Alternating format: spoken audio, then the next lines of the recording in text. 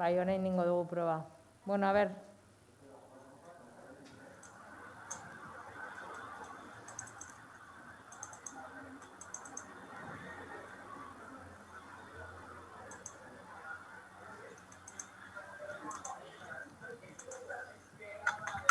¿Le podéis llamar a Carolina, por favor?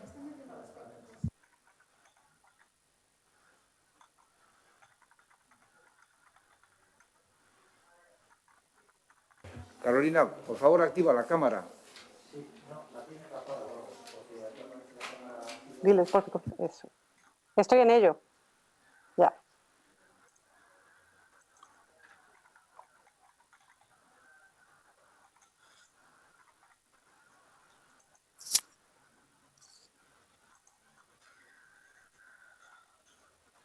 Bueno, gaude denak, ez da? Bale, egunon ongi etorriak. Bueno, gaur, bai, hori egingo dugu, proba egingo dugu. Pleno hasi aurretik. Gaur pleno ikusten duzute mixtoa daukagula, batzuk bulegoetan edo etxean, eta beste batzuk osoko bilkuran aurkitzen gara, sistema berriak ditugu. Beraz, nahi duguna ikusi da bozketak egiteko, eskua altxatzen, ikusten ditugun esku guztiak, bai? Bozkatzerako orduan, ze bestela bozketak nominalki egin beharko genituzke. Orduan, proba bat egingo dugu ikusteko. Gauza bat ere importantea, mesedez zuen mikrofonoak denbora guztian itzalitak mantendu. Piztu bakarrik hitz egin behar duzutenean, hau oso garrantzitsua da. Orduan, inportaz bali mazaizue, eskuak altxatzea, bozketa batera deituko bagenu bezala, eskuak altxa, aber ikusten zaizuen. Eskuak altxa. Bai, guri hemen bai, hemen ikusten da. Así que bai, pantailan ikusten da, nik hemen ikusten ditut. Aski da zuretzako, idazkari jauna?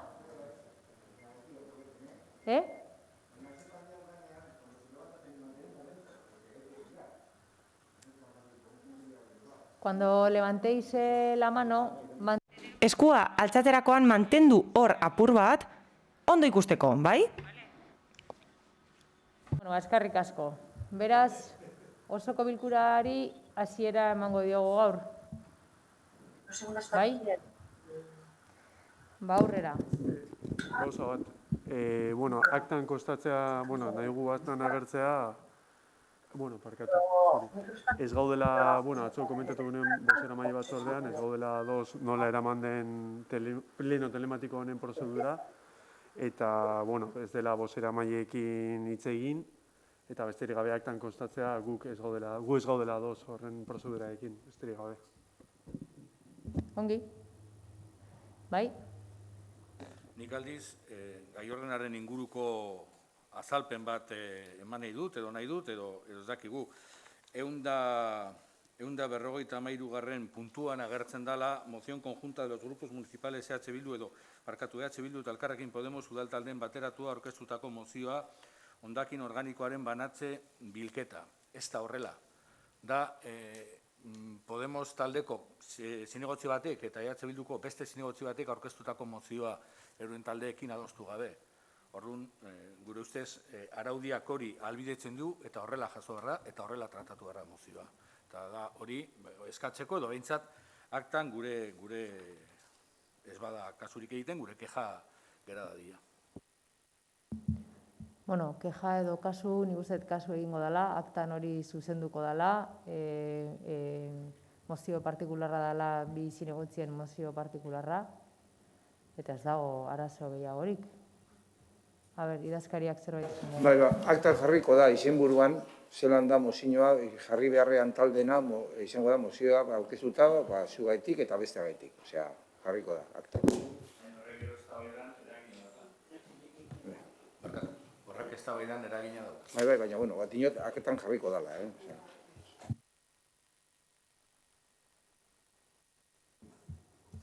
Bai? Listo? Bale, hasiera emango diogu orduan osoko bilkurari. 153. puntua, Getxoko Udalbatzak 2008ko urriaren 29an egindako aurreko ohiko osoko bilkuraren akta onesteko proposamena.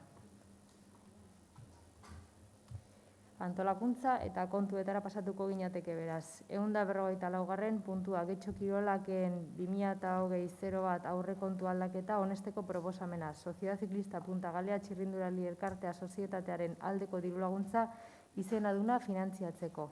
Punta Galea nazioarteko zirkuituaren 75. urteurrena egiteko.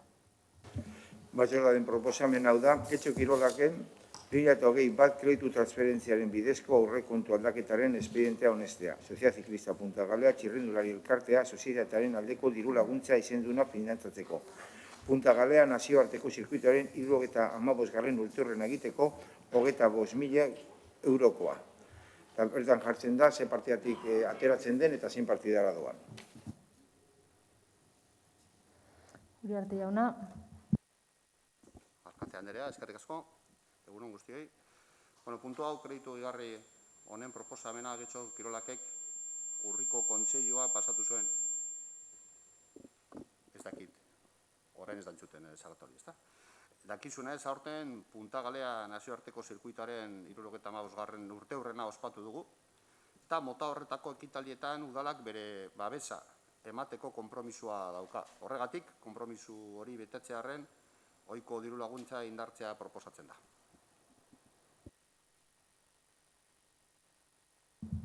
Bai, Amieba Anderea. Bai, egunon, buenos días a todos. Egunon guztioi. Joan den hilabetean, bai, urrian, arteskaritza batzordean zalantzak agerrarazi genituen puntu honen inguruan, bai, logikoa da kirol klub desberdinei laguntzak ematea bere jarduerak garatu ahal izateko, baina oraingoan iruditzen zaigu beren beregi emango dela urteurrena ospatzeko. Egoera normaletan horrek ez luke zalantzarik eragingo, eztabaidarik ere, baina ulertzen dugun arren izenduna izatea naiz eta guk adierazi dugun askotan ez dela beharrezkoa, hori ulertuta guretzat ez da beharrezkoa proposatutakoa. Hau da, pandemian gaude, orain dela hilabete batzuk gure bizitzak erabat aldatu dira eta ekitaldi guztiak atzeratu edo aldatu dira pandemia dela eta horregatik ez dugu ulertzen eta ez zaigu egokia iruditzen 25.000 euro gastatzea ekitaldi hau ospatzeko. Batez ere kontuan hartu eta beste pertsona batzuek laguntzak eskatzen dituztela eguneroko gastuak ordaintzeko, lokalen alokairua ordaintzeko edo lanik ez dutelako. Gainera, garbiketak kontutik kentzen da diru hori ekitaldi batera pasatzeko. Ez gara dituak txirrindularitzan eta ez dakigu nola kalkulatu den kopuru hain altua urteurrena ospatzeko, baina egia esan atzeratzeko aukera zegoen edo hainbeste ez gastatzeko aukera bazegoen. Gure ustez badaudelako beste premia larriagoak orain eta guk uste dugu jendeak ez duela premiaskotzat joko gastu hori. Oraindik ez dira heldu ostalaritzaren laguntzak, merkataritzarentzako laguntzak eta badaude beste klub batzuk laguntza behar dutenak eta Getxo Kirolakek arretarik ematen ez dien klubak badaude. Eta guk uste dugu ez dela egokia kontuan hartuta egungo premiak. Ez horrela eta ez orain. Mila esker. Anderea, Diaz Anderea, edo ez, aurrera egingo dugu orduan, bai, Bildusola jauna. Bai, egunon berriro. Behin eta berriro azaldu dugu gure jarrera honen aurrean eta ez gara luzatuko. Zue badakizue gure betiko leloaren betiko leloan jarraitzen dugula. Aurreko legaldian, adibidez ala jarrita, diru laguntza izendun kontzeptu honen inguruan gure jarrera erakutsi genizuen. Aipatzekoa haren azaldarena adibidez, esan genuen ez genuela argi ikusten diru laguntzaren izaera, bai ordea haren taldea laguntzea. Oraingoan, gauza bera esan behar dugu. Egokia ikusten dugu Punta Galea Txirrindularitza Elkartea laguntzeko Getxoko zirkuituaren urteurrena ospatzeko. Handia eta ezaguna da Punta Galeak egiten duen lana eta Getxoko zirkuitoa sendotzeko eta indartzeko eginiko guztia. Hori esunekatu eta beraz diru laguntza merezi dute. Ona delako beraientzat eta ona delako gure herriarentzat. Ez duguna ikusten ordea, diru laguntzen izaera da, izenduna izatea. Hau da, diru laguntzen plan estrategikoa ere esan genuen, eta oraintxe berresten dugu aurrekoa. Badago aukera diru laguntza hori leian antolatzeko, hori da gure ustea. Jakin badakigu, Getxo Kirolakeko presidenteak esango digula ez daudela irizpide objektiboak horrelako diru laguntza batentzat, eta ekitaldi bereziak eta oroimen ekitaldiak diru laguntza izenduraren bitartez egin behar direla. Guk aldiz, pentsatzen dugu beste diru laguntza batzuk bezala, irizpide objektiboak egon daitezkeela. Kirol eta ekitaldi bakoitzaren ezaugarri erantzuten diotenak, eta herriari egiten dioten mesedari erantzuten dizkiotenak ere. Hortik dator berez gure abstentzioa. Orain ez dugu berez diru laguntza bozkatzen. Orain diru laguntza hori gauzatzeko dirua ematea baizik. Baina hala ere gure jarrera mantentzen da. Hau da, diru laguntza bai, baina horrela ez. Mila esker. Mila esker, Bildosola jauna. PPren aldetik, ez dago ezer, eta EAJaren aldetik, berez beraz, bozkatzera pasatuko gineateke. Bozketaren, proposaren hemenaren aldeko bozkak. Partido Popularra, PS Euskadiko Ezkerra eta EAJ-PNV dira. Kontrakoak, Elkarrekin Podemos. Eta abstentzioak EH Bildu. Beraz, onartua geratzen da proposamena. Eta honekin batera, udal organoen kontroletara atalera pasatuko gineateke, antolakuntza eta kontuetara. Hainbat dekretuen berri ematea, transferentziak erabiliz, aurrekontuak aldaraztekoak.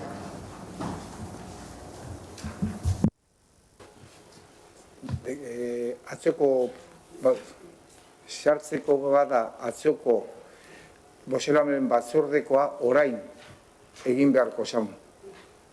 Premiazko urgentzia, honen aurretik. Bai, eta gero sartzen bada, jartzen da mozioen aurretik, puntu honen ostean, baina orain dagokigu hori erabakitzea. Bale, orduan atzera ingo dugu momentu baten, nik uste nun urrengo puntuan zetorrela. Bale, bozketara urgentziako deklarazio urgentziako berri emate bat ekartzera gatoz, hain zuzen ere, azaroak 25, emakume gaizko, seguna daukaten gaur. Gaizki tratatuak dian emakumearen eguna, parkatu.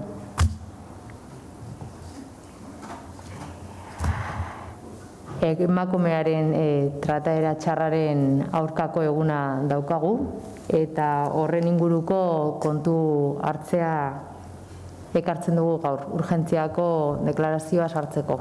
Beraz hori urgentzia bozkatu beharko genuke. Urgentziaren alde zein egongo litzateke? Urgentziaren alde? Bai, sartzeko deklarazioa urgentzia sartzen dalako. Alde, orduan, hau batez, alde geratzen gera. Bai? Bale, eta orain bai, pasatzen dugu 155. puntura, ezta? Irakurri dudan puntura.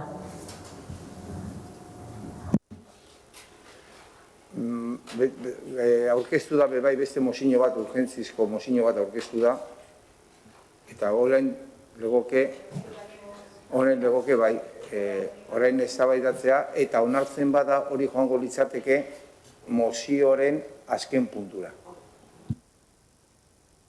Bale, bigarren puntua, urgentziazko mozioa izango litzateke.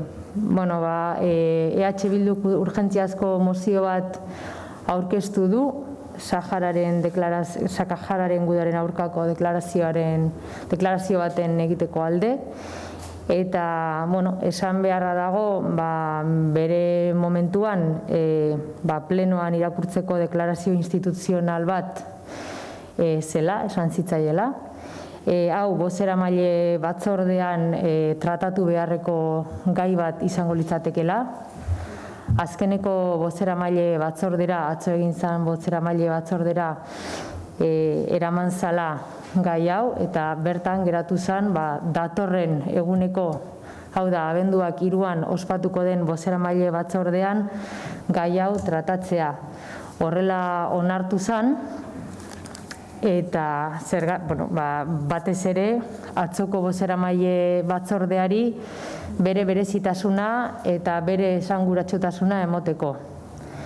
Beraz, atzo landuna izan zen emakumeen biolentziaren aurkako egunari garrantzia eman nahi zitzaion, eta eskatu zen, eta horrela onartu zen bigarren deklarazio hau datorren bozeramaile batzordera eruatea, abenduak 3an egingo den bozeramaile batzordera.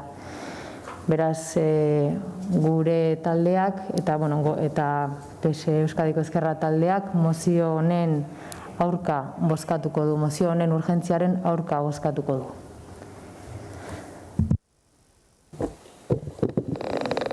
Bueno, gertatzen dela, kontatu den prozesuaren azken zatia bakarri dela.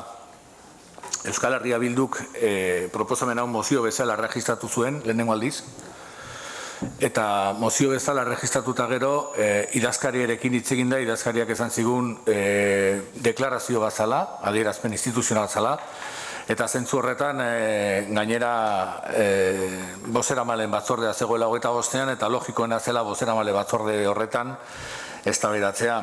Horregatik ez genuen sartu mozio bezala, baina mozio bezala registratu genuen lehenengo aldian. Kendu genuen izan zen, pentsaten, bozeramaileen batzordea,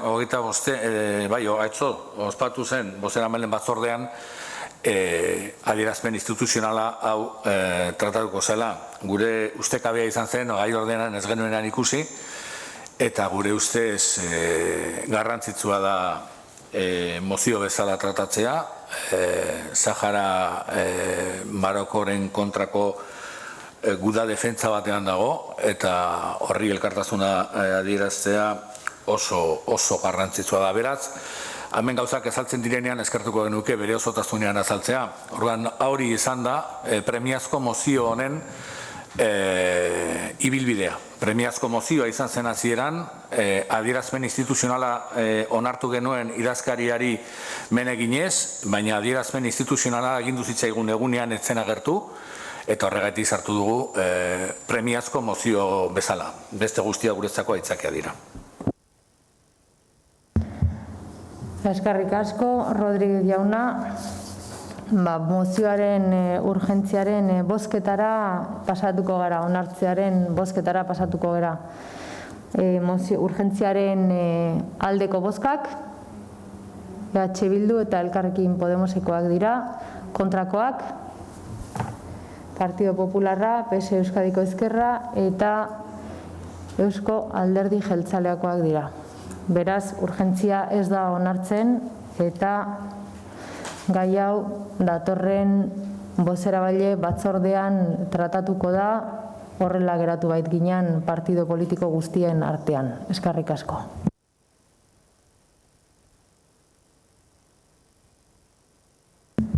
Orain bai, 145. puntura pasatuko ginateke, ezta? Bai.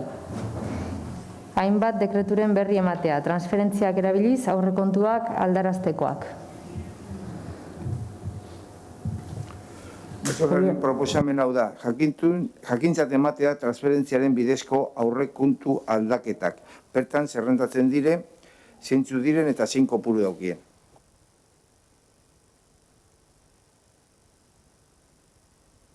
Hori arte jauna, ez dugu txanda hartuko. Norbaitek txanda hartuko du? Ez?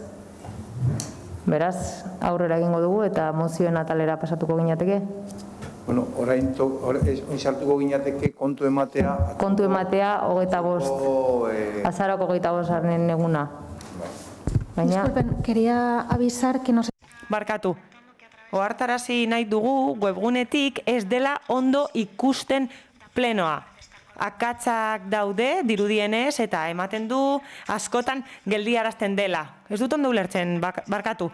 Ematen du blokeatzen dela osoko bilkuraren retransmisioa webgunean, udalaren webgunean.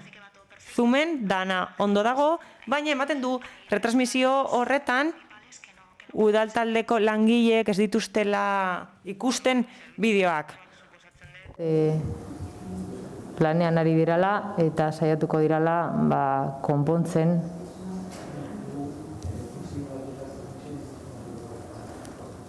teknikoki dauden arazoak. Baina guk aurrera egingo dugu, inporta ez bali mazaizue. Orduan, orain, azaroako 25-eko deklarazioaren berri emango dugu. Izango litzateke 156. puntua emakumeen aurkako indarkeria ezabatzeko egunari buruzko bozeramaile batzordearen akordioaren berri ematea. Alkatetzak proposamena eginda, 2008ko urriaren 25-ko bozeramaileen batzordearen gehiengoz akordioaren berri eman ondorengo udal erakundaren adierazpenari dagakinez. Erakunde adierazpena emakumeen aurkako indarkeria ezabatzeko eguna dela eta. COVID-19 pandemiak gure bizitza eta komunitatea kolokan jarri ditu. Pertsona guztien osasunari, segurtasunari, ongizateari eta komunitate bizitzari erronka handia jarriz. Mundua ulertzeko eta bertan egoteko dugun modua aldatzen ari da. Konfinamenduak, mugimendu murrizketak eta harreman mugek agerian utzi dituzte bere gordintasun osoz indarkeria matxista mota desberdin aurre egin ari diren emakumeen egoera oso ahulak. Krisis testuinguru guztiak pandemia honekin gertatzen den bezala indarkeria matxista ugaltzeko, biderkatzeko eta ugaritzeko aztegi bat dira. Indarkeria hori botere harreman desorekatuen eta emakumeen aurkako diskriminazioaren adierazpen bada, eta pairatzen ari garen krisi sanitario, sozial eta ekonomikoaren ondorioz larriagotu egiten dira. Pandemiak sortutako egoeran, arreta jarri behar dugu beren etxeetan, lanetan eta bizi espazioetan bizirik irauteagatik indarkeriari aurre egiten ari diren emakumeetan eskengan. Gizartearen aitorpen eta elkartasun osoa merezi dute. Testuinguru horretan, isolamendua, babesgabetasuna eta ikusi ezintasuna saihesteko baldintza egokia sortzeko lanean jarraitu behar dugu. Horregatik aurten Euskal Herrian hildako 4 emakumeak gogoratu nahi ditugu bereziki gaur. 2 Euskadiko Autonomia Elkartean eta beste 2 iparraldean. Errealitate mingarri horrek gizarte gisa interpelatu egiten gaitu, lanean jarraitzeko eta mobilizatzeko konpromiso hartzeko horrela gerta ez dadin. Hala ere, horrekin ez da nahikoa. Konpromiso politiko argia behar dugu gizarteak erakundei eskatzen baitie emakumeen aurkako indarkeria matxista lehentasun politiko bihur desatela. Inoiz ez bezala zerbitzu publikoen eta erakundeen laguntza, babesa eta baliabide guztiak izateko emakumei beren askapen berreskuratze, alduntze eta autonomi prozesuetan laguntzeko garaia da. Ezinbestekoa da, emakumeek duintasunez eta segurtasunez bizitzea merezi duen bizitzarako oinarrizko eskubidea berreskura dezaten.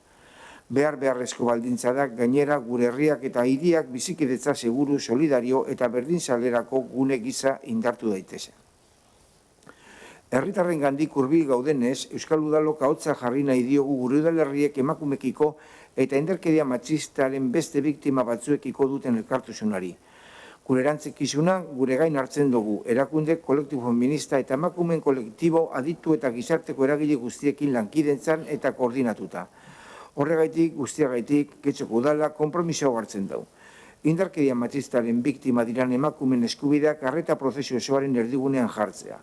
Haien beharrak eta eskaerak entzun eta aintzat hartuta babeserako, arretarako, erreparaziorako eta berriz ez gertatzeko bermerako eskubidea bermatuko duten politika berria diseinatzeko. Adiago egon indarkeria egoeretan dauden emakumeen forma eta profil berriak hautamateko eta horien aurrean azkar jaituteko. Indarkeria matxistaren edozein formari aurre egiten dioten emakumeentzako arreta eta laguntza zerbitzua mantentzea, hobetzea eta egokitzea ikuspegi konpontzailearekin erakunde bakoitzaren eskumenen esparruan. Emakumeen ahalduntzeari eta gazteen artean indarkeriaren prebentzioari laguntzeko programa bultzatzea etorkizuneko indarkeria egoerak eragozteko funtsezko tresnak diren aldetik. Tokiko bizitzan berdintasun programa zaintzea eta egonkortzea emakume kolektibo batzuen egoera ahulak areagotzeko desberdintasunak areagotzearen aurka borrokatzeko. COVID-19 krisiak emakumeen pobretzetan eta kalte beretasunean duen eragina aztertzea laguntza jarduera espezifikoa diseinatu ahal izateko. Genero ikuspegia, txertatzea, enplegu galerak, diru sarrerak eta krisiaren beste eragin negatibo batzuk arintzeko neurrietan. zeinak eragin handiago izan duten emakumeengan eta oztopo diren indarkeria matxistako egoeretatik ateratzeko. Erakundeun udalen, foru aldundien eta Eusko Jaurlaritzaren arteko lankidetza eta koordinazioa eskatzea, baliabideak bermatzeko eta beharrezko ekimen guztiak abian jartzeko beren eskumen esparruan. Halaber, gure bizilagunei dei egiten diegu mugimendu feministak emakumeen aurkako indarkeria ezabatzeko eguna dela eta pandemiako gaur egungo egoerari egokituta dauden deitutako ekintza edo eginkizun alternatiboi atxikitzeko. Norbaitek hitza hartu nahi du, Amieba Anderea. Bai, eskerrik asko. Aurten ere bai, erakunde gisa bat egiten dugu adierazpen honekin. Aurten ere bai, penagarria eta tamalgarria da, indarkeria matxistaren inguruan hitz egin behar dugulako eta kalera atera behar garelako, hildakoak daudelako, pertsona erasotuak daudelako, emakumezko erasotuak daudelako. Eta indarkeria matxistaren arazoa egiturazko arazo bat da, eta ez daukagu behar besteko babesik naiz eta mugimendu feministak esfortzu handiak egiten dituen. Horrez gain, tamalgarria da, hau bezalako udaletan esfortzu gehiagorik ez egitean neurri hobeak edukitzeko, ausartagoak, irmoagoak, adierazpen asko ditugu, baina ematen du testuek ez dutela balio gero, praktikan ez baditugu jartzen horrelako politikak aurrera egiteko benetan eta gure taldearentzat tamalgarria da gure proposamenak ez direlako onartu eta eudelen proposamena aurkeztu delako. Ohikoa da horrelako egoeretan proposamenak ez aldatzea, esan ez adostasuna dagoela eta guretzat ez da horrela. Eta esan dezakegu getxon oso gutxi egiten dela indarkeria matxista deusestatzeko. Izan ere ez dituzte datu objektiboak jaso.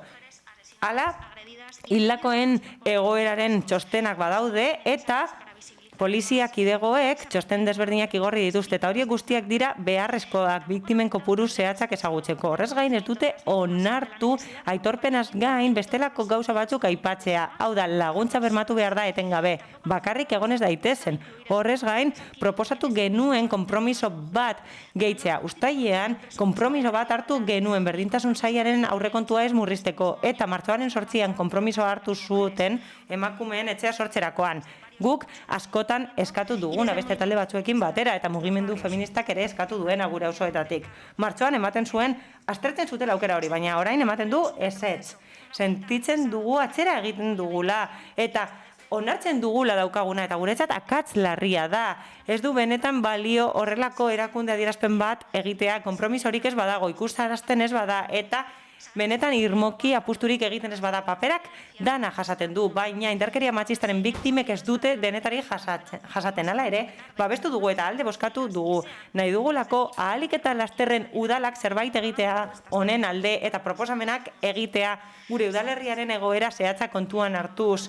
Baldin eta arroba zaudete zuen jarduketez. Momentuz ematen du oso antzekoak garela udal guztietan. Agien ez dugulako ezer berezirik egiten, naiz eta baliabide ugariagoak ditugun. Ordura arte, zalantzak eta biktimak baino ez dugu izango. Espero dugu egunen batean, data hau ospatu beharrik ez izatea edo iraganeko gauza bat bezala gogoratzea. Horrek esan nahiko du ez dugula indarkeria matxistari jasaten eta bakean eta berdintasunean bizi ahalko dugula. Espero dugu alik eta lasterren heltzea egun hori.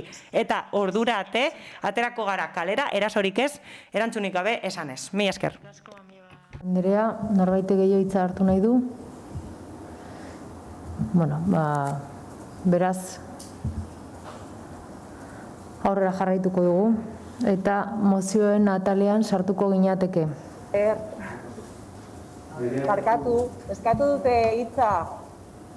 Bale, bai, eskuak, barkatu, nerea ez zaitut ondo ikusi. Eskua altzatzen duzutenean, kamararen aurrean rato baten mantendu, igual egin duzu, baina ez naiz konturatu, Hitza nerea hartu zazu? Ijarrubi Anderea. Bueno, guk ere, komentario bat egin nahiko genuke, adierazpen atzo onartu zen adierazpenaren inguruan, uste dugu, urteak daramatzagu horrelako adierazpenak onartzen, eta urteak daramatzagu ere eskatzen adierazpenetatik haratago benetako politika berdintasunean oinarritutako benetako politikak jarri behar ditugula martxan udaletik. Eta hori da, azken finean, benetako erronka, ze paperak zorionez edo zoritzarrez dena aguantatzen du. Erronka bada benetan paperean azaltzen ditugun asmo eta konpromiso horiek egi bihurtzea. Hori da benetako erronka eta zoritzarrez erronka horreri askotan tamalez ez diogu heltzen. Beraz, hori da guk egiten dugun eskaria hori da benetan berdintasunean oinarritutako politikak jartzea arlo guztietan, zeharkotasunez jartzea, abiatzea politikak arlo guztietan. Eta aldi berean ere eskatzen duguna da hori gauzatu alizateko baliabideak jartzea. Hori izango da violentzia matxistaren biktimei eta emakumeei egin diezaiek egun adierazpenik eta konpromisorik handiena. Benetan, adierazten ditugun hitz potoloiek guztiak praktikan jartzea eta baliabide ekonomiko nahikoak horretara jartzea, besterik ez. Eskerrik asko, Ijarrubi Anderea. Norbait gehiago, zerbait esan nahi du? Beraz, mozioen ataletara pasatuko ginateke.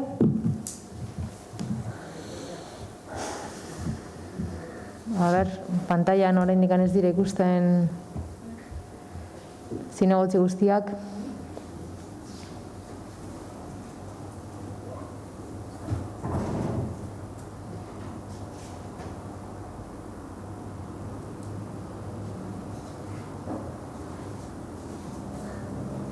Orain bai. PP Alderdiko Udal taldeak aurkeztutako mozioa, hobekuntzak haur parkeetan.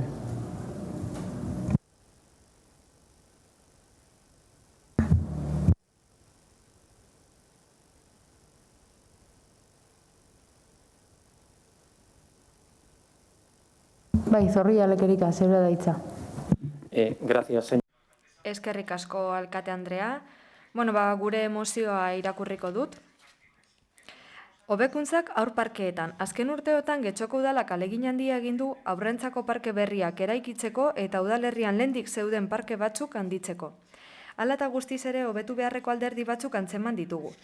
Hobekuntza horiek mantentzelan, garbiketa eta irisgarritasunaren ingurukoak dira.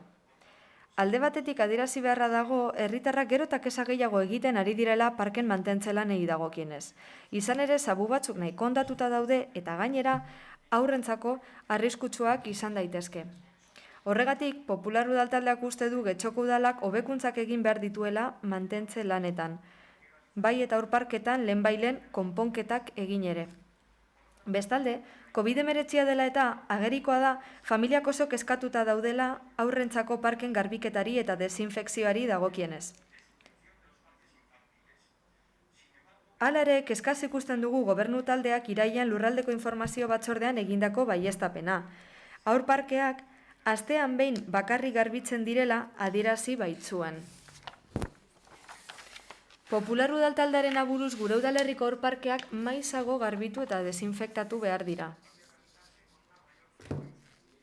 Azkenik, jakin badakigun arren, udalak urteak daramatzala irisgarritasunaren arloan hobekuntzak egiten, uste dugu ahalegin handiago egin dezakela haur parketan aniztasun funtzionala duten haurrentzat egokitutako zabu gehiago jartzeko.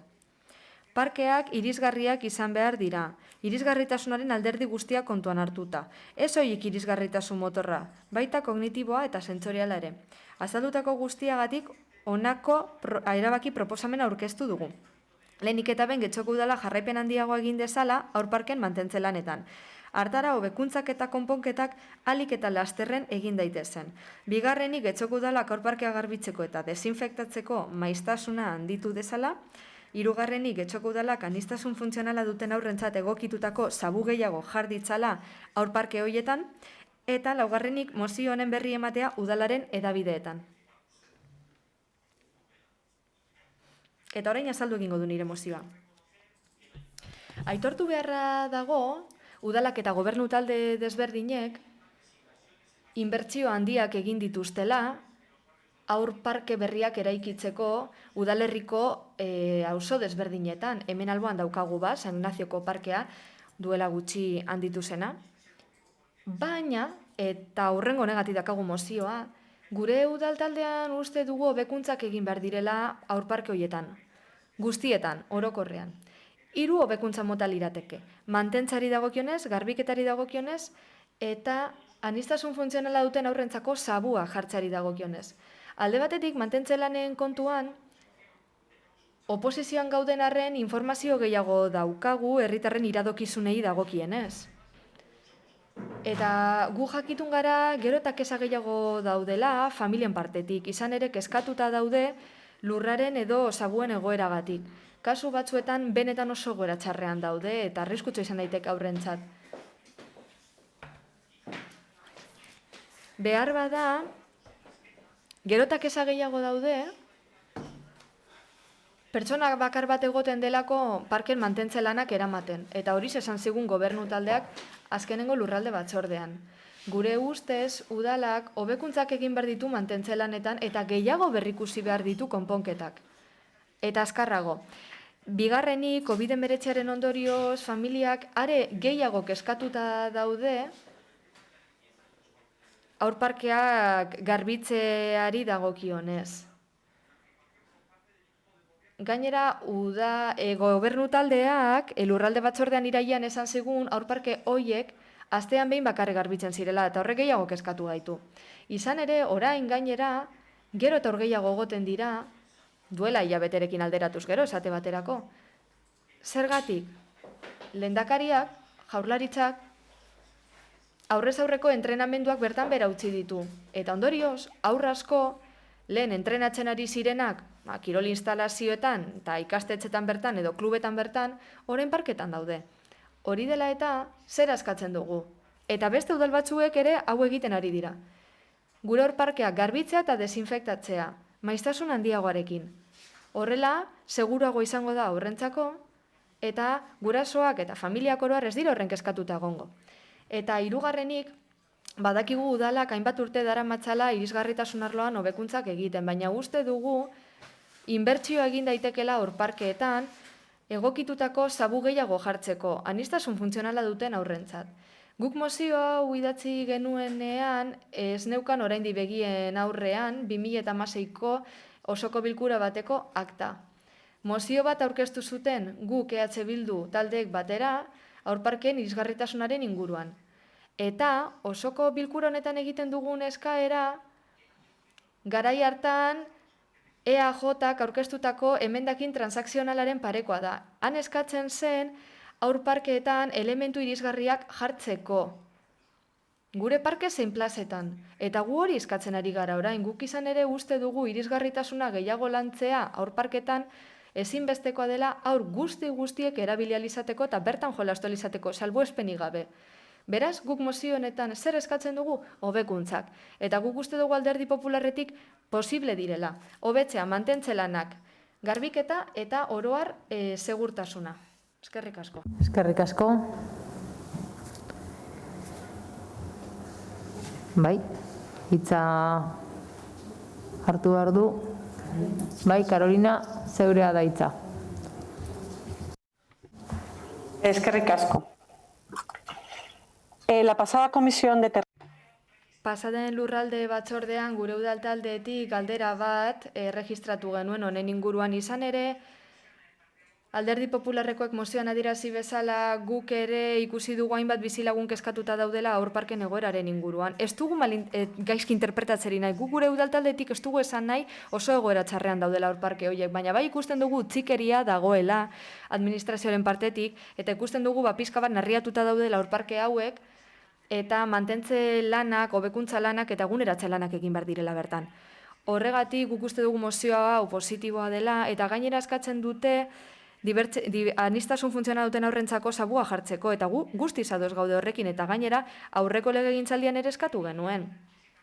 Gainera, bat dator guk errespetatzen dugun eta bultzatzen dugun udalerri ereduarekin. Positibo iruditzen zaigu baita ere gehiago garbitzeko eta desinfektatzeko eskatzea, uste dugu pandemia garai hauetan eta osasun larrialdi denbora hauetan ezinbestekoa dela. Eta halaxe adierazi genuen iraileko informazio batzordean. Era berean, esan berra dugu baita ere, positibo iruditu zaigula aurreko batzordean udaltaldeak aurparkeen egoeraren inguruan egindako galderei esan zien zenbait parketan berrituko zituela Santana, Lango, Taietxe eta beste aurparke batzutako jolasak. Horrela, erantzun bat jaso genuen gaur gezkatzen dugun horrera, eta badakigu pozik egongo dela herritarrak horrekin. Ikusko dugu nola doan berrikuntza lan hau, eta ea jarduera hau zabaltzen den udalerriko parke guztietara. Era berean, kesen txostenaren zain gaude, esan ziguten batzordean, pasaren astean bialiko zigutela, uste dugu oraindik ez dutela denborarik izan bidaltzeko, baina txostenaren zain gaude. También queremos recordar que Gogoratu nahi dugu baita ere elkarrekin getxotik duela urtebete aurparkeak hobetzeko eskaera egin genuen, pasaden urteko aurrekontuetara kargatuta, eta emendakin modura aurkeztu genuen, eta udal gobernu taldea konpromiso hartu zuen 50 euroko partidarekin aurparkeak hobetzeko. Guk esan genuen parkeetako instalazioak desegokiak izate zirela ordez, esan genuena zen, ez dagoela jende nahikorik berrikuntza lanak egiteko eta ikuskatzeko. 2020ko irailaren 30eko txostenaren arabera hirigintzako plangintzara pasatu da partida hori guztia. Partida horretan, azkenean, eraikuntzarako erabilida, ikusi dugu 626.000 euro inguruko partida izan dela, eta 50 euro hoiek, emendakinean hartutakoak, bai inbertitu dira aurparketan. Baina, guk Alderdi Popularren mozioaren alde egingo dugu, da espero dugun 2021 baterako getxoko aurparkeak garbiago gotea, hobeago gotea, narriatuta ez egotea, segurugoak izatea, ondo mantenduta gotea, eta egokitutako sabu gehiago izatea. Labur bilduz, getxoko aurrek merezi duten parkeak izatea.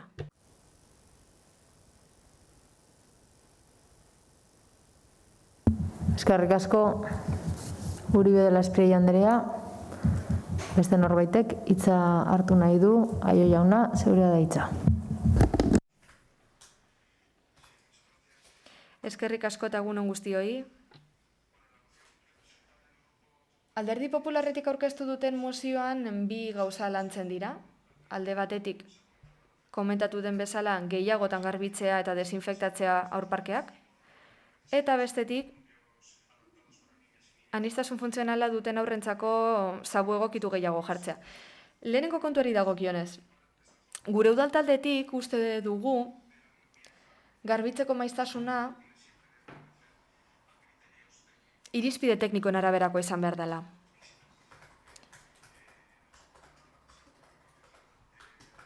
Eta arlo horretaz arduratzen den zinegotziak esango duenari kalterik egin gabe esan nahi dugu, lurralde batzordean, irailean, okerrez banago esan zen, elementuak astero garbitzen zirela eta lurra eskatzen zen guztietan. Alderdi politiko batek ez dakin horri izan zen, gero eskaera bat plazaratu zuen, eta zinegotziak arduradunak esan zuen adituekin kontsultatuko zuela kontu hau. Ea gehiago garbitu behar ziren aurparkeak, elementuak eta lurra edo ez. Ziur egin duela, komentatu duela. Eta aurparkeak espazio irekiak badira ere, eta COVID-a kutsatzeko foko nagusiak ez diren arren uste dugu egokiena, adituek kontrako ez badiote behintzat, kontsulta horren arira, haiek diotena izango da egokiena. Bigarrenik, sabu egokitu gehiago jartzari dagokionez oso garrantzitsua da azpimarratzea eta hala egin du Alderdi Popularra gainera mozioan, getxon urtea daramatzagula aurren inklusioaren alde egiten, sabu egokitua jartzen, udalerriko puntu ezberdinetan, esate baterako. Ziurrenik hobekuntzak egin ahalko dira? Bai, beste hainbat arlotan ere bai, eta gainera, udaltalde sozialistak ez ditu inoiz oztopoak jarriko aurren inklusiorako, guztiz kontrakoa. Jolastea eskubidea da, aurren eskubidea. Eta gainera, Nazio Batuen Erakundeak ere aitortuta du eskubide hori. eta eskubide hori berdintasun baldintzetan erabili ahal izatea ezinbesteko iruditzen zaigu. Horregatik abstenituko gara, eskerrik asko. Eskerrik asko, Aio jauna, beste norbaitek hitza hartu nahi du. Hor pantailan daukagu, bai, Maseda Anderea, zeurea da hitza. Kaixo, mila esker. Aldez aurretik berriro eskatzen dugu streaming bidez ikusi ahal izatea. Esaten baitigute ezin dutela herritarrek etxetik ikusi. Mila esker. Haur parkeen arazoa ez da arazo berria udal honetan, eta legegintzaldi honetan ere ez. Haur parkeak izan badauzkagu, baina ematen duenaren arabera ez behar bezala zainduak. Asko dira horren inguruko kesak. Mozioan eskatzen dena logikoa da, baina egia esateko eskatzen duen hori gauzatzeko diru partida beharrezkoa izango da. Udal gobernuak esaten digu haur parkeak begiratzen direla eta gauzak apurtzen direnean aldatu egiten direla. Herritarrek aldiz esaten digute askotan jolas apurtuak denbora luze ematen dutela. Edozein modutan egokia da zainketa areagotzea eta ahal den neurrian konponketa arinago egitea. Apurtzen diren jolasak aparte higadura eta zaharkituta geratzen diren jolasak aztertu behar dira eta etengabe eguneratzen egon. Zalantzarik gabe jolas egokituak jartzearen alde gaude eta are gehiago algortako auzo batzuetan ere parke gehiago beharko genituzkela esango genuke. Baietza emango diogu mozio honi, baina hortaz haratago jolas parkeaz bereziki arduratzen den lantaldea egoki ikusiko genuke. Mila esker. Mila esker, Maseda Anderea, eta azkenik gure aldetik, bai, Ozio Anderea, zeurea da hitza. Bai, eskerrik asko, alkate Anderea, egun on guztioi. Una vez más. Beste behin, Alderdi Popularrak haur parkeen inguruko mozio bat dakarkigu. Horrelako mozio bat lehenbizikoz 2015ko irailean aurkeztu zen 38 haur parke ordezkatzeko, orain 58 ditugu. 5 urtetan 10 haur parke berri ireki dira. Hala da. Zuen mozioko paragrafo positibo bakarra lehena da, bertan esaten delako Getxoko udalak benetako esfortzua egin duela haur parke berriak eraikitzeko eta lehen dizaundenak handitzeko. Gainerakoan, testua beste behin balore judizietan oinarritzen da. Behin baino gehiagotan, informazio batzordetan, lurralde batzordetan, hizketan aritu gara haur parken mantentze lanen inguruan eta garbiketa lanaren inguruan. Azkenekoz pasaden astean izan zen, zuek esan bezala. Abenduaren 19an, Elkarrekin Podemosek erregistratutako galderaren harira. Nik zer esan nuen? Argi eta garbi. Haur parken mantentze lanei dagokienez gu badaukagu kontratu bat, eta horren helburua da bertako elementu guztiak baldintza honetan mantentzea. Garbituta eta segurtasunez mantentzea. Horretarako enpresa esleipendunak obligazio bat du. Zertarako mantentze preventiboa egiteko, gutxienez astean behin. Jolas eremu guztietatik pasatzen dira, arrisku guztiak identifikatu eta konpontzeko. Ekintza bandalikon ondorio direnak, edo narriatuta egotearen ondorio direnak, eta kaltetutako elementuak identifikatzen dituzte. Bestalde mantentze zuzentzailea dago, eta hutsegiteak edo matxurak hauten datza konpontzeko. Matxurak edo hutsuneak hautemateko hainbat bide daude. Aldian behingo ikuskapenak egiten dira, eta horretaz gain, kanpoko abisua jasotzen dira. Abisuak esak eta iradokizunak. Azkarragoak izateko eskatzen digute konponketetan. Begira, kontratuaren arabera enpresa esleipendunak obligazioa du gehienez ere 24 ordutan erantzuteko hutsegite edo erabiltzaileak reportatutako hutsegite edo akats guztien aurrean. Gainera, gehienez ere 72 orduko epea dago, gora bera txikiak, lapurketak esate baterako, konpontzeko. Aipatzen da gero eta kesa gehiago daudela bizilagunen partetik. Guk jasotako abisuen datuei dagokienez, 2019an bizilaguneko 37 kesa aurkeztu zituzten, eta urte honetan 27. Idatzi horietako gehienak konponketa puntualen abisua dira. Bakar bat ere ez dago zuek planteatutakoarekin erlazionatuta. Pasaden batzordean esan genuen bezala, urrengo eguneraketa lanak izango dira parkeetan lurra berriztea, Santana parkean, Alango plazakoan, jolas batzuk konponduko dira Teietxe eta Santana plaketan, eta gainera Lorenzo Areizako jolas parkea aldatu egingo da. Eta esan beharra dugu baita ere, alarma egoera deklaratu zenetik, eta konfinamendu ostean norparkak erabili daitezkenetik, egunero garbitzen direla, desinfektante biruzida batekin. Jolas guztia garbitzen dira, eta lurra pavimentua bera ere garbitzen da, eta hori zedain zuzen ere astero garbitzen dena. Irisgarritasunari dagokionez esan beharra dugu Getxon aurparkeak horretarako diseinatuta daudela, guztie jolasteko, haien baldintza fisikoa edo beste edozein baldintza gora bera. Horregatik, aurparkeak ere izan behar dira toki egokiak, guztie jolas dezaketela bermatzeko, berdintasunean oinarri eta oztoporik gabe. Horregatik, abstenitu egingo gara zuen mozioan. Eskerrik asko. Eskerrik asko, Onzio Anderea. Bai, Zorrialek Erika, zeurea daitza. Sí, gracias, señor. Eskerrik asko, Alkate Andrea. Lehenik eta behin eskerrak eman nahi dizkiet udal taldei, Elkarrekin Podemos Getxo eta EH Bilduri eskerrik asko gure mozioaren alde bozkatzeagatik. Eta, zerbait gehitzearren, Elkarrekin Podemosi esan nahi diot nik ez dudala esan nahi, Zabuak edo Oro Har aurparkeak gainbeheran daudela. Batzuk bai badaude egoera oso txarrean, hori zehaztu nahi duen, guztiak ez, batzuk. Batzuk, elementu zehatz batzuk, kasu batzuetan, gainbeheran daude guztiz. Alderdi sozialistari esan nahi diot aitortzen dugula, eta begin bistakoa da, aurparkeak ez direla COVID-a kutsatzeko foko nagusietako bat, badakigu hala dela, egiaztatuta dagoelako, frogatu delako, baina, espero dut etorkizunean horrela ez izatea, baina ni oraindik oroitzen nahi Santurtzin, hemen ondoan, aurparkeak itxi dituztela.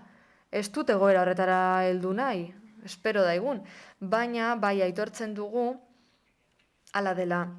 Aurparkeak ez direla kutsatzeko foko nagusiak, baina familiak eskatuta daude. Eusko Alderdi Jeltzaleari zer esan nahi diogun? Guk badakigu ez ditugula teknikariak edo behar bezalako informazio guztia, udalari heltzen zaion guztiarekin konparatuta. Baina guk zer ikusi dugu? Gero eta keza gehiago daudela, eta nik badakit, ni aita naiz, haur txikia ditut, eta haiekin joaten naiz aurparketara, eta ikusten dut, familiak esatzen direla. Eta zan egiten dizute. Begiratu sare sozialetan zer mugitzen den. Guk gehiago garbitzea eskatu dugu. Zer eskatzen dugu guk, esate baterako? Aguraingo udalak egiten duena. Udalerri txikia da.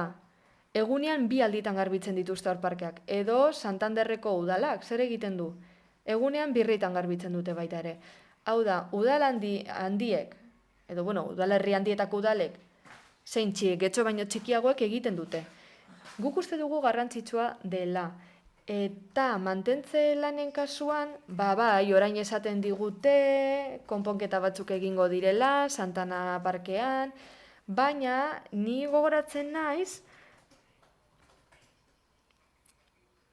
2021eko aurrekontu parte hartzaileetan babestu zen eskaeretako bat edo proposamenetako bat, eta benetan paradigmatikoa da, esan behar izatea, gobernu taldeak, benetan zentzu ertxian kasu egiten diela bizilagunek eskatutakoei, eta eske horrela da, Santana parkea jausten dago, zatika jausteko moduan dago, eta gobernu taldeak gainera bizilagunek eskatutakoa hitz berberekin islatu zuen. Eskerrak eman nahi ditut, nola nahi ere, gobernu taldeak... Última frase. Eskerrak eman nahi dizkiot udal taldeari, bizilagunek benetan esandakoa kontutan hartu zuelako, eta ez beste proposamen batzuen kasuan. Badakizu ezen kasutan, ez da, pedalen instalazioan ez duzu gauza bera egin. Eskerrik asko. Beste norbaitek hitza hartu nahi du? Hor pantailan ez. Beraz, bozketara pasatuko ginateke, mozioaren aldeko bozkak, Elkarrekin Podemos, EH Bildu eta Partido Popularrekoak ditugu. Kontrakoak ez daude eta abstentzioak PSE Euskadiko Ezkerra eta EAJ-PNV-koak ditugu. Beraz, eta honekin batera, 157. puntura pasatuko ginateke. PP Alderdiko udal taldeak aurkeztutako mozioa maskaren erabilerari eta COVID-19aren ondorioz hartutako prebentzio neurri buruzko kanpaina. Bai, zorri alekerik jauna. Eskerrik asko beste behin, alkate Andrea. Maskararen erabilerari eta COVID-19aren ondorioz hartutako prebentzio neurri buruzko kanpaina. Mozio irakurriko dut. COVID-19ak eragindako osasun krisiari aurre egiteko prebentzio, euste eta koordinazio neurri urgentei buruzko ekainaren 9/2020 errege lege dekretuaren 6. artikuluak sedatzen du maskara nahitaez erabili behar dela. Horren ondorioz, erakunde publikoak beste getxoko udala, informazio kanpainak egiten ari dira herritarrak maskararen erabileraren inguruan kontzientziatzeko. Zehazki, udala kontzientziazio kanpaina bat egin du informazio panelak, pantalla digitalak eta sare sozialak erabiliz. Nolanahi ere, udalak aleginak egin dituen arren oraindik ere kezu dira herritarrak. Gaztek ez dituztelako maskarak erabiltzen leku publiko jakin batzuetan biltzen direnean. Hala nola, parketan eta plazetan. Horregatik, Popular Udaltaldeak honako proposatzen du arazori konpontzen saiatzeko. Getxoko udalak gazteei zuzendutako kanpaina espezifikoak egin ditzala. Gazteak maskararen erabileraren inguruan kontzientziatzeko eta COVID-19 gaitzari buruzko prebentzio neurriak azaltzeko. Zehazki, kanpaina zuzenagoak egitea da guk hemen proposatzen duguna. Begiraleek, voluntarioek eta gizarte zitzaiek egingo lituzkete kanpaina horiek. Gazteak dauden lekua bizitatuko lituzkete, hala nola ikastetxeak, aisialdiguneak eta kirol instalazioak, eta bertan, gaztei aurrez aurre azalduko liekete maskara egoki erabiltzeak eta prebentzio neurriak kontuan hartzeak zer nolako garrantzia duten. Hori guztia kontuan hartuta Popular Udaltaldeak erabaki proposamen hau aurkeztu du. Lehenengoa, Getxoko udalak gizarte zitzaien bidez udalerriko gazteei zuzendutako kanpaina bat egin dezala kalean. Maskararen erabilerari buruz eta COVID-19aren inguruko prebentzio neurriei buruz. Bigarrena, mozio honen berri ematea udalaren hedabideetan.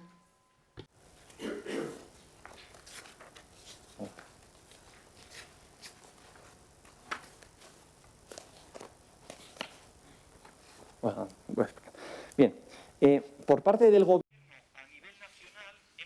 Gobernuak Espainian zera esaten zuen, ez dauka zentzurik maskararik erabiltzea osasuntsu dauden herritarren artean. Hori izan zuten hasieran eta orain derrigorrezkoa da leku guztietan.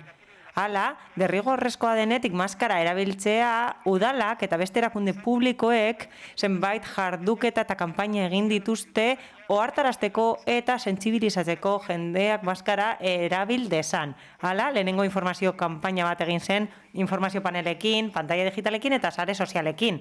Hala, gaur egun badago beste informazio kanpaina bat abian. Horretan, kartelak jarri dira atarietan eta saltokietan eta horren helburua da kontzientziatzea eta maskararen erabilera sustatzea eta bestelako betebeharrak jakinaraztea, distantzia, aireztapena, ordutegiak eta gehieneko edukiera, besteak beste.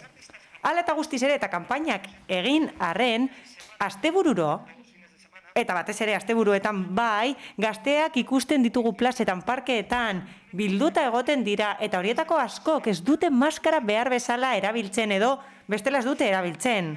Hala, nabarmendu nahi dut eta argi geratzea gustatuko litzaidake honako hau. Gazte guztiek ez dute horrela jokatzen.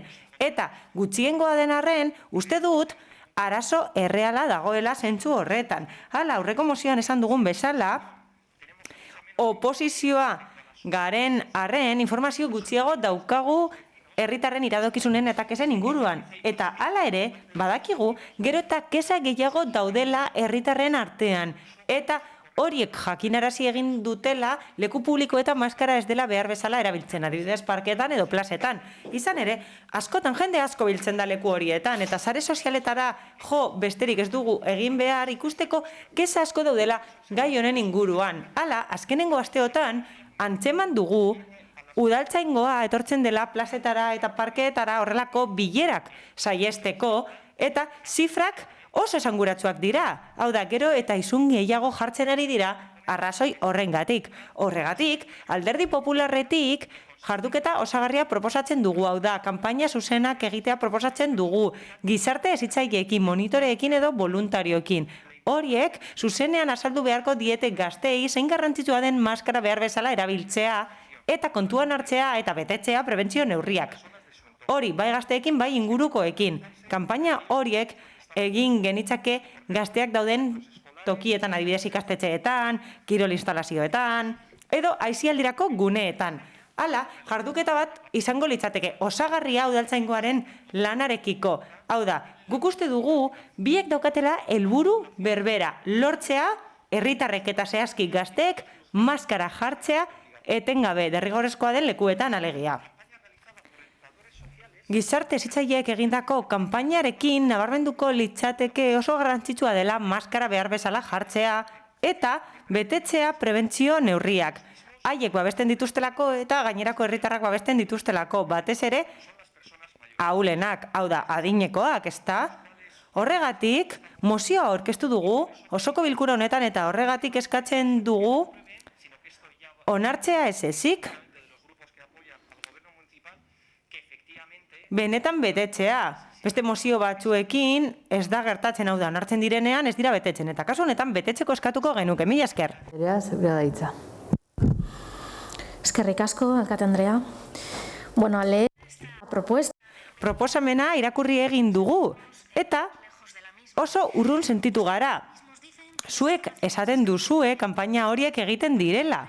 Hau da, udalak kontzientziazio kanpainak egiten dituela eta beste erakunde batzuek ere bai, herritar guztiei zuzenduta, formarekin, edukiarekin edo beste aldagai batzuekin ados egon gaitezke edo ez, baina egiten dira. Ematen du, mania hori daukazuela gazteekin, ematen du gazteek soilik urratzen dituztela arauak eta errudunak direla beti, eta horregatik kriminalizatu egiten duzue kolektibo hori inolako frogarik gabe. Gazteak ez dira neurriak urratzen dituzten bakarrak. Ziurazki, denok ikusi ditugu tabernetan pertsona asko maskara gaizki jarrita. Helduak ikusi ditugu maskararik gabe edo maskara gaizki jarrita eta pertsona gehiagorekin, baita distantzia respetatu gabe ere. Hori denok ikusi dugu. Eta ez dugu eskatzen kanpaina zuzena egitea pertsona horientzat eta hori berriro esango dut kriminalizatzea da frogarik gabe. Eta inolako seinalerik gabe. Esaten duzue, gutxiengo bat dela, baina gazteen gutxiengoa aipatzen duzu, eta ez gizartearen gutxiengoa oroar. Eta ez hori bakarrik. Horrez gain, gizarte zerbitzuek kudeatzea proposatzen duzu, eta guretzat hori akats bat da, eta salduko dut. Gaur egun, guk uste dugu gizarte langileek gainkarga dutela, eta saiatzen ari direla kasu berriak kudeatzen. Hau da, pandemiak lana areagotu egin du, eta kasu horietan familia eta pertsona batzuk harremanetan jartzen dira lehenengo aldiz horiekin zerbitzuak eskatzeko. Horrez gain, gizarte bazterkeriako kasuak aztertzen dituzte eta kudeatzen dituzte. Eta kalean bizi diren pertsonekin lan egiten dute eta horiek inoiz baino ugariagoak dira. Eta guretzat hori are kezkagarriagoa da. Guk uste dugu, udalak egiten dituen kanpainak nahikoak direla. Herritar guztiei zuzentzen dizkie kanpainak maskararen erabileraz ohartarazteko eta besterakundeek ere hori egiten dute. Guk uste dugu ez gaudela momentu horretan. Eta gizarte langileen lehentasuna gure ustez ez da hori. Bai, bere lana eta bere arreta bideratuta daude beste helburu batzuetara eta ez kontzientziazio kanpainetara, batez ere kontuan hartuta pandemiak eragindako txirotasun arriskuan dauden pertsonak gero eta gehiago direla. Gainera, bitxia da horrelako proposamen bat egitea, nabarmenduz maskara beharrezkoa dela. Naiz eta abstenitu zineten uztailean. Guk proposatu genuen uztailean berrerabil zitezken maskarak ematea pertsona ahulei. Agian ez genuen proposamena ondo egin, agian gazteei zuzendu beharko geniekeen proposamen hori Bai, argi dago ikuspegi desberdina daukagula. Guretzat beste proposamen batzuk behar dira. Zuek, gaztei zuzendutako kanpainak proposatzen dituzue, baina kriminalizatzen duzue kolektibo hori. Eta ez duzue pentsatzen nortzuk diren benetan gaizki pasatzen ari direnak. Ez da desegokia, baina esan bezala beste lehentasun eta premia batzuk ikusten ditugu eta horregatik guztiagatik aurka bozkatuko dugu. Amia Anderea. Bai, Aio jauna. Bai, eskerrik asko. Alderdi Popularrak osoko bilkura honetara ekartzen du mozio bat kanpaina zehatza egiteko gazteentzat. COVID-19 aurrean maskara erabil ditzaten gazteek batez ere. Eta aurreratuko dut, aurka bozkatuko dugu, funtsean bi arrazoi hauengatik. Lehenik eta behin, arrazoi nagusi bat daukagu eta Paulak esandakoaren ildotik, guretzat ez da ona estigmatizatzea. Hau da, ezin ditugu estigmatizatu gizartearen sektoreak. Eta gainera, kasu zehatz honetan bereziki negatibo eta bidegabea da kolektibo hori aipatzea. Adibidez, gazteen kolektiboa aipatzea. Batez ere kontuan hartuta oso denbora gutxian aurre egin behar dietela iraganean bi krisialdi desberdinei. Krisiek desberdintasun egoera larriak eragin dituzte eta gazteek horren ondorioak pairatu dituzte, hau da, lan prekarietatea areagotu egin da, etxebizitzarako sarbidea zaildu egin da, eta bestelako kontu batzuk pairatu dituzte, eta gazteen langabezia tasek hori erakusten dute. Izan ere, 2008-tik langabezia egoera oso larria da gazteentzat. Hala, gazteak ez dira izurrite eta olatu desberdinen errudunak. Gehienak kontzientziatuta daude eta erantzukizunez jokatzen dute eta gutxiengoak beti egongo dira. Hau da, badaude batzuk maskara erabiltzen ez dutenak edo gaizki erabiltzen dutenak eta prebentzio neurriak betetzen ez dituztenak, baina ez dira gazteak bereziki. Adin desberdinetako pertsonek urratzen dituzte arauak eta bigarrenik, mozioan esaten den bezala, badago kontzientziazio kanpaina bat. Abian dagoena udaletik, eta guk uste dugu ondo bideratzen dela kanpaina hori, herritar guztiei zuzentzen zaielako. Eta administrazio guztiak ez bakarrik udal mailakoak, esfortzu handiak egiten egon dira kontzientziazio esfortzu honetan. Eta nik uste dut, herrialde osoan denok dakigula gomendagarria eta derrigorrezkoa dela maskara erabiltzea bide publikoan. Eta nik uste dut denok ezagutzen digutugula COVID-19 prebenitzeko neurri guztiak. Bai, hala ere, batzuek ez dituzte beteko, noski, hori beti gertatzen da. Baina horretarako besteak beste, lehen esan bezala polizia dago. Polizia kidegoak daude. Hala ere, uste dugu beharrezkoa dela herritarrako hartaraztea pandemiak dirauen bitartean, baina ezin dugu arreta osoa jarri gazteengan. Eskerrik asko. Jauna, bai, Bildusola jauna. Bueno, gu horretik esandakoarekin bat gatoz, eta horregatik ez dugu mozio babestuko. Ez dugu babestuko gazteria kriminalizatzeko beste urrats bat bezala ikusten dugulako. Ez dakigu zehazki, maskara jartzeko azalpenak edo ezitzaia behar diren ala ez, baina gauza bat argi dugu. Ez da gazteriaren arazoa mozioan esaten den bezala. Egongo dira gazte batzuk musukoa erabiltzen ez dituztenak edo txarto erabiltzen dituztenak. Helduak dauden moduan edo erabetuak dauden moduan. Izurrite honen bigarren olatu hau hasi zenetik, gazteak dira albisteen protagonistak. Gazteen kontra erakundeak eta komunikabideak ikusi ditugu. Baina gazteak ez dira arazoa. Ezin ditugu gazteak kriminalizatu, gutxi azerduen kriterioa deritzogu hau bera. Komunikabideetan, adibide bezala, hartzandan egiten diren ustezko botegiak erakusten dizkigute eta ez ordea etxe pribatuetan edo toki pribatuetan egiten diren eskutuko festak. Eta horiek hain zuzen, ez dituzte gazteek eragiten denok ondo dakigun bezala. Gune komertzialetan jendea pilatzen da eta horiek ez dira gazteak. Garraio publikoetan pilatzen diren langileak lanera joateko ez da gazteen errua, gure ustez. Eta gogoratu behar dugu, izurrite hau hasi zenean, martxo aldera, ez dakiz zehazki martxoan zen datetan, herri honetako gazteek laguntza sare herritarra antolatu zutela eta azpimarratzekoa beraiek egindako lana. Azpimarratzekoa ere, udalaren mespretxoaren gainetik auzotarrak laguntzen eman zuten denbora. Bigarren olatu honetan, errunak behar zirela argi zegoen, eta errua maila handi batean gaztei leporatu zaie. Beraz, ez, gazteak ez dira arazoa, eta ez dugu mozio hau babestuko. Eskerrik asko, eta Uriarte jauna, zeurea da hitza. Alkate Andrea, eskerrik asko. Bueno, pandemian, ez dakit, horren hobetu entzuten da, ezta? Zeratu barik. Pandemian bizi gara, egunero, une oro, guztiok egora horren berri daukagu. Telebistan, irratian, garraio publikotan, egunkarietan, sare sozialetan, mezu publiko eta mezu pribatuetan, gure eguneroko elkarrizketan, lanean, lagunekin, familian, pandemia presente dago. Gaur egun, maskaratxoaren erabilera erabat beharrezkoa dela argi dago. Hala ere, pertsona guztiak bere eguneroko portaeran ez daukati ideia hori hain argi. Horregatik udalak beste erakundeekin batera mezu hori zabaltzen du. Pandemiaren hasieratik, udaletxe honen eraiki guztietan maskaratxoaren erabilera derrigorrezkoa izan da adibidez. Orain arte, egin diren kanpainen edo eman diren mezuen zerrenda hemen daukat. Banan aipatzeko luzegia iruditzen zait hori bai. Baina hasieran esan dudan arabera, pandemian heldu garen puntu honetan, getxon bizi garenok edo getxotik ibiltzen diren guztiek, maskaratxoaren erabilera beharrezkoa eta derrigorrezkoa dela milaka aldiz entzun dugula zalantzatan ez dago. Gure ustez, maskaratxoa erabiltzen ez duenak ez du informazio ezagatik egiten. Hala ere, mezua indartzen eta zabaltzen jarrituko dugu, noski. Eskerrik asko. Eskerrik asko. Bai, Zorrilla Lekerika, zeurea da hitza. Gracias, señor alcalde. Eskerrik asko, alkate Andrea.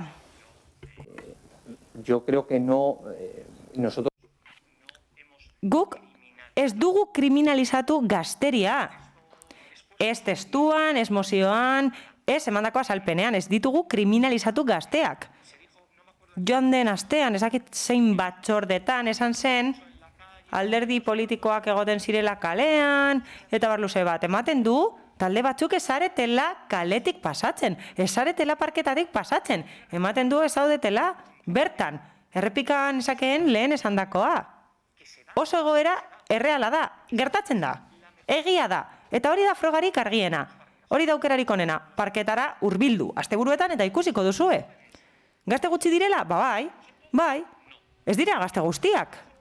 Gazteriak lan handia egin du, EH Bilduk esan duen bezala laguntza sare horrekin, bai, noski, baina horrek ez du esan nahi, arazorik ez dagoenik. Eta ez ditugu kriminalizatzen gazteak, ez, baina egia da, eta besterik gabe hurbil gaitezke parketara eta begiratu behar ditugu kesak hori ikusteko, arazoa existitzen da, eta guk onartzen dugu gobernu taldeak egin ditu eta egiten dituela kanpaina desberdinak, baina ematen du pertsona guztiei esaiela heltzen bai, heldu da, baina ematen du pertsona batzuek ez diotela jaramonik egiten, hori ez da zuen errua, gobernu taldearen errua, baina kanpaina honekin proposatzen dugu zerbait desberdina egitea pertsonalagoa delako. Gizarte hezitzaileak izango dira, haiekin hitz egingo dutenak, gazteekin hitz egingo dutenak, eta hori egingo dute kartela jarri beharrean. Eta bai, karteletan herritar guztiei eskatzen zaie maskara jartzeko. Guk ez dugu esaten gobernu taldeak egindako kanpainek ez dutenik funtzionatzen eta txarrak direnik, ez? Hor daude, egin dira. Baina, agian, egoeraren batean, bestelako neurri batzuk eta bestelako erabaki batzuk hartu behar ditugu, eta horregatik, proposatzen genuen, bestelako zerbait egitea. Pertsonalagoa. Hau da, gizarte hezitzaileek zuzenean hitz egitea gazteria horrekin. Horren parte txiki batek ez dituelako arauak betetzen eta ez duelako maskara erabiltzen. Hori asteburuetan gertatzen da. Besterik gabe, hori ez da kriminalizatzea, besterik gabe, parkeetara bagoaz, asteburuetan, ikusiko dugu hori horrelakoa dela. Hori da frogarik onena. Hori da frogarik onena. Udalerritik ibiltzea. Eskerrik asko. Zorrilla Lekerika jauna, beste norbaitek, Amiba Andrea. Bai, Kate Andrea. Kriminalizatzen dituzue gazteak planteatzen duzuelako proposamena zuzentzea bakarrik gazteekin. Eta arazo berbera daukagu helduekin tabernetan. Bai, pasatzen gara parkeetatik, ibitzen gara udalerritik eta kale guztietatik, eta horregatik ezaigu egokia iruditzen zuen proposamena. Hau da, jasartzea gazteak eta ez egitea gauza bera helduekin kriminalizatzea da. Beste taldeek esan bezala horrela bakarrik zentratzen gara gazteengan, eta ematen du horiek direla bakarrik errudunak, eta hori ez da bidezkoa, eta gainera ez dago justifikatuta. Horrek ez dauka zentzurik, horregatik ez dugu beharrezkotzat ikusten. Beste gauza bat eskatuko, bazenute adibidez, kanpaina bat mundu guztia behatzeko eta jasartzeko, beste gauza bat esango genuke, baina zuek eskatzen duzue gazteak bilatzeko eta jai esateko maskara jarri behar dutela. Eta hori, mezu hori, etengabe ematen da, erakunde guztietatik, edabide guztietatik, eta guretzat ez da egokia gazteengan jartzea arreta, eta ez da lehenengo aldia hori egiten duzuena. Botilloia aipatu izan dugu areto honetan, eta hori aipatu dugunean, esan dizuegu, kriminalizatzen dituzuela gazteak, eta horregatik esaten dugu kriminalizatzen dituzuela, eta hau ez da bidezkoa, eta bai, parketatik ibiltzen gara, baina gogoratu, beste kale batzuetatik joan beharko sinatekete, helduak dauderako kaleetan, arauak urratzen eta horiei ere zuzendu beharko geniezkelako mezu berberak. Anderea, ez? Bildosola jauna, ez? Bai? Besterik gabe, horretik esandakoarekin, Paulak esandakoarekin bat nator, eta mozioa irakurrita ez da bakarrik kriminalizazioa ikusten, gazteekiko pertsekuzioa ere ikusten da horrekin. Eskatzea kanpaina bat zehazki gazteentzako orain egun daukagun egoera ikusita, ez dit besterik harritzen da, iruditzen zait oso zehatza dela eskakizuna, eta Paulak esan bezala, eta guk ere parkeetan egoteko aukera daukagu, lehen aipatu dira 58 parke daudela, ez dakit zein den estatistikoki hor musukoa ez erabiltzaren estatistika, baina ere kaletik paseatzen egoten gara, eta esango nuke helduetan eta edadetokotan musukoa ez erabiltzaren estatistika handiagoa dela, esango nuke. Agerian dago, adibidez, tabernen terrazak itxita dela, zeo zergatik izango da. Besterik gabe, ez dauka beste gehiago esateko. Eskerrik asko, Uriarte jauna, ez? Orduan bozketara pasatuko ginateke. Mozioaren aldeko bozkak, Alderdi Popularra, kontrakoak, EH Bildu, Elkarrekin Podemos, PS Euskadiko Ezkerra eta EAJ-PNV-koak ditugu. Beraz, mozioa ez da onartzen. Hurrengo puntura pasa baino lehen, gauzatxo bat nahi dizuet esan, ematen du, streaminga, kexaka izan zariek, etzala ondo ikusten, herritarrek, hau da, udaletxetik kanpo dagoen pertsonek ondo ikusten dute, udaletxe barnean egon diran pertsonak izan dituzte arazoak, barne arazo bat izan da, baino ematen du konpondu egin dela edo bidean dabiltzala, beraz aurrera egingo dugu. Eskerrik asko. Eta honekin, 158. puntura pasatuko ginateke, PP Alderdi Politikoko Udaltaldeak aurkeztutako mozioa Getxoko belaunaldi arteko zentroa beste erabatera antolatzea.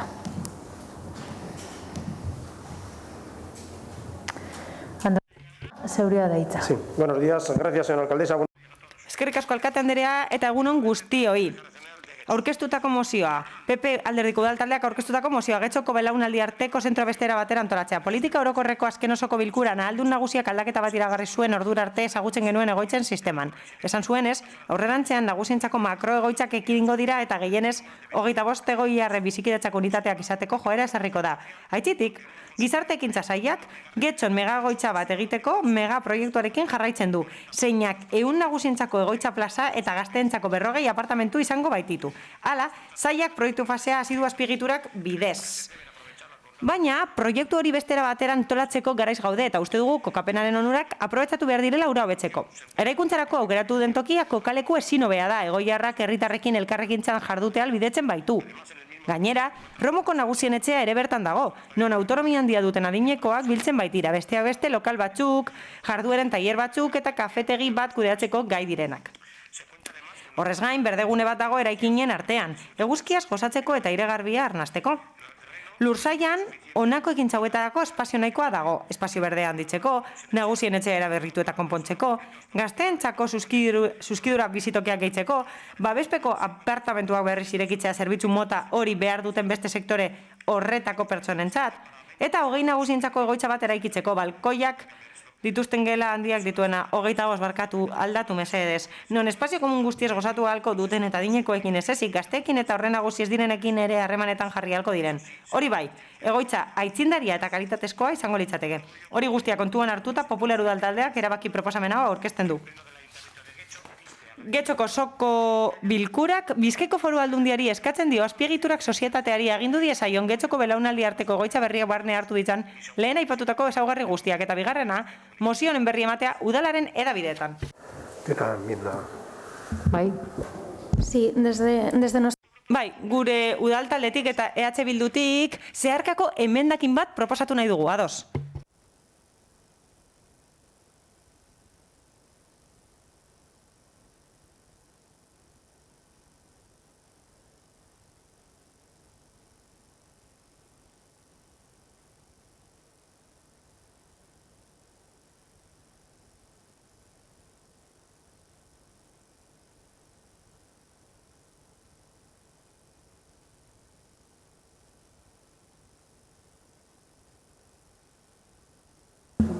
Arantxa... Igoko diot Arantzari? Igoko diogu Arantxari, ze beroak eramaten du gai hau.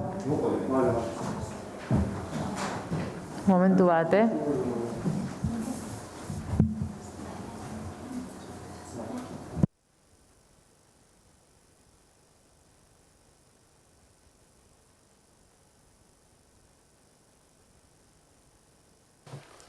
Gracias.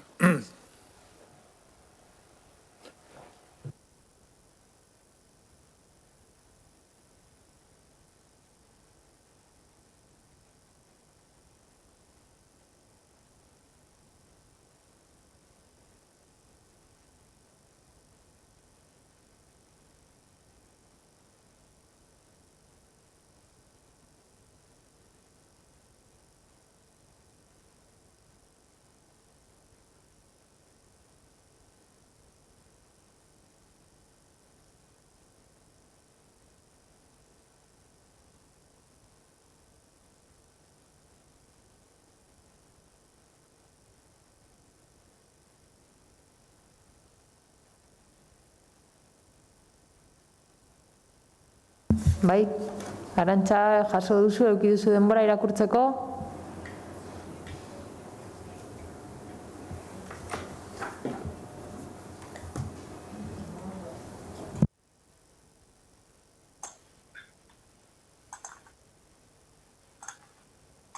Sí, Irakurriko dugu.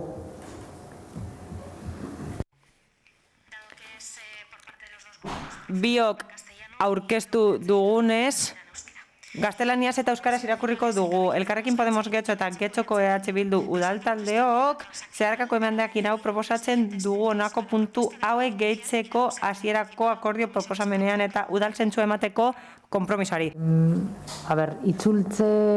Itzulketa dago, orduan... Ya, pero tenemos derecho a leerla en los dos idiomas igual. Eskubidea daukagu bi hizkuntzatan irakurtzeko. Beti daukagu aukera bi hizkuntzatan irakurtzeko. Hizkuntza batean irakurtzen ditugu, ez bi hizkuntzatan. Nahi esan, hizkuntza batean irakurtzen dugu. Itzulpena daukagu horretarako. Ya, pero también queremos hacer uso de la palabra en... Bai, itzegin nahi dugu, naiz eta itzulpena dagoen. Esperaz irakurketa? No, yo la voy a hacer en castellano. Es que... Ez, gaztelaniaz irakurriko dut. Lehenengo puntua hauze da, Getxoko udala konpromisoa hartzen du oraingo nagusien etxea eta Euskaltegi kulturretxea ez eraisteko eta eraikin horien babesa kudeatzeko. Getxoko ondare historikoa baitira eta hori guztia apoaren aurrerapenaren egungo idazketan. Eta bi, Getxoko udalak bideak gaituko ditu belaunaldi arteko proiektua burutzeko elkarlanean Getxoko gizarte eragileekin, Getxo lagunkoiako kideekin eta Getxoko herritarrekin interes orokorreko proiektua delako. Onartzen duzute? Gracias, señora alcaldesa. En principio... Printzipioz, eskerrik asko EH Bilduri eta Elkarrekin Podemosi ekarpena egiteagatik, baina ezin ditugu onartu bere proposamenak. Eta zera esaten dut mozioaren sedea bestelakoa delako, ezta? Guk proposatzen dugu honako hau, udalak aztertzen du proiektua eta eraikuntza proiektu bat egin behar dute. Guk ideia berriak ekartzen ditugu eraikuntza proiektuan gehitzeko eta kontua ez da eraikin eredua. Hori ezarriko dugu premiak dakizkigunean. Beraz, guk proposatzen dugu premia horiek aztertzea eta gero ikusiko dugu zein den eraikina. Eta bideak gaitzeari dagokionez berandu gabiltza. Fase aurreratu batean dagoelako proiektua eta momentu honetan ez delako egokia honen inguruan hitz egitea. Zuek eta guk erdibideko alderdi guztiekin hitz egin dugu nagusien etxearekin, tutoretzapeko pisuetako jendearekin eta badaude beste pertsona batzuk inplikatuta eta haiekin hitz egin dugu. Beraz, aretoko politikari guztiok dakigu edo uste dugu dakigula zein den premia eta horregatik guztiagatik ezin ditugu emendakinak aldatu mozioaren sedea eta funtsa aldatzen dituelako. Hala eta guztiz ere espero dut aurkeztu alizatea batzar nagusietan eta ekarpenak egin alizatea. Andrade jauna. Sí, gracias, señora alcaldesa. Eskerrik asko alkate anderea. Esan bezala, ahaldun nagusiaren eskuartzearen ostean, eta gezurretan ez badabil, eta Murillo jaunaren hitzaldiaren arabera, hau da, El Correon agertu zen eta bi orrialde idatzi zituen, eta gezurretan ez badabil, eta hori larria izango litzateke, kontuan hartuta zer gertatu den pandemiarekin, aldundian, erabaki dute egoitza eredua aldatzea eta makroegoitzak edo egoiarren familiek esaten duten bezala makroespetxe horiek aldatzea proposatu du. Hau da, esan dute 25 egoiarreko unitateak sortuko dituztela, hau da, belaunaldi arteko zentroak izango dira herritarrekin harremanetan egoteko eta paseoak eman alizateko hiri ingurunean eta urrunez egoteko. Hori esan zen aldundian. Hori esan zen. Hori entzun da, aukera bat ikusi genuen, aukera daukagu orain belaunaldi arteko zentro hori Getxon horrelakoa izateko 100 plaza daude egoiarrentzat eta 40 gazteentzat. Hori izan zen belaunaldi arteko zentroaren proposamena. Agian egokia zen, agian ez, baina eredu hori zaharkituta dago momentu honetan. Hala eta guztiz ere ikusi izan dugu gizarte ekintzako sailak azpiegiturei pasadiela eskaera horrekin lan egiten hasteko. Eta nik uste dut oso momentu garrantzitsua dela aldundiari esateko Getxok beste egoitza eredu bat nahi duela. Haiek esandakoan oinarritutako horretan, noski.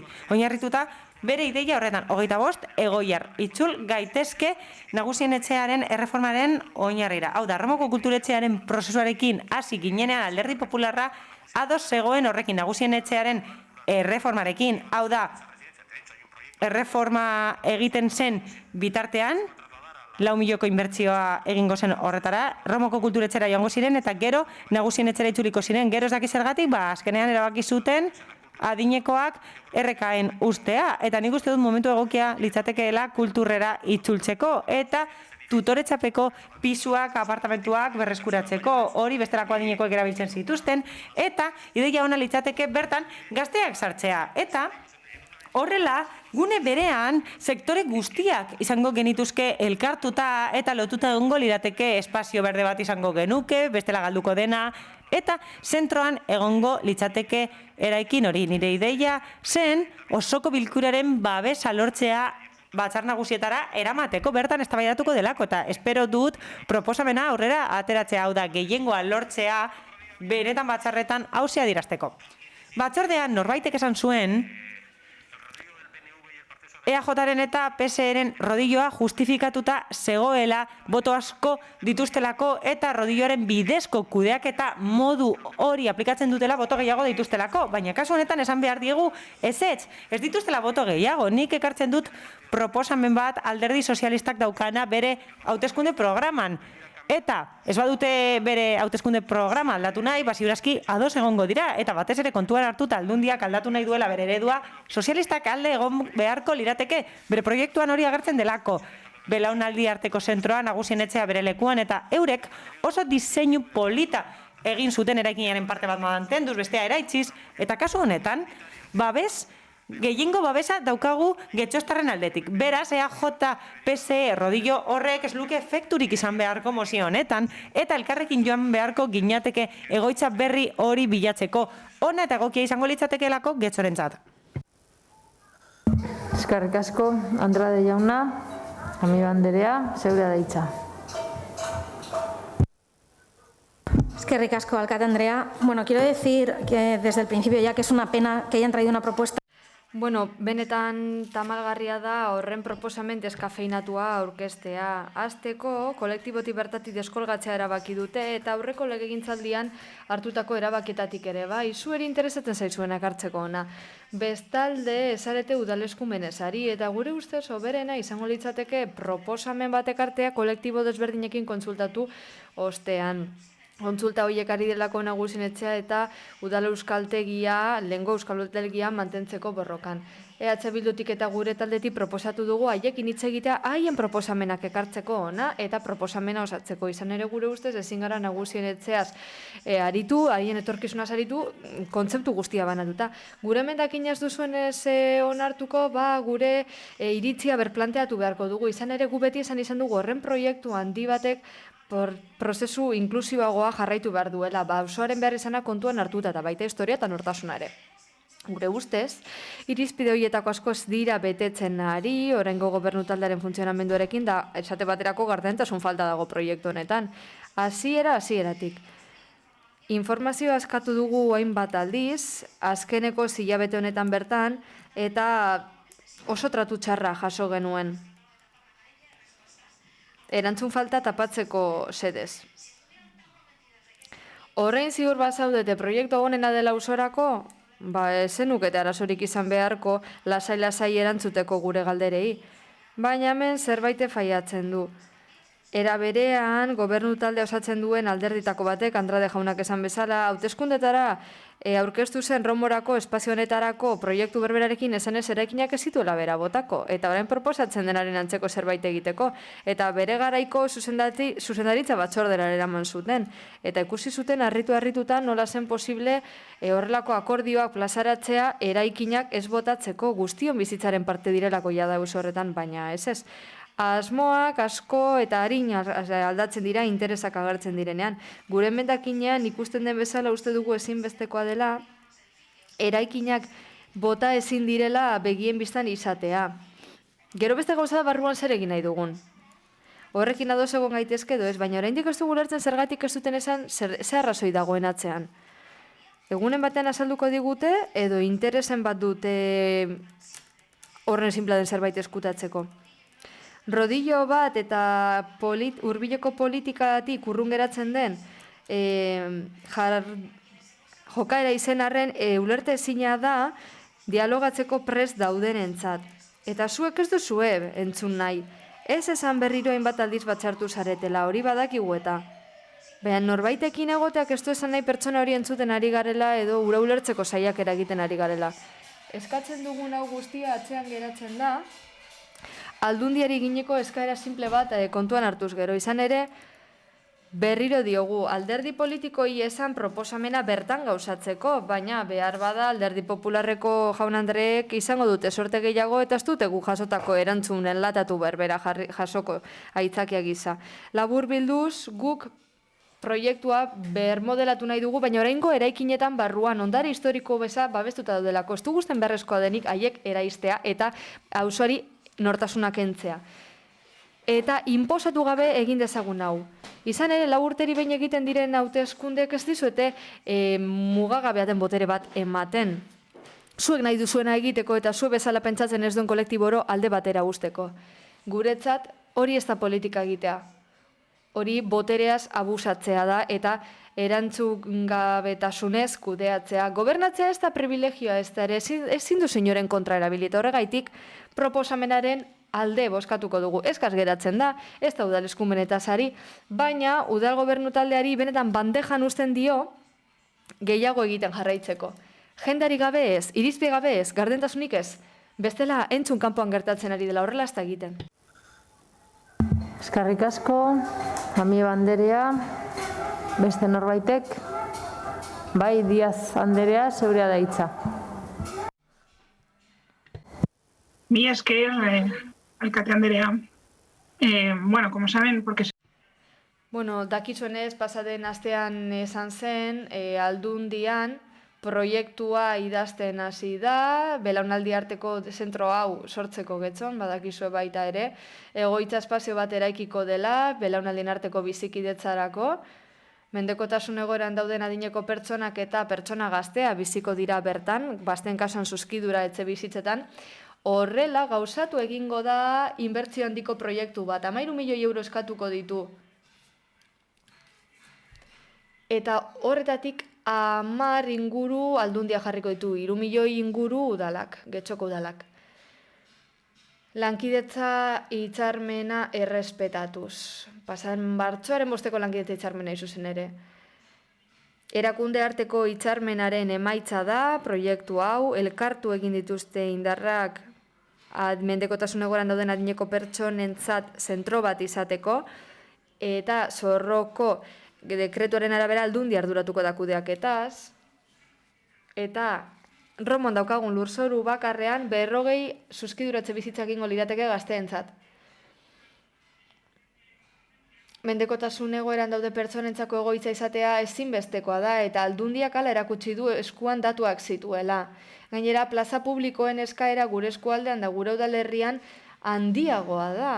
Eta horrek zalantzarik gabe zentro pribatuekiko ituntze eredu bat eskatzen du gure adineko pertsona asko ez ateratzeko beste plaza batzuen bila udalerritik kanpo. Eta momentu honetan hori proposatzen da plaza publiko gehiago izatean men.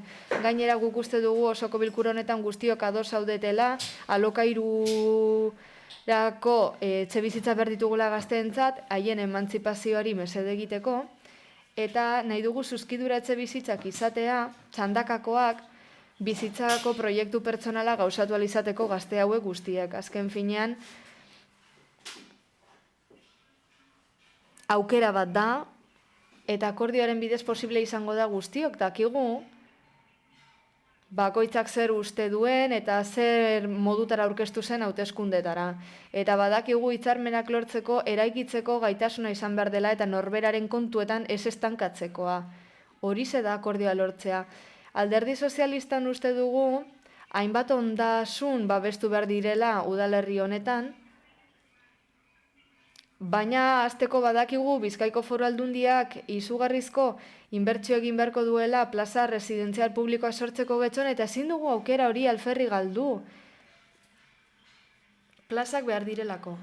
Bigarrenik kontuan izan behar dugu 40 zuzkidura apartamentuak azkenean gaztentzat posible izango direla eta gobernu taldeak hori sinatu genuenean gure hauteskunde programan agertzen zen.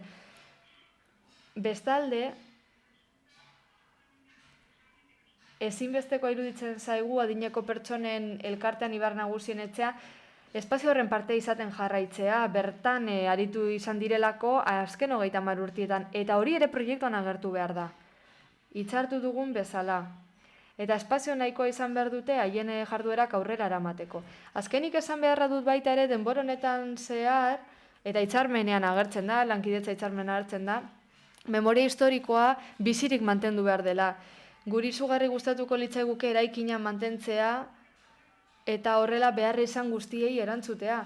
Baina orain aztertu ostean badakigu teknikoki oso zaila dela, programara egokitzea, eta ez da diru kontua. Gauza da, ez dela posible eraikinaren ezaugarrengatik, beraz ez da erabaki politikoa. Erabaki teknikoa da. Eta orain horren arabera erabakiak hartu behar ditugu. ezin dugu guztia bete, erabaki beharko dugu zein ondasun babestu behar ditugun, zeintzu iren garrantzitsuenak, eta eraikina dagoen modura mantentzea, edo pertsona guztien behar izan erantzutea aukeratu beharko dugu, da realitate argi dago, egoitza plaza gehiago behar ditugu, eta bestela galdu egingo genuke Aldundiaren inbertsioa proiektu honetan. Eta proiektua bertan bera geratuko lirateke. Kudeaketa eredua ere aipatu da, ezta? Gu pertsona erdigunean duen kudeaketa eredua nahi dugu. Eta dakizuenez, udalegoitzan horrela jardun dugu. Plaza kopurua gora bera, gure kasuan udalegoitzan 80 inguru ditu, bizikidetza unitateen arabera kudeatzen da, unitate txikiak, eta beraz kudeaketa eredu hori ondo ezagutzen dugu eta ezin dugu berdin jardun. Gainera, badakigu belaunaldi arteko bizikidetza eredua aitzindaria dena posible dela. Eredua asola zaigu, ez? Azpiegitura y ponerlo en marcha. Azpiegitura proiektu hau martxan jarri behar dugu lehen Romoren bihotzean jarduera mantentzeko, gure adinekoen jarduna, eta belaunaldien arteko trukea emateko horregaitik. Joan zaitez amaitzen.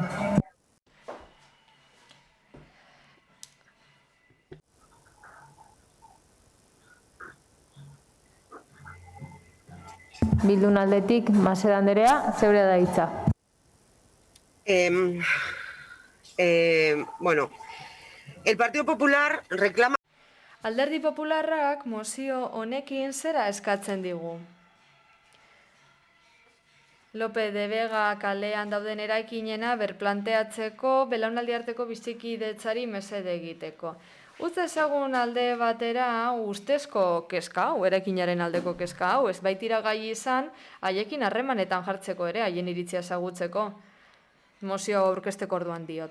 Baina, hori alde batera utzita, uste dugu gauzak argi esan behar direla. Ez dugu nagusien etxea eraitsi nahi, ez dugu eraisketarik nahi. Romoko bizilagunentzat eraikin hau, auzoko idiosinkrasiaren partea da, ezinbestekoa da, haurtzaindegira joan gara bertan, euskara ikasi dugu bertan, liburutegiko liburua bertan hartu ditugu, eta nire amamak esate baterako soltera zegoenean, bertan lagunak topatu zituen, eta alargundu zenan ere bai. Romoko nagusiekan ordua pasatzen dituzte askotan etxeko bakardaderi ies egiteko. Azken urteotan gainera ikusi izan aldugu Romon uztartu nahi duzen baterak eta hori adinekoen eta gazten artean, Holandako ez dakizein hiritan ikusi duzuena. Baina guk nola ikusten dugu hori? Batera ikusi ditugu belaunaldi guztiak manifestazioetan, iauterietan, Romoko jaietan, edo baterako protestetan. Zuei erakusteko jende hau, auzoko jendea, eraizketaren aurka dagoela. Belaunaldi arteko bizikidetza nahi duzue, bortxe duzue. Zuk saldu nahi diguzuen proiektu honetan? EAJak eta soek saldu nahi duzen proiektu honetan? Aitzakia baino ez duzue jartzen. Proiektu erabilgarri izan daiteke eta aspektu interesgarriak izan ditzake, baina zue proiektuari emandako erabileraren ondorioz erabilgarritasun guztia galtzen da. EAJ beti nahi izan du eraikin hauen eraizketa urtetan zehar, eta orain honako proiektu hau jan behar dugu. Baina proiektu nagusia ezeztatzen duzu eta zuen hitza jan beharko dituzu, izan ere diozue zahartza aktiboa bultzatu nahi duzuela.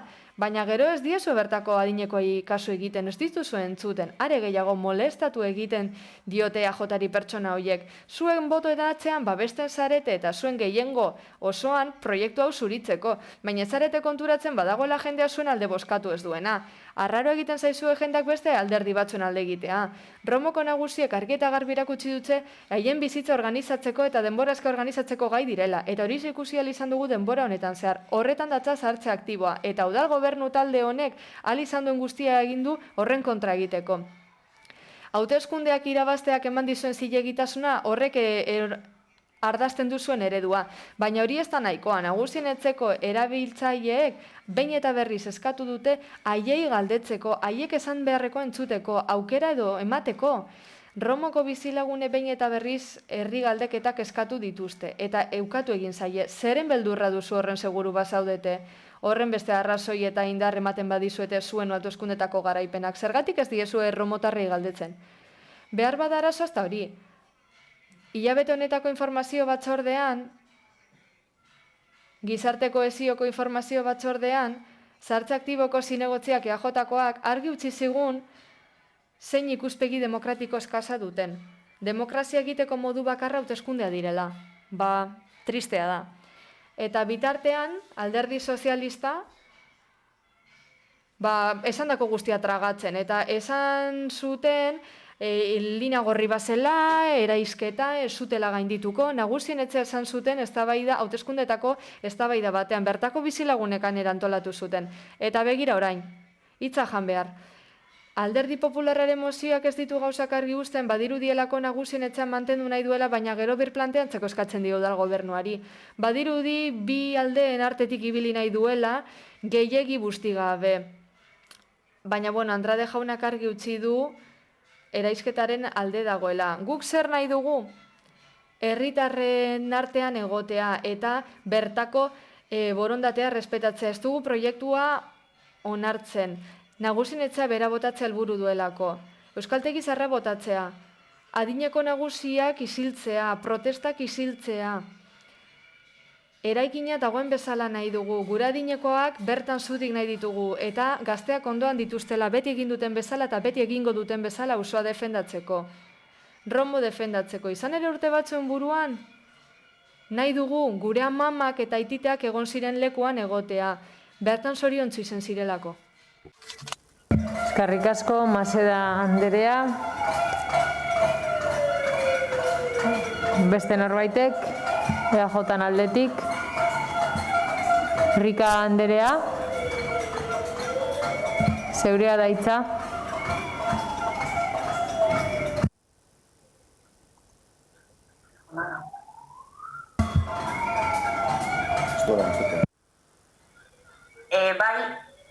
Bai, zeurea da hitza. Bueno, el Partido Popular presenta... Alderdi Popularrak mozio hau aurkeztu du Bizkaiko Aldun Nagusiak emandako informazioarekin. Egoitza sistema hau, getxon, esate baterako, udal egoitzan jaginda eraldaketa lan hau, bizikidetza unitateak daude, txikiagoa direnak, baina kasu honetan eraikin berberaren barruan egongo lirateke. Horri normalean eraikinen zatiketa deitzen zaio, eraldaketa okupazionalak posible egiteko, baina Alderdi Popularrak hori egin ordez, mozioaren defentsan tamaina eta ereduan ahazten ditu. Tamainoa gauza bada, eraikinen tamainoa eta beste bat egoitza sistemaren eredua. Eraikin batean edo beste batean aplika daitekena. Eta Bizkaiko Aldun Nagusiak ereduari egin zion erreferentzia sistemaren aldaketa aipatzeko orduan. Eta Getxoko udalegoitzan jada aplikatzen da. Egoitza sistema hobetu behar dugu bizitzaren kalitatea hobetzeko, bertako pertsona nagusina, mendekotasunik ez dutenak, zein mendekotasun handia dutenak. Eredu instituzionalizatutik pertsonak erdigunean dituen kudeaketaren eredura pasatu behar gara. Eta instituzionalizatutako kontzeptuetatik kontzeptu berrietara pasatu behar gara. Horren tradizionalak ez diren kontzeptuak izan behar dira. Laguntzarako zaintza, esate baterako garbitzeko, osasuna bermatzeko, eta hori gehitu behar diogu eredu berri bati, autodeterminazioa, pertsonen arteko harremanak, gizarteratzea eta bizitza kalitatea bermatzeko proiektua barne hartzen dituen kontzeptuetara. Horrela, adineko pertsonak egongo dira arreta sistemaren erdigunean. Foru egoitza Getxorako proiektuaren barruan agertzen da, azpiegitura sailerin kargatu zaio gainera, eta ze du etxe bizitza pertsonalizatuak diseinatzea, egoki daitezkeenak eta behar izanei erantzuten dietenak, fizikoei zein emozionalei. Zentro honen diseinuak sustatu egingo du unitate desberdinen arteko autonomia, eta hori ezinbestekoa da Getxo eta Bizkaian oroar gero eta bizitzaropen handiagoa egoteko. Hori posible da osasungintzari eta zahartze aktiboari esker. Baina mendekotasun maila bat egongo da beti eta horri ere jaramon egin behar diogu beste eskumen publiko batzuetatik. Udalaz haratago. Bizilagun batzuen mendekotasun maila arlo fisikoan oso garrantzitsua da bizitza markatzen duelako. Daukagu mendekotasun fisikoa eta gero subjetiboa. Eta inguru irisgarri eta eroso bat lortzeko, segurua eta esanahitzua izateko, bizikidetza unitate guztietan kontuan hartu bada helburu hori. Eta hala egiten da egoitza zentro honetarako proiektuan. Ahaldun nagusiak politika orokorreko osoko bilkuran esan bezala, unitate horiek 15 eta 20 egoiar bitartekoak izango dira gehienez. Pertsona erdigunean duen arreta zerbitzua ez da oinarritzen eraikinaren neurrian, sistema ereduan baizik. Esate baterako, landa baten erdian biziden familia bat bizikidetza unitate gisa identifikatzea izango litzateke baliozkoena kide bakoitzaren bizitza proiektua bultzatzeko, baina gauza da guk mozio honen alde bozkatzea momentu honetan ez da planteagarria guretzat eta ondorioz kontrako bozka emango dugu. Eskerrik asko, Rika Anderea. Bai, Andrade jauna, zeurea da hitza. Gracias, señora alcaldesa. Eskerrik asko, alkate Andrea. Podemos eta Euskal Herria Bilduko jaun Andreoi. Zue baino lehenago nila banegoen Erromoko nagusien etxeakoekin hitz egiten. Oso ondo ezagutzen du bertako historia, eta nik ez dut nagusiekin, zuzendariekin hitz egiten. Ongoekin, aurrekoekin, ez ni erabiltzaileekin ari naiz. Eta askotan ez dakigunea zer esaten da, eraistea dela ezinbestekona. Ez da. Igual behar badorein ezagutzen duzu zer gertatzen ari den. Alderdi sozialistari esan behar diot, benetan tamalgarria dela, esan duelako proiektua ez dela posible. Bai, hauteskunde kanpainan bazen, ez da? Eta zuen hauteskunde programan ere 5 milioi euroko inbertzio aurre ikusten zen. Bata nagusien etxerako da beste batez. Eta benetan tamalgarria da gero atzera egitea zuek defendatu izan ostean. Lehen esan bezala EAJaren botak 16.624 dira eta nagusien etxea mantentzaren alde gauden guztion bozkak 25.167 alderdi politiko guztien artean. EAJari zer esan? 100 plazako egoitza bat ez zen aldu nagusiak esandakoa izan, Bertan esan zuen makrokartzela bat izango zela horren beste plazako egoitza bat. Eta esan zuen aldundiak ideia horretatik ihes egin bar zutela. Gaur egun nagusiak makroegoitza horietan kartzelaratuta daudelako eta aldatu egin behar da sistema. Ezin dugu egin egoitza batean plazakoa eta gero esatea solairu bakoitzean 25 jarrita bizikidetza unitatea eratzen dela. Ez zuen hori esan. Hori makrokartzela da oraindik eta adineko pertsonak han egoten dira. Leihoetan, orain aldun nagusiak esandakoa bete beharko du. Hemendik esaten diogu betetzeko eta 25 pertsonako egoitza izateko. Eta espazioa geratzen zaienez oraindik, aprobetxa dezakegun tutoretzapeko bizilekoak egiteko getzon hori ere behar dugulako. Berreskura ditzagun gazteentzako apartamentuak eta nagusien etxea manten dezagu bertan. Nik ez dut esango eraikin horretan egita edo ez. Eredua eztabaidatu nahi dut nik. Eraikinan mantendu halko da edo ez. Hori ez da eztabaida. Batzuk horren inguruan ari ezarete, beste guzti ezagutzen ez duzuelako. Baina bestela galdetu bezeroi ez, galdetu bizilagunei zer nahi duten. Eskerrik asko, Andrade jauna. Norbaitek, Amieba Anderea, zeurea da hitza.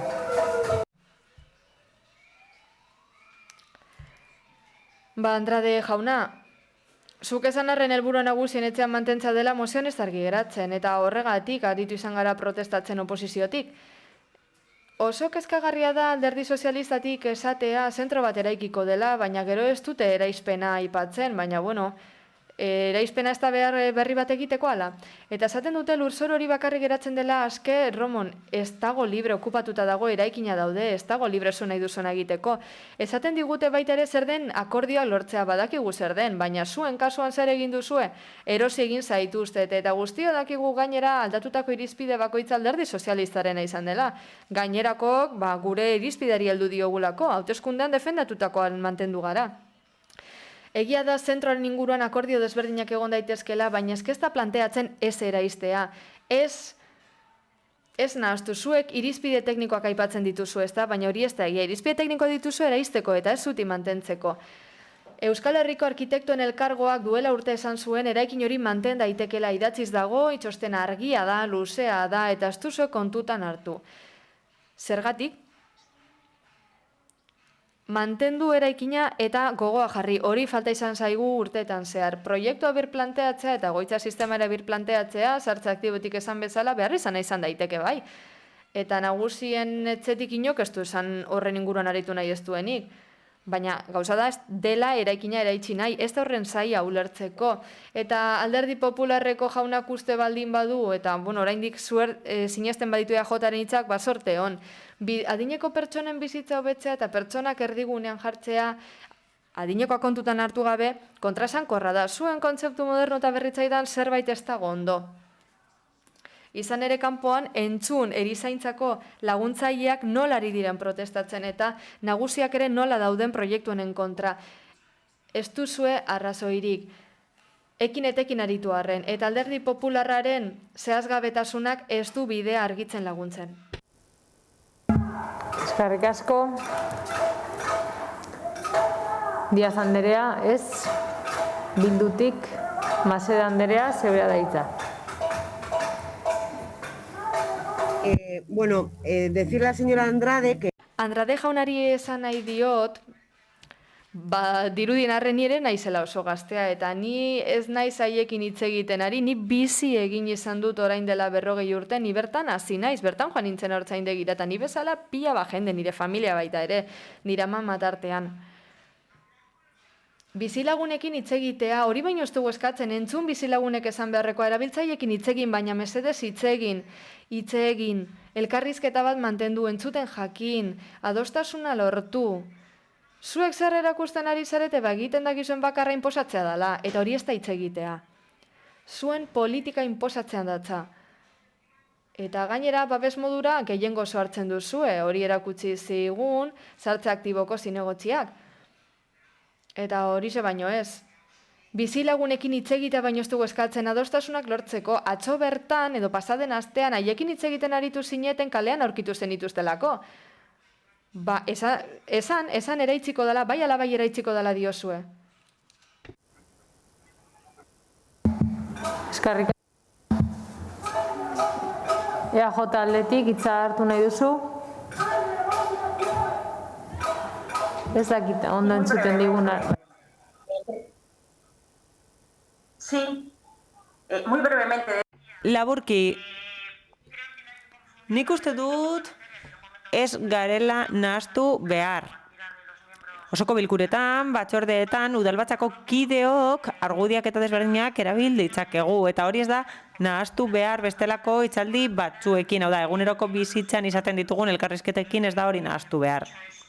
Hori esan da,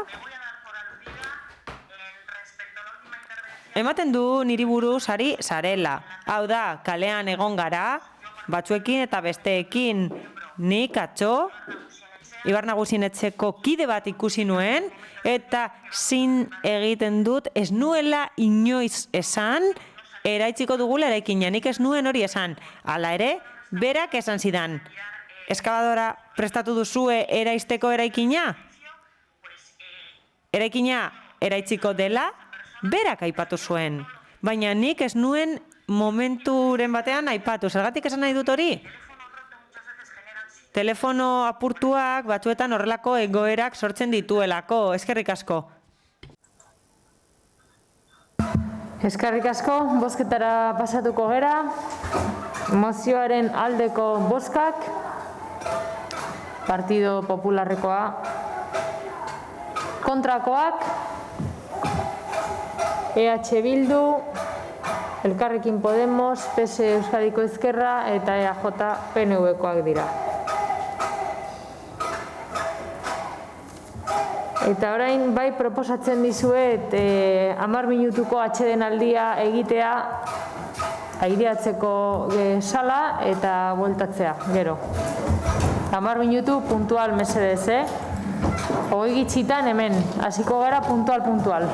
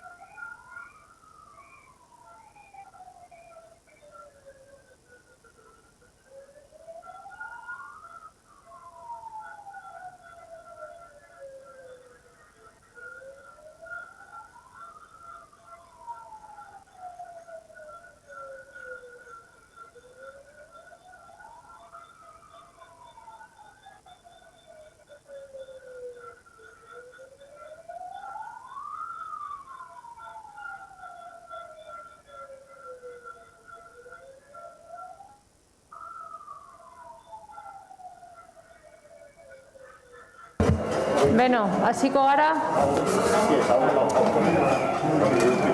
Bai, itxi, orain itxi. Orain itxi.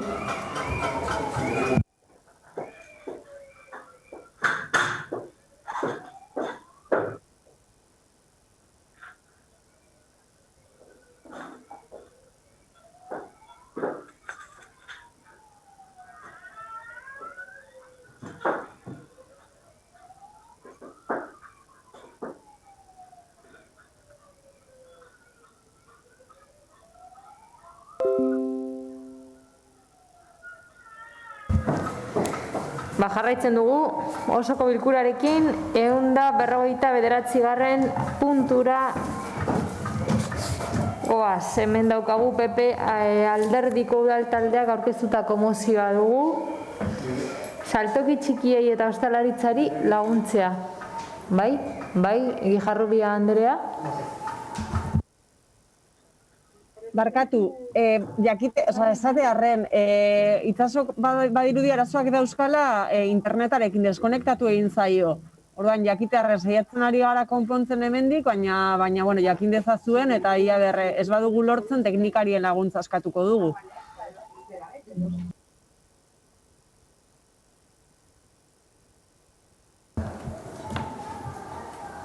Bai, teknikariren bat behar bada joango da laguntzera. Baina, bueno, plenoa jarraitzen ari da, zure alboan dago, ezta? Gijarrubia Andrea? Bai, hemen dago, bulegoan gaude. Baina, bueno, kontua da, hitzartzea eta, alik eta hoberen bakoitza bere lekuan egotea, lehenetziko genuke kasu honetan. Beraz, hori, saiatzen ari gara, ez badugu lortzen, bai eskatuko genukela, mesedez, teknikarien bat etortzea laguntzera. Besterik gabe, jakin dezazuen. Bale, aurrera egingo dugu orduan. Beno, esan bezala, PP txanda dugu. Andrade jauna, zeurea da hitza. Sí, gracias, señora alcaldesa. Eskerrik asko, alkate Anderea. Pandemia honen bigarren olatua gaizki harrapatu ditu erakundeak oroa eta zehazki udalau. Berriz ere, bigarren aldi honetan, bide erraza hartu da eta ostalaritzako lokal guztiak itxi dira. Gainera, ustekabeko ostiral batean egin zen, aurreti asko iragarkirik gabe. Hortaz, astebururako erositako produktu guztiak galdu behar izan zirenez, kalte ordaina dagokie orain.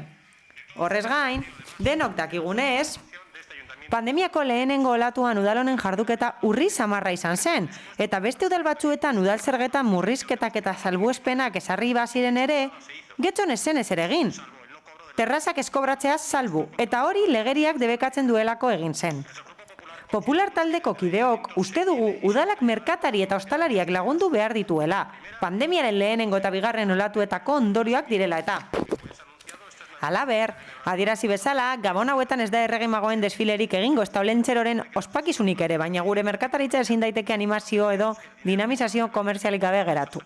Horren bestez, uste dugu udala jarduera horiengatik aurreztuko duen dirua, gure saltokietan modu seguruan kontsumitzea bultzatuko duten beste ekintza mota batzuetan erabili beharko lukeela. Hori guztia kontuan hartuta, Popular udal taldeak erabaki proposamen hau aurkezten du. Bat, Getxoko udalak izapideak hasi ditzan, getxoko merkataritza eta ostalaritza laguntzeko neurri hauek esartzeko.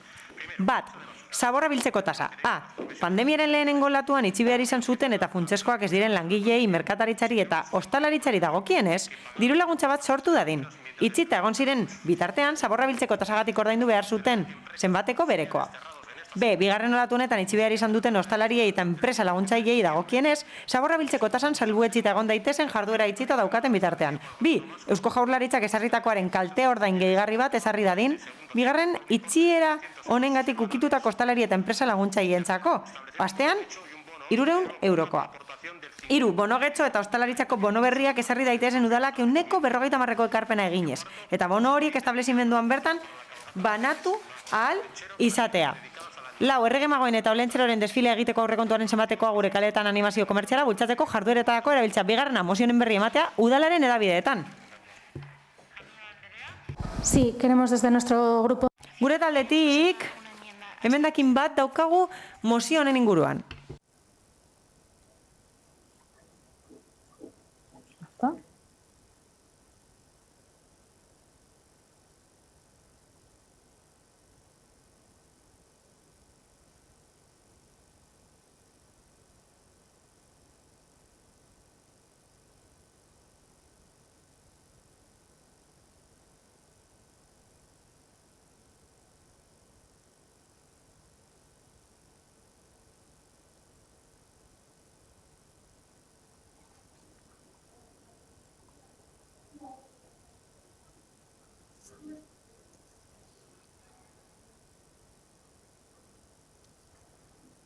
Hola, ¿me oís?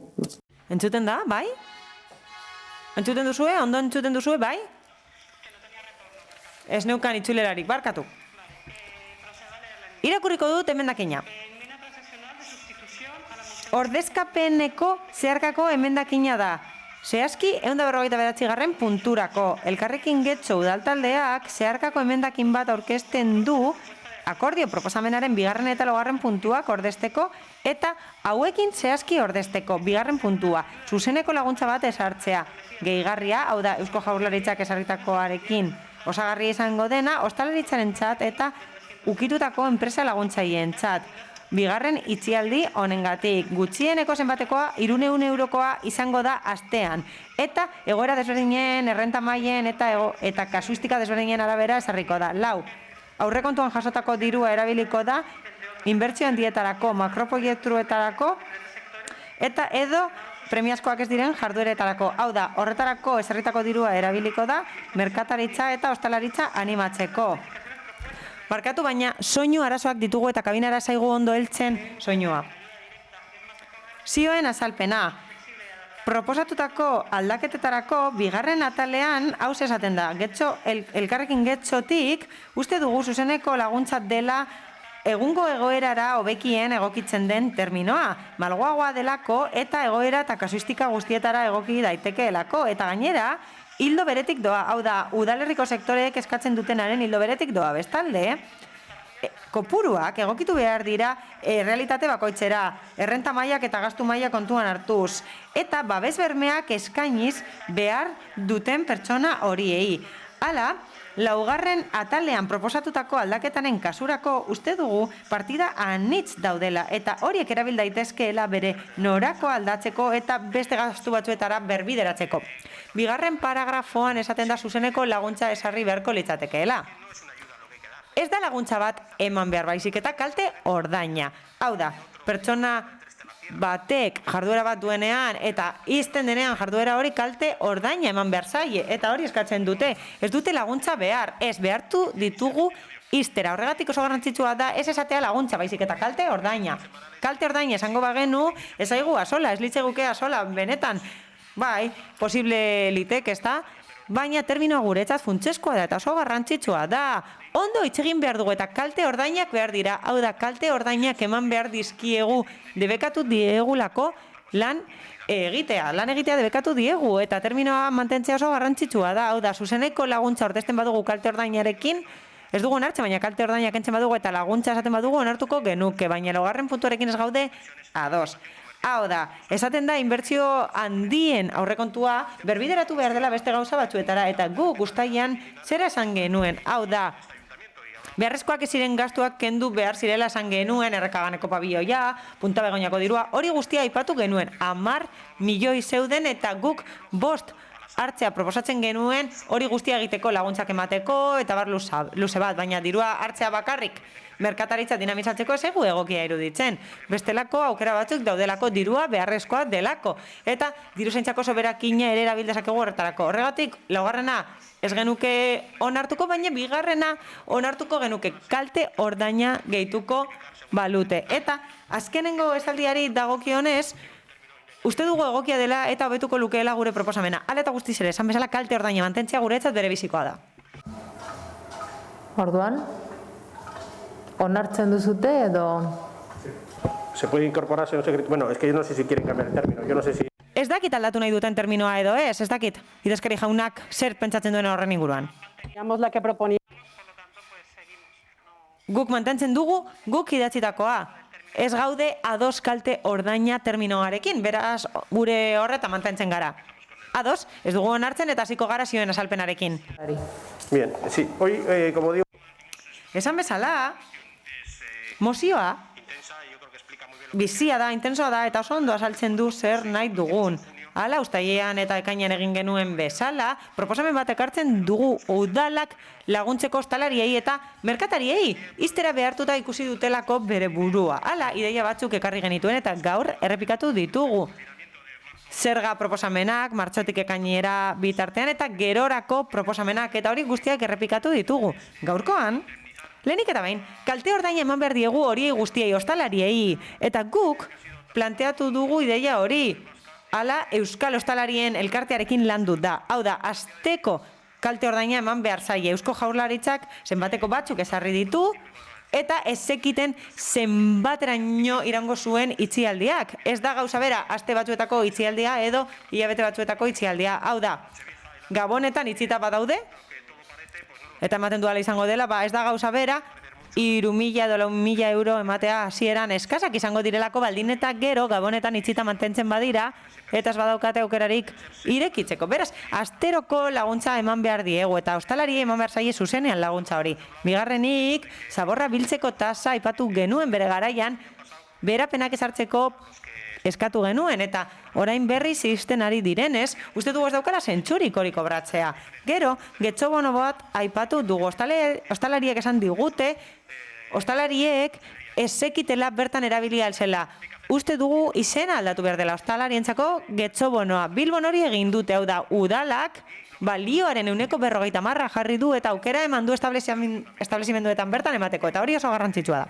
Azkenik,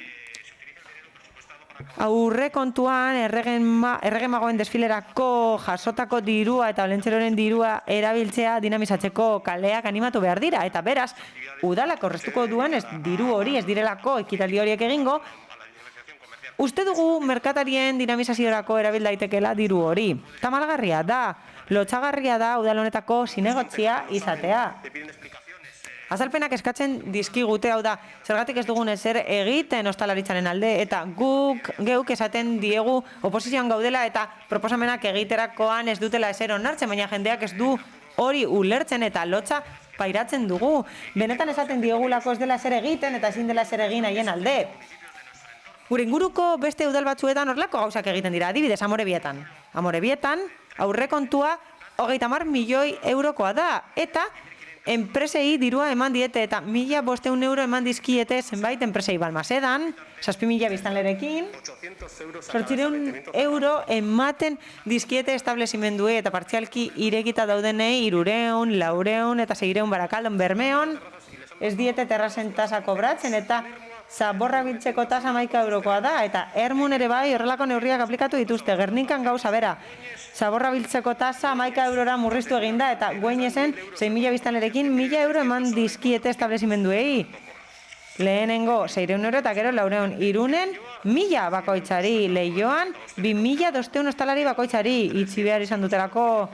Urduñan 4.000arekin antzeko kopuru eman zai, eta Santurtzirekin 400.000 euro inbertituko dituzte ostalaritza laguntzeko eta zuzeneko laguntzak emateko. Sopelan, bonoak sortu dituzte, Zaian ere bai, Bilbon aipatu dut dagoeneko zaborrak biltzeko tasa murriztu dutela eta laguntza ugari ematen dituztela, eta Donostin zaborrak biltzeko tasak murriztu dituzte, baina horren aurrean, Getxok zuek bi neurri iragarri zenituzten.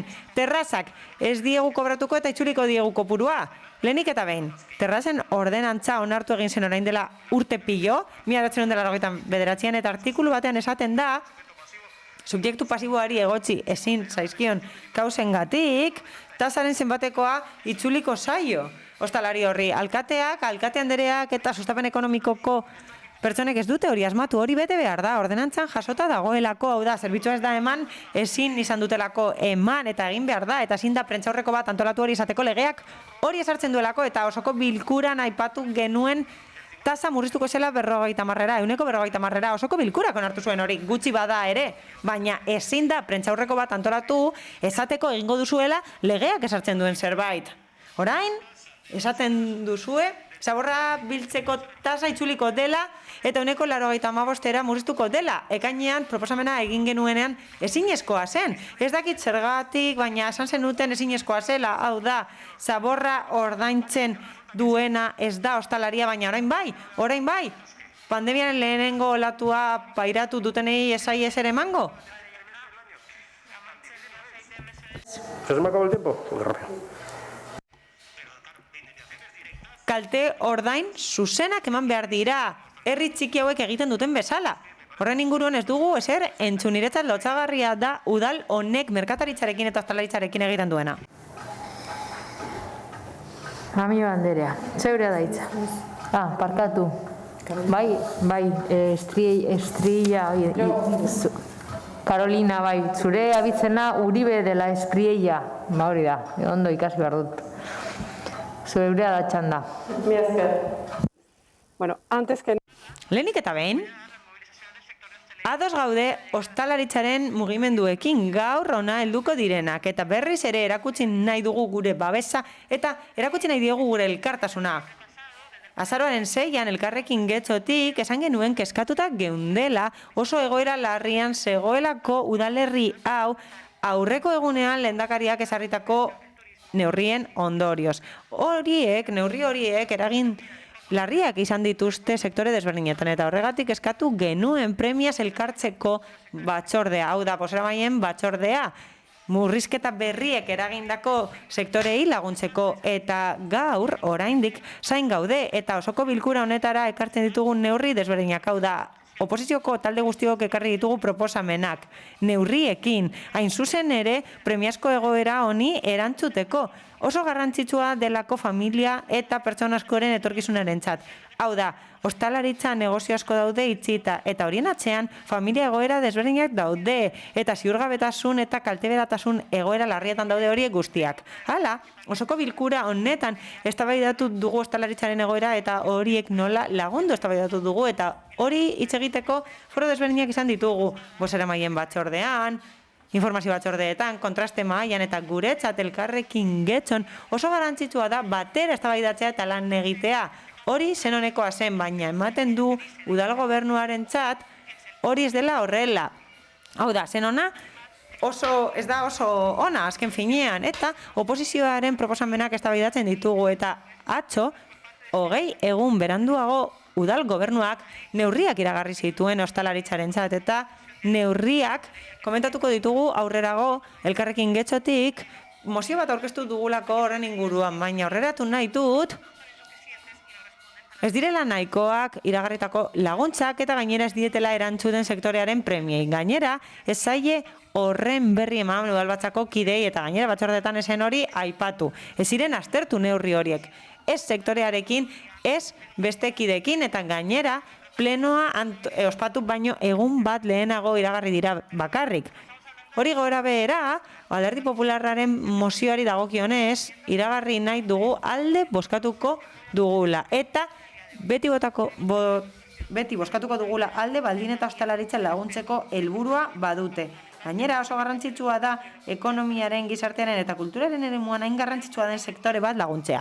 Emendakin bat proposatu dugu eraikitzeko asmoarekin, hori osatzeko asmoarekin eta berriz ere esango dut guretzat kalte ordaina terminoa ez dela oso malgua, batez ere kontuan hartuta ostalarien premiak.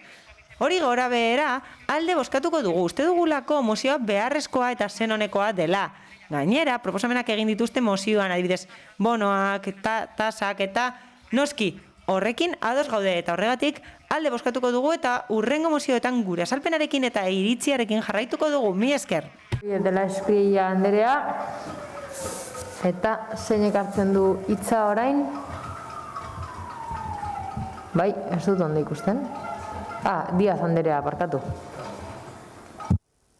Bai, Díaz Anderea, zeurea da hitza. Egunon guztioi. Osoko bilkura honetan aukera izango dugu proposamen desberdinen inguruan eztabaidatzeko. Hau da, ekimenak proposatu dituzte merkataritzaren eta ostalaritzaren alde, eta zehazki ostalaritzaren alde. Lehenik eta behin,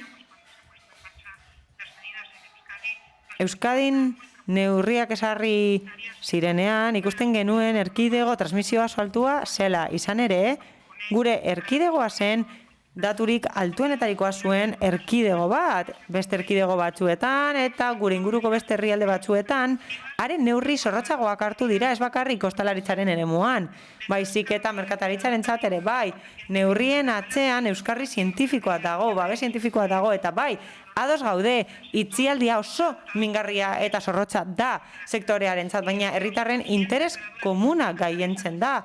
Jakin badakigu oso egoera gogorrean dagoela ostalaritza. Oso zigortuta ikusi du bere burua ostalaritzaren sektoreak. Hala, profesionalik ezarri dituzte neurri horiek zorroztasunarekin, eta administrazio guztien babesa beharrezkoa da, eta erakunde maila guztien babesa behar da, eta horregatik lanean ari gara behar dituzten laguntzak emateko. Hala, azaroaren 6an Eusko Jaurlaritzaren labiren neurriak iragarri ziren, eta gero merkataritza eta turismo sailak agindua aurkeztu zuen. Hau da, 30 milioi euroko programa aurkeztu zuen Eusko Jaurlaritzak, eta ez dira bakarrik iragarri, badaude onartuta agindu batean, eta gainera aldizkari ofizialean argitaratu egin dira. Laguntza horiek osatuko dituzte pandemiaren hasieran ezarritako beste laguntza batzuk, erresistentzia plan baten baitan. Hau da, COVID-19aren aurreko laguntza batzuk ezarri ziren maiatzean 15 milioi eurorekin, eta bestelako laguntza batzuk eman ditu sailak. COVID-19aren egoerari aurre egiteko laguntzak autonomoentzat, mikroenpresentzat, jarduera mantentzen laguntzeko edo galera ekonomiko larriak arintzen laguntzeko. Hala, aipatu behar da esfortzu ekonomiko handia egiten ari da Espainiako gobernutik gerteekin, eta gainera Espainiako gobernuak laguntza berriak iragarri ditu, non zenbait hobari egongo diren mikroenpresentzat eta pymentzat, etentzat. Eta gainera, konferentzia sektorial bat antolatuko da autonomia erkidegoekin eta udalerri eta probintzien konfederazioarekin. Hala, 3 milioi euro baino gehiagoko inbertsioa egingo da eremu honetan. Gainera, zuzeneko laguntzak egongo dira sektorearentzat. Atzo, alkate andereak iragarri zituen neurri guztiak, bigarren olatuan abian jarri diren neurri guztiak. Hala, hori guztia egin da sektorearen proposamenak kontuan hartuz. Hori egin da enpresen kontsulta foroan, eta horiek hartu dira kontuan. Zergei dagokienez, 2020an, ostalariei itzulik diegu espazio publikoa okupatzeagatiko tasaren proportziozko partea. Hau da, egon da momentu bat non ezin izan duten ireki, eta horien partea itzuliko zaie. Hori egingo da 2021 batera begira ere bai, eta aurreikusi dugu 40% murriztu egingo dela terrasen instalazioa 2021 baterako. Gainera, obariak ezarriko dira. Kasu honetan, 95% obaria ezarriko da terrasentzat. Horiek guztiek sektorearen gastua murriztuko dute 1.000 eurotan. Era berean, sustapen ekonomikoko eta enpleguko zerbitzutik, ostalaritzaren profesionalekin eta jatetxeekin lan egin dugu. Sailearen delegatuak azalduko du, eta neurri hori guztiak dira garrantzitsuak banakako aholkularitza eskaintzen saile egoera aztertzeko, da establezimenduen ostalaritzaren eta merkataritzaren egoera aztertzeko. Negozio hildo berriak sortzea babestuko da, Eusko Jaurlaritzari zuzendutako eskaera kudeatzen lagunduko diegu. Eta bar luze bat, Eusko Jaurlaritzak momentu honetan zuzeneko laguntzak eskaintzen dizkie sektoreko ostalariei 3.000 eurotik hasten direnak, eta oso garrantzitsuak dira, eta estatuko zerrendan bigarrenak dira kopuruari dagokionez. Hala, erakunde arteko lankidetza funtsezkoa da, momentu honetan ez gaude laguntzen hildotik lan egiten beste administrazio batzuek egiten duterako, udalaz gaindiko erakundeek. Hain zuzen ere, guk uste dugu lan egin behar dugula laguntza osagarriak proposatuz. Horregatik guztiagatik, kasu honetan ez dugu alderdi popularraren mozioaren alde bozkatuko. Mila esker. Eskerrik asko, Diaz Anderea, Rodríguez jauna, zebera daitza. Bai, egunon. Bueno, guk aldiz bai, babestuko ditugu alderdi popularra proposatu ditu mozioa, eta baita ere babestuko dugu Elkarrekin Podemosek ero ondoren proposatu duelako. Eta egia zateko alderdi popularrak proposatutako neurriekin nahikoa ados gaude, batzuk agian apur bat orraztu beharko dira edo beto aztertu, baina horregatik babesten ditugu danak. Denon artean agian eginiko lana emankorragoa izango litzateke. Eta denon artean egingo bagenu lana, agian etzen beharrezkoa izango, orain alderdi sozialistak egin duen interbentzio lotzagarri bezalako bat. Hau da, eserrez esateko daukasunean, beste erakunde batzuek esaten dutenean, ez egiten dutena zerrendatzen duzu. Oso ondo, San Mamesen garai batean galdetzen zan, illorenteke, getxon galdetu aiteke, y la alcaldesa y el ayuntamiento qué, y la alcaldesa y el ayuntamiento qué. Porque 18 días después de cerrar la hostelería por decreto... 18 egun beranduago, alkateak eta gobernu taldeak prentsaurrekoa antolatu zuten eserrez esateko, ia eserrez esateko eta kontraesanetan erortzeko. Hala, 200 50 egun beranduago, proposamenak jaso dituzue, zuek esandakoaren arabera, proposamenak jaso dituzue eta entzun duzue eta orain 3 mozio hauek erakusten dute ezaretela gai eta saiatzen zarete zuen errealitatea manipulatzen. Baina jakin behar da, zarata hori ez direla aplausoak, ez dira txaloak, ez, horrek esan nahi du atxoko laguntzek ez dutela ezertarako balio. Benetan, hala delako, eta ez du ezertarako balio alkate anderearen hitza oso maila txarrean usten duzuelako. Hori da lehenengo gauza. Argi dago ez duzuela gaitasunik, eta hori oso argi usten duzu eta Andradek arrazoia dauka, benetan. Zaborra biltzeko tasa ez kobratzea martxoan, apirilan, maiatzean eta kainan proposatu zen eta ezin zen eta diruzaintzako txosten batek esaten du ezin dela hori egin eta orain egin daiteke. Orain egin daiteke. Obaria eman daiteke, 185-koa. Baina kontuz, egingo da 2021-ko bigarren hiruhilekoan denok dakigulako ostalaritzak diru pilo daukala orain eta dirua daukala dana ordaintzeko. Saltzen duzue hobekuntza gisa, honako hau, Andradek aipatu duena, ezta? Ez duzue zaborrak biltzeko tasa kobratuko edo itzuliko duzuela hori saltzen duzue. Ez da 2021-ko 150 ordainduko hemen onartu delako eta itzuliko duzuela kobratutakoa. Benetan ez dizue lotxik ematen kobratu izana. Hemen daukagu sektore bat eta horiei ukatu dizkiegu diru sarrerak. Ukatzen zaizki eta ez dugu zalantzan jarriko neurria, baina ukatu dizkiegu diru sarrera horiek. Baina aldi berean erakunde berak edo alderdi berbere gobernatutako erakundeek kobratzen dizkiete tasak eta zergak. Eta hori lotsagarria da. Edo zein ikuspuntutik begiratuta ere. Eta gero bakoitza bera aitzakiak izango ditu, baina hori hala da. Bai, noski. Neurriak bozkatuko ditugu, alde bozkatuko dugu. Eta ikusteko, azaroaren bostean iragarri zuen Urkullu neurriak, azaroaren bostean. Azaroaren 6an udaletxe honetatik inork ezien deitu ostalariei. Azaroaren 7an, azaroaren 6an publikatu zan boletinean neurria. Egun horretan berriro ere inork ezien deitu. 7an indarrean sartu zan inork ezien deitu. Azaroaren 10ean guk eskatu genuen bilera ostalariei eta 12an egon ginen lehenengo bilera egin genuen azaroaren 12an. Eta zan ziguten, guk oraindik ez daukagu udalertxe honen berri. Eta azaroaren 13an registratu genituen gure neurriak. Eta registratu genituen bezala ere bidali genion gutuna alkateari. Eta alkateak erantzun zigun. Baina hori izan zen azaroaren 18an. Azaroaren 16an guk 13an egin genuen erregistratuta, 16an komertzioekin aurreikusita zegoen Getxolaneko bilera bat birplanteatu egin zen arineketan eta ostalariekin egin zen. Eta ostalariek harrotuta geratu ziren. Harrotuta ikusi zutenean Getxolanek esaten ziren, hemos venido a escuchar vuestras propuestas. A escuchar después de 200... Entzutera benetan, 200 egun baino beranduago, ez da lehenengo aldia. Izten direnak, ez da lehenengo olatua pasatu genuen eta orain bigarrena da. Eta suposatzen da zerbait ikasi behar genuela. Edo ikusten dugu, ez dugula, ezer ikasi. En resumen, vamos a apoyar esto. Babestuko dugu, alde bozkatuko dugu, denbora izango dugulako honen inguruan eztabaidatzeko, baina esan bezala, nola ez, Alderdi Popularraren neurrien alde bozkatuko dugu. Geratzen zitzaizun 10 bat segundu gehiago ondino, Bale, aurrera egingo dugu, eta Urkitza jauna, zeure da txanda. Bai, eskerrik asko.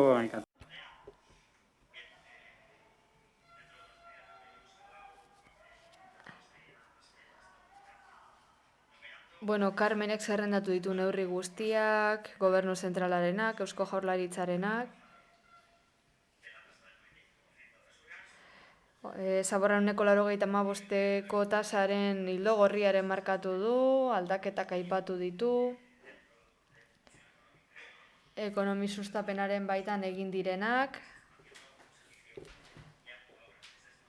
Eta momentu honetatik terrazen arloan laguntzeko eskatzen ari dira, pauso bat gehiago eman da ala difusio arloan.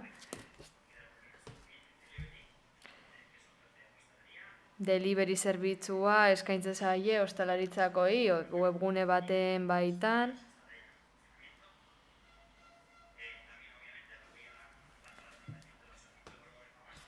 Eusko Jaurlaritzarentzako eskabidearen tramitazioa ere hor dago, kalte ordainerako, gogora dezagun, udal honetatik barik Jaurlaritzatik erantzun behar dela, eta Carmen Díaz Andreak esan bezala, alaxe da, eta gainera, badakigu aurrekontu parte hartzailetan ere barne hartu dela ostalaritzari babesa ematea eta merkataritzari baita ere, eta egoera, ezoiko egoera honetan, aholkularitza zerbitzu baten oinarriak hasi gara idazten, prestakuntzaren aldetik zerbitzu zehatzak eskaintzen ari gara ostalariei, zerbitzu esklusibo bat, gai horre zehatz batzuen inguruan, eta hildo horretatik jarraituko dugu haiekin, Eusko Jaurlaritzaren laguntzez gai, hoiek eman ziren, 210 ostalari eman zitzaien, eta bueno, jarraituko dugu hildo horretatik egiteko dagoen guztia egiteko, eskerrik asko.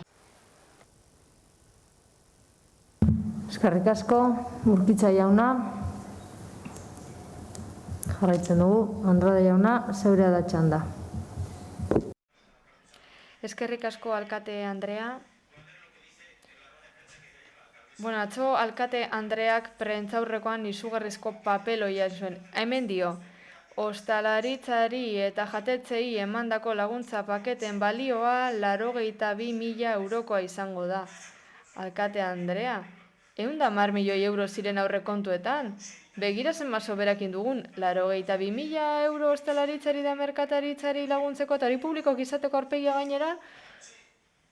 Ze begira, 55.000 gainera terrazen ordenantzena dira, 2009an dago honetxita eta ezin duzu kobratu gainera. Kendu 55.000 euro terrazen ordenantzatik arauz ezin delako kobratu.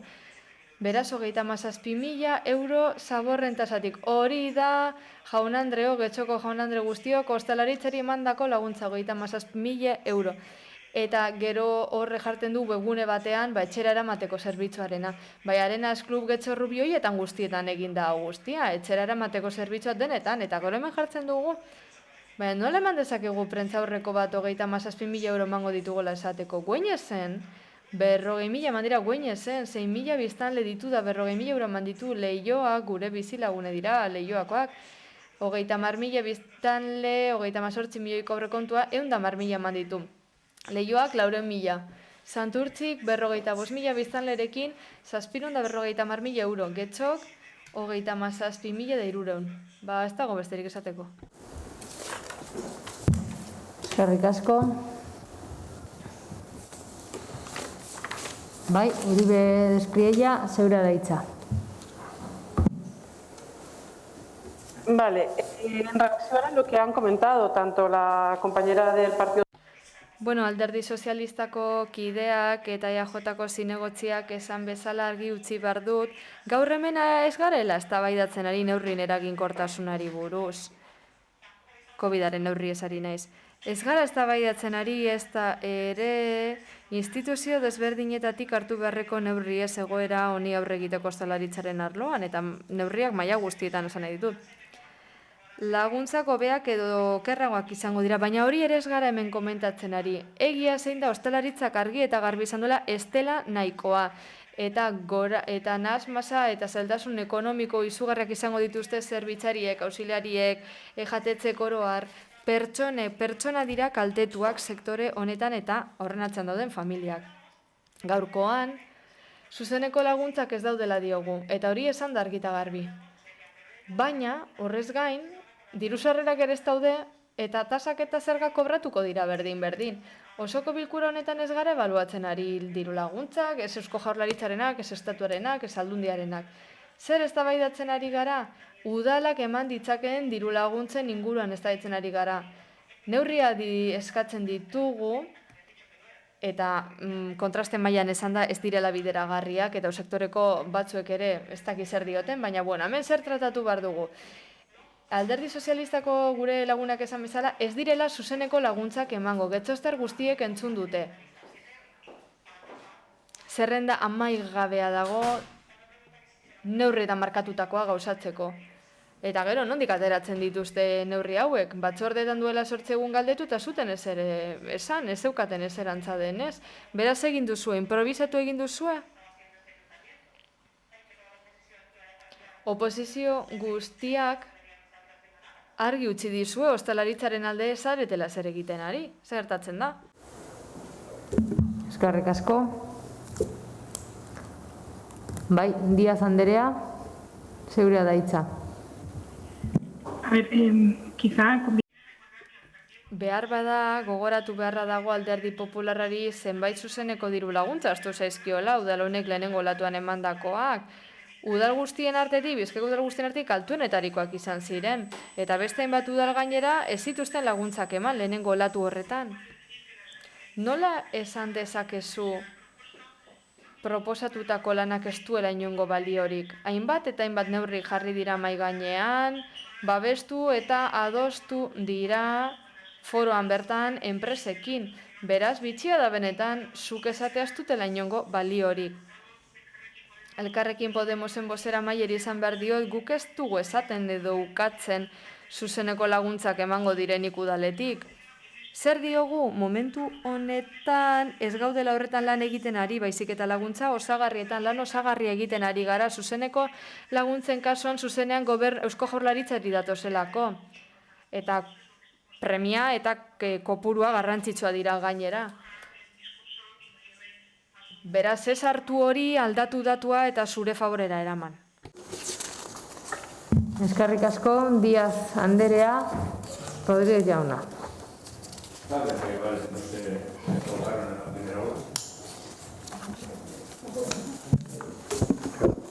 Tal vez haya bares que no se ahogaron la primera. Behar bada taberna batzulen orduan ez dira, lehenengo olatuan ez dira irekiko, baina bigarren olaturako ez du zer balioko lehenengoan ez bada ezer egin. Eta ez du balio, ez da ere, esateak beste instituzio batzuk egiten ari direla eta zuek itxiera ez duzuela dekretatu. Baina, bueno, alderdi berdina da, berdina zarete. Zer da arriskutsuena, Getxon tabernak isten direnean Gasteizko kaleetan edo bestelakoetan ez di enteratuko, gu hemen enteratuko gara, eta horregaitik hartu behar duzu zuek erabakia. Aber zergaitik lehen ezinezkoa zana, orain posiblea egingo da bigarren 3 hilabetean. Eta hori jakin nahi nuke erantzuna. Eta baita ere jakin nahi nuke, orain zergaitik ez duzu egia esaten. Zezan duzu, se va a bajar la tasa de basuras. No, se va a bajar la tasa de basuras el segundo trimestre del 2020.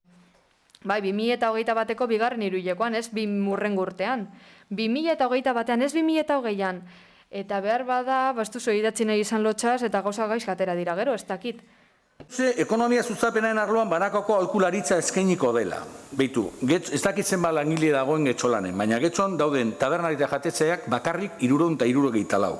Banakako aholkularitza emateko ez da denborarik, materiala. Osea, es una cuestión de números. Ez da denbora materiala. Eta gero esaten duzue, asesoramiento para analizar la situación financiera. En serio, estos lo dicen ellos. Juan Paladino. Hau esaten dute eurek, badago Romano Paladino badago beste hitz bat, baina bueno, desesperatutari zarete. Hitzak erabiltzearena take away eta delivery. Ez dakit, etxerra mateko janaria o lo que podéis llevar, comida para llevar, pero bueno, queda muy bien. Baina ez que ostalariek ez dute, ez guk, seguk ez dakigu ostalaritzaz, ostalariek, egongaren ostalariek ez dute, que qué les van a enseñar en Getxolan de esas. Zer esango diete Getxolanen gauza hoien inguruan? Euiek ez dute zer ezagutzen horren inguruan, ez dakite nola eraman mantendu janaria, nola egingo dute, ez dakite negozioak kudeatzen, eta nola konponduko nege kafetegi baten arazoa. Delivery kafe bakarrik? Delivery, zer da, motorra garestiagoa kafea baino? Gauzak serio hartu behar dira, benetan serio dienean, eta ez horrelako neurri iraingarriak aurkeztu. Eta iraingarria dira, Carmen, sentitzen dut, eta erabat ados nago Alderdi Popularrak esan duenarekin. Iraingarriak dira, krisi honen sakontasunari eman diozuen erantzun, presaka, korrika eta txarto antolatua. Ondoren etorriko dira, bidean izan diren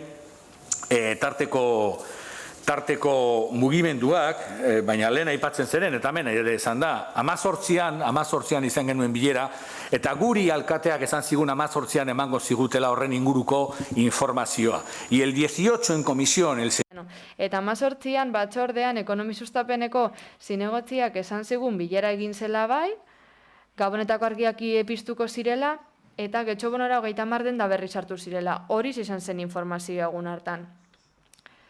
Eta gero, haren erantzuna, proposamenak egindakoan, zein izan zen?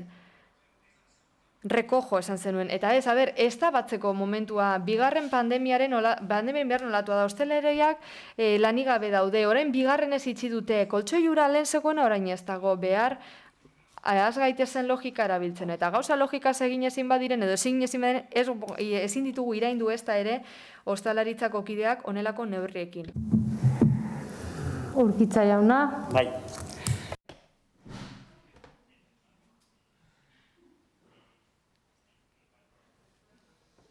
Argi utzi nahi dut, delibarin edo teikauen egoen daitekeen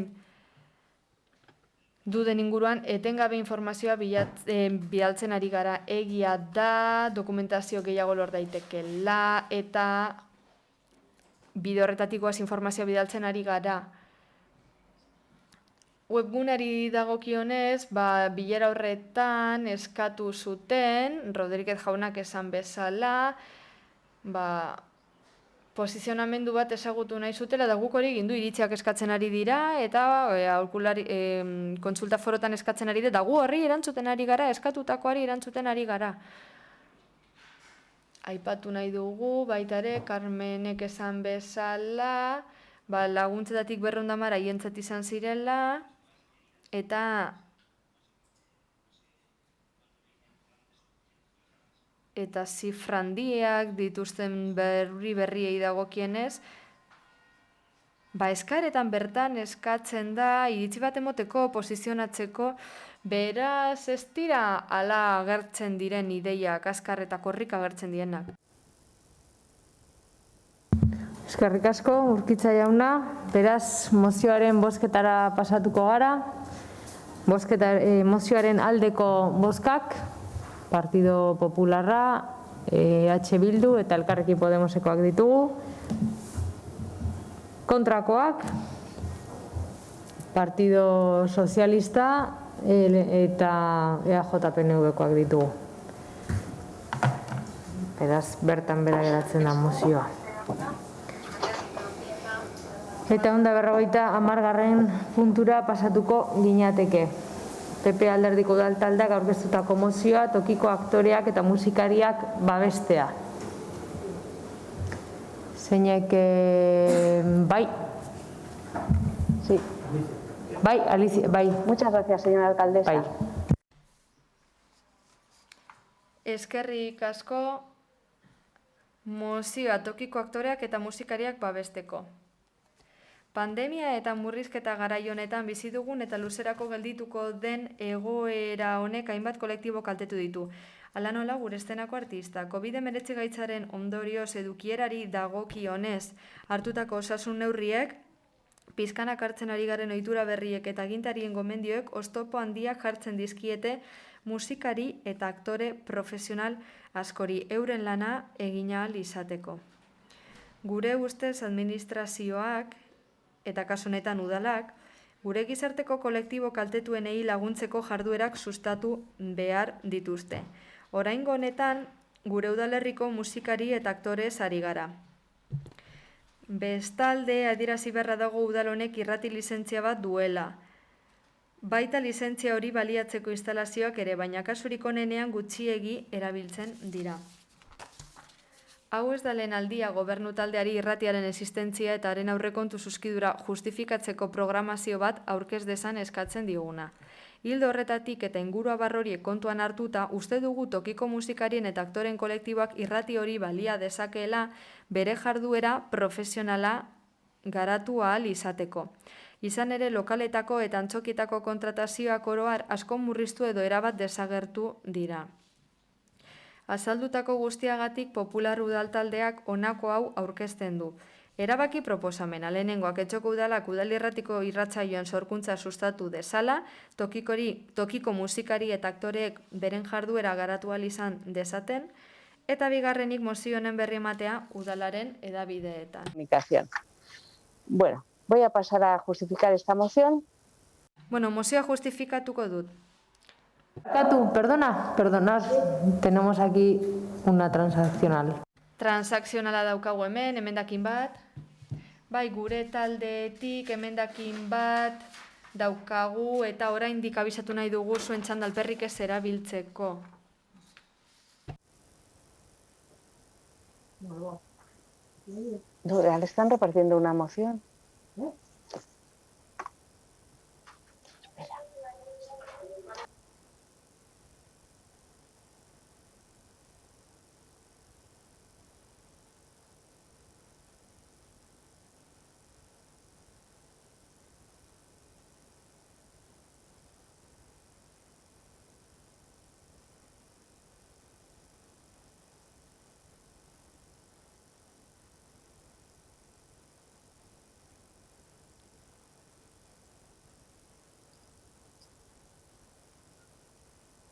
¿Procedo?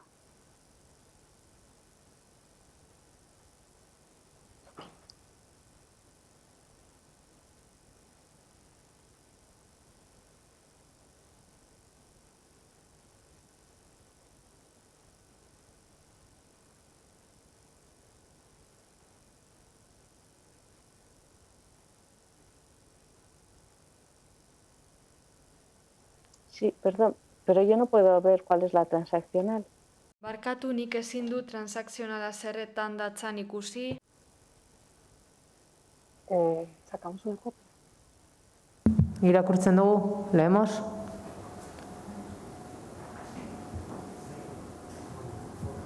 Que me bajen una copia, por favor. Kopia bat behar dugu, mesedez. Que se puede proceder a... Alicia, me dicen que te lo han mandado por WhatsApp. Alicia hemen diote WhatsApp bidez bidali zaizula.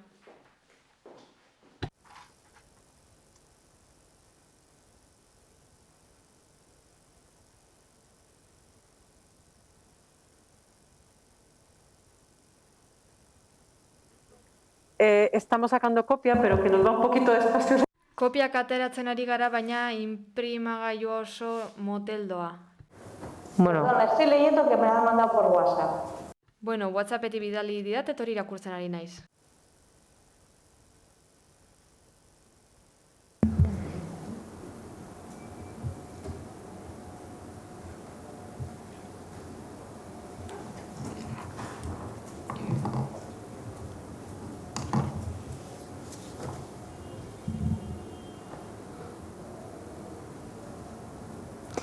bien, procedemos a leer la enmienda. Irakurriko dugu emendakina. Elkarrekin Getxo udaltaldeak emendakin transakzionala aurkeztu du, lehenengo puntu ordezkatzeko eta hirugarren puntu bat gehitzeko jarraian adierazi bezala lehenik eta behin. Getxoko udalak udal irratiko irratzaioen sorkuntza sustatu dezala, tokiko musikariak emakumezkoak zein gizonezkoak eta aktoreak gizonezkoak zein emakumezkoak beren jarduera garatu ahal izan dezaten.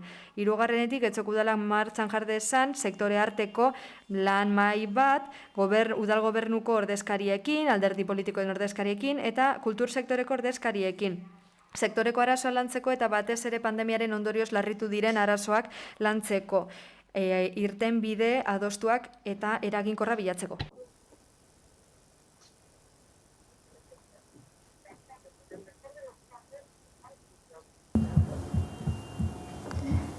González del Valle, señora González del Valle. González del Valle Andrea. Bai, orain falta zaidana da zuek ondo entzutea. No sé, es que no se oye nada en este momento. Momentu honetan ez da ezer entzuten. Entzuten nauzu? Bai, urrun baina bai. Bien. Bueno, a ver, yo he leído la propuesta del Elkarrekin Podemos. Elkarrekin Podemosen proposamena irakurri dut eta printzipioz onartzen dugu. Bai. Bueno, justifikatzera pasatuko naiz. Getxoko kulturaretotik esan ziguten, ari zirela Getxoko hainbat artista duten arazoa konpondu nahian pasatu da denbora, eta ikusi dugu hobekuntza esporadikoren musika barrin, baina ez da arazoa konpondu. Hala ere, osasun egoerak dela eta ikusten dugu oraindik ere infekzioa gorantua zela, infekzioa jaisten zela, gora eta bera dabiltzala. Eta beraz uste dugu denbora luzea igaro arte ez ditugula ikuskizunak izango. Asko bertan bera geratzen dira. Horregatik uste dugu Getxon behar izana badagoela artista eta aktorei udal edabideak utzi behar zaizkiela. Guztio dakigu artistek ondo dakitela sare sozialak erabiltzen. Baina, hala ere, udal komunikabide bat ere haien eskura egon behar da. Haien jarduera bultzatzeko, ideiak ezagutzeko, zer sortu duten ezagutzeko. Baliabide gehiago utzi behar diegu ezagutzera emateko eta lana errazteko, bizi ahal izateko.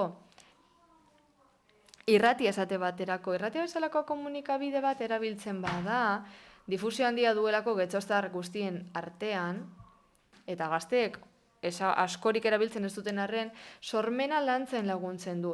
Esate baterako antzeslanak emititu daitezke irratitik. Eta irudien ordez, soinu akustikoak erabili. Ambiente desberdinak errepresentatzeko. Ahotsarekin jolastu aldakeinoak ordezkatzeko, laburbilduz, artisten ingenio erabili beharko litzateke eta gainera topaketa lekua litzateke adin desberdinetako jendearentzat eta kultura desberdinetako entzat. Musikarien kasuan gauza bera gertatzen da, askotan irudiek aldendu egiten gaituzte musikaren edukitik, ez dago ikigu zer transmititu nahi zaten duten. Eta mezuan, entzun bakarrik egiten bagun mezuan zentratzen gara. Musikariei, aktorei, gure udalerriko guztiei eman behar diegu aukera. Hau, COVID-19 ondorio ekonomikoa pairatzen ari delako. Eta horrela gainera, aprobetsatu egin dezakegu aukera, zerbitzu publikoa eskaini eta gure udal baliabideak erabiltzeko. Benetan pena litzateke, artisten eta aktoreen sormenaren parte bat ezerezean gerratzea, edabide desberdinetan haien lana partekatzeko aukera emateagatik. Gainera, Getxoko irratiak aurrekontu zuzkidura baduenez,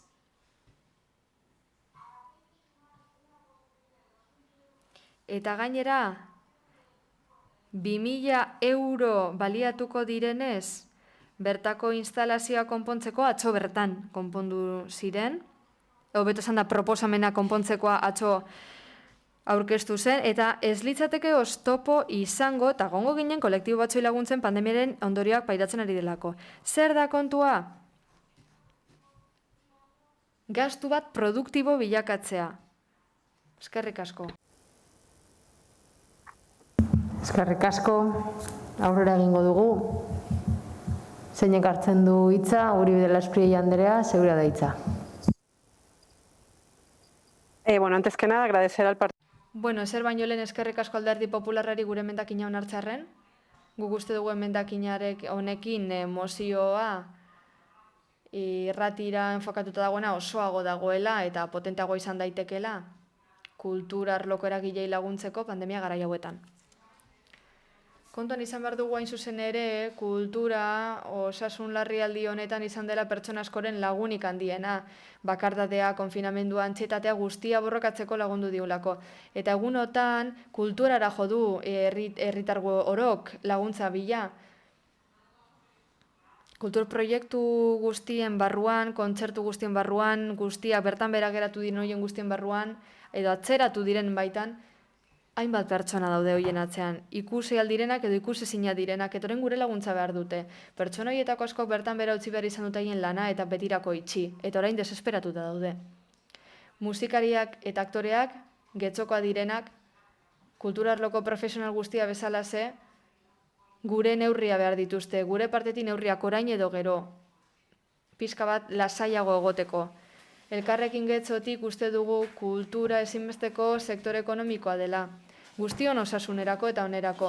Eta horregaitik erreskatatu egin behar dugu. Horregaitik uste dugu neurri guztiak, administrazio guztien partetik datozenak eta lagungarria direnak industria honetarako eta profesionaletako ongietorriak izango direla. Estrukturala zein paliatiboak izan. Gure ustez, emendakin honen bitartez hobetu egin dugu mozio hau, aberastu egin dugu. Eta eskatu nahi dugu baita ere, uste dugulago beharrezkoa dela Getxo irrateko programazioa hobetzea, bertoko artista promozionatzeko. Gaur udal honi eskatu diogu mahai sektorial bat sortzeko kultur kontuak lantzeko eta irtenbideak bilatzeko. Izan ere, guztiok batera landu behar ditugun gai asko daude, eta sektorean arazo asko zeuden lehendik ere doin pandemiarekin arazoa larritu egin dira. Alderdi Popularraren proposamenari helduz gero, guk ere nahi dugu edabidoie publikoak izatea eta udalak jendearen eskura jarritako baliabideak izatea. Mugimendu sozialen parte hartza izatea eta baita kulturalena ere. Udal irrati bizia, erabilgarria nahi dugu eta audientzia onarekin funtziona dezan, ikuspegi sozial zein kulturaletik. Getxo irratia momentu honetan ez dago nahi dugun espazioa. Eta gure hauteskunde programan planteatu genuenez, gaur benetan txalokatu nahi dugu proposamen hau bultzada ere emateko. Gainera uste dugu azterlan bat egin beharko genuela, Getxo irratiaren eraginaren eta onarpenaren inguruan hobekuntzak egiteko, gure udalerrien horren garrantzitsua den komunikabidean. Arro egoteko moduan gaudelako irrati horretaz. Berriro ere, mi esker. Por la enmienda, perdona. Berri esker emendakinagatik. Bai, Aio jauna, Gijarrubia Anderea batzutan kamaratik atera egiten da, bakarrik zentratzeko kamara mesedez. Bale? Eskerrik asko. Sí, muchas gracias de nuevo. Bueno, Eskerrik asko berriz, lehenik eta behin zera esan nahi dugu. Argi dagoen bezala nik uste du guztiok dakigula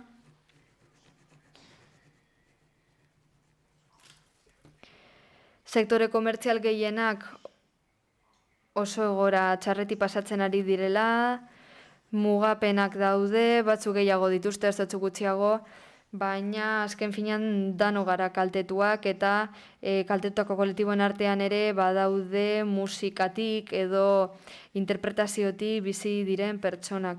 Hala ere Alderdi Popularrak proposatzen du irrati espazio bat sortzea pertsona horientzat eta gure ustez gobernu talde bat hau ez dator bat horrekin. Lehenik eta behin kultur sektore guztien laneko baliabide preferente ez delako irratia. Eta hau bezalako neurri bat, beraz, diskriminatzailea izango liteke irratian erosotasunez lan egiten ez duten pertsonentzat. Gainera, lehen komentatu den bezala, badakigu gainera, irratia berriro martxan jartzeko, inbertsio handia egin beharko litzateke, eta gure ustez, behar bada ez da momentu egokia inbertsio hori egitea edo ez behintzat honela. Gobernu taldetik zer hau erabaki dugu beste bide bati ekitea.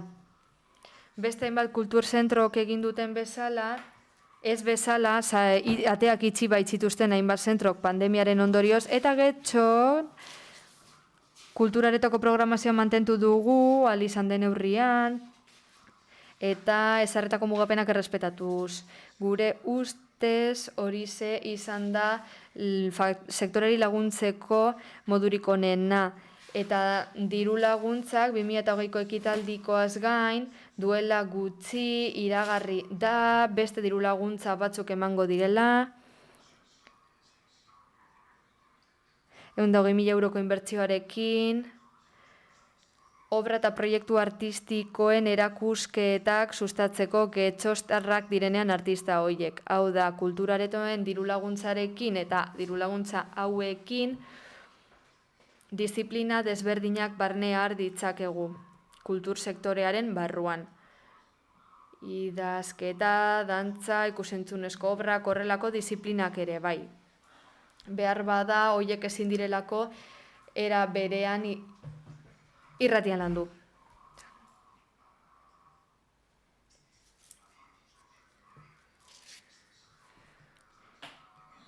Eta emendakin transakzionala onartu ostean, bertan ere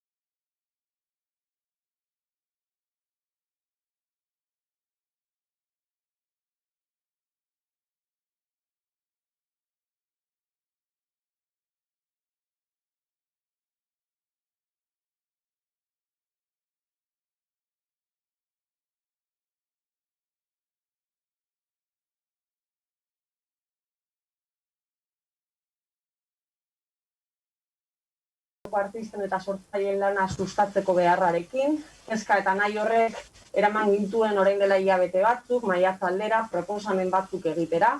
Proposamen horiek dagokien espazioan konpartitu genituen, alderdi politiko eta udal gobernuarekin, eta proposamen horien funtsa nagusiena, edo oinarri nagusiena zera zen. Getoko artista eta sortzaileen kontratazioa sustatzea getoko kultura agendan, ez?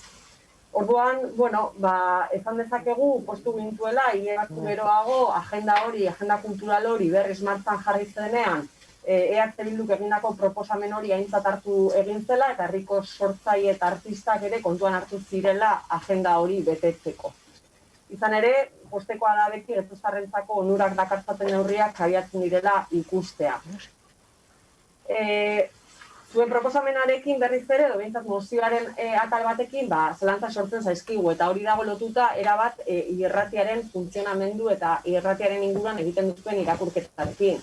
Izan ere, guk aspaldi uste dugu utzi egin zela udal irratiaren aldeko apostua egiteari, eta uste dugu ere erabaki hori ez dela aldatuko sortzaile eta artistentzako espazio bat eskaintzen.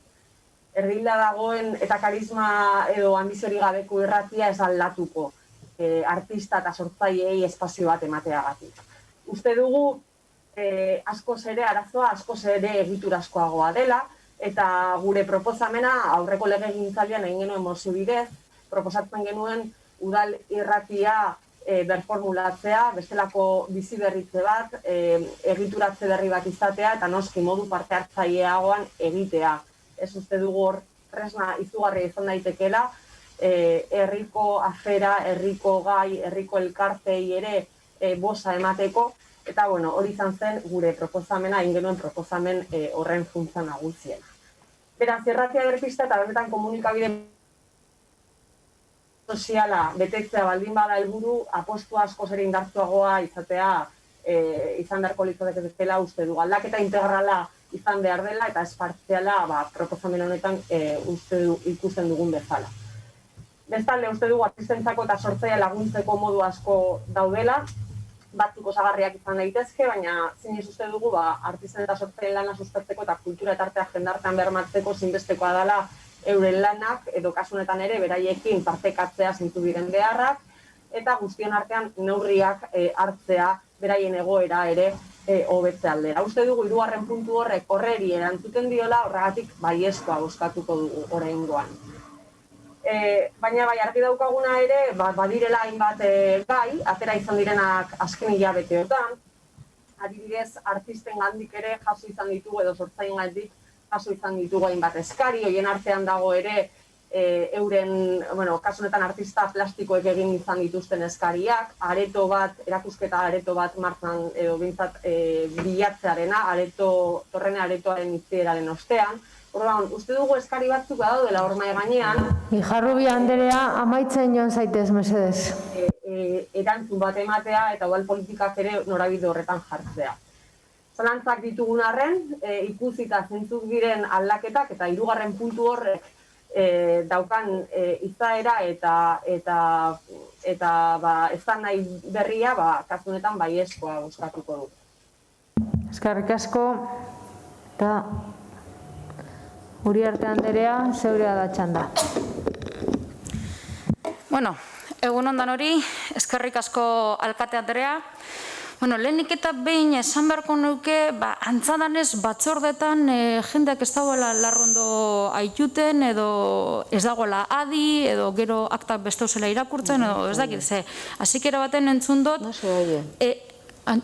Barkatu, no se oye la traducción de Arantxa.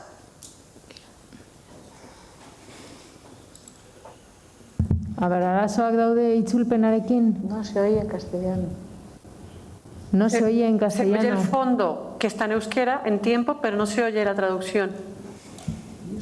Ahora te estamos oyendo, ahora sí. Ahora sí. Hemen entzuten da, hemen esaten Pero salta mucho.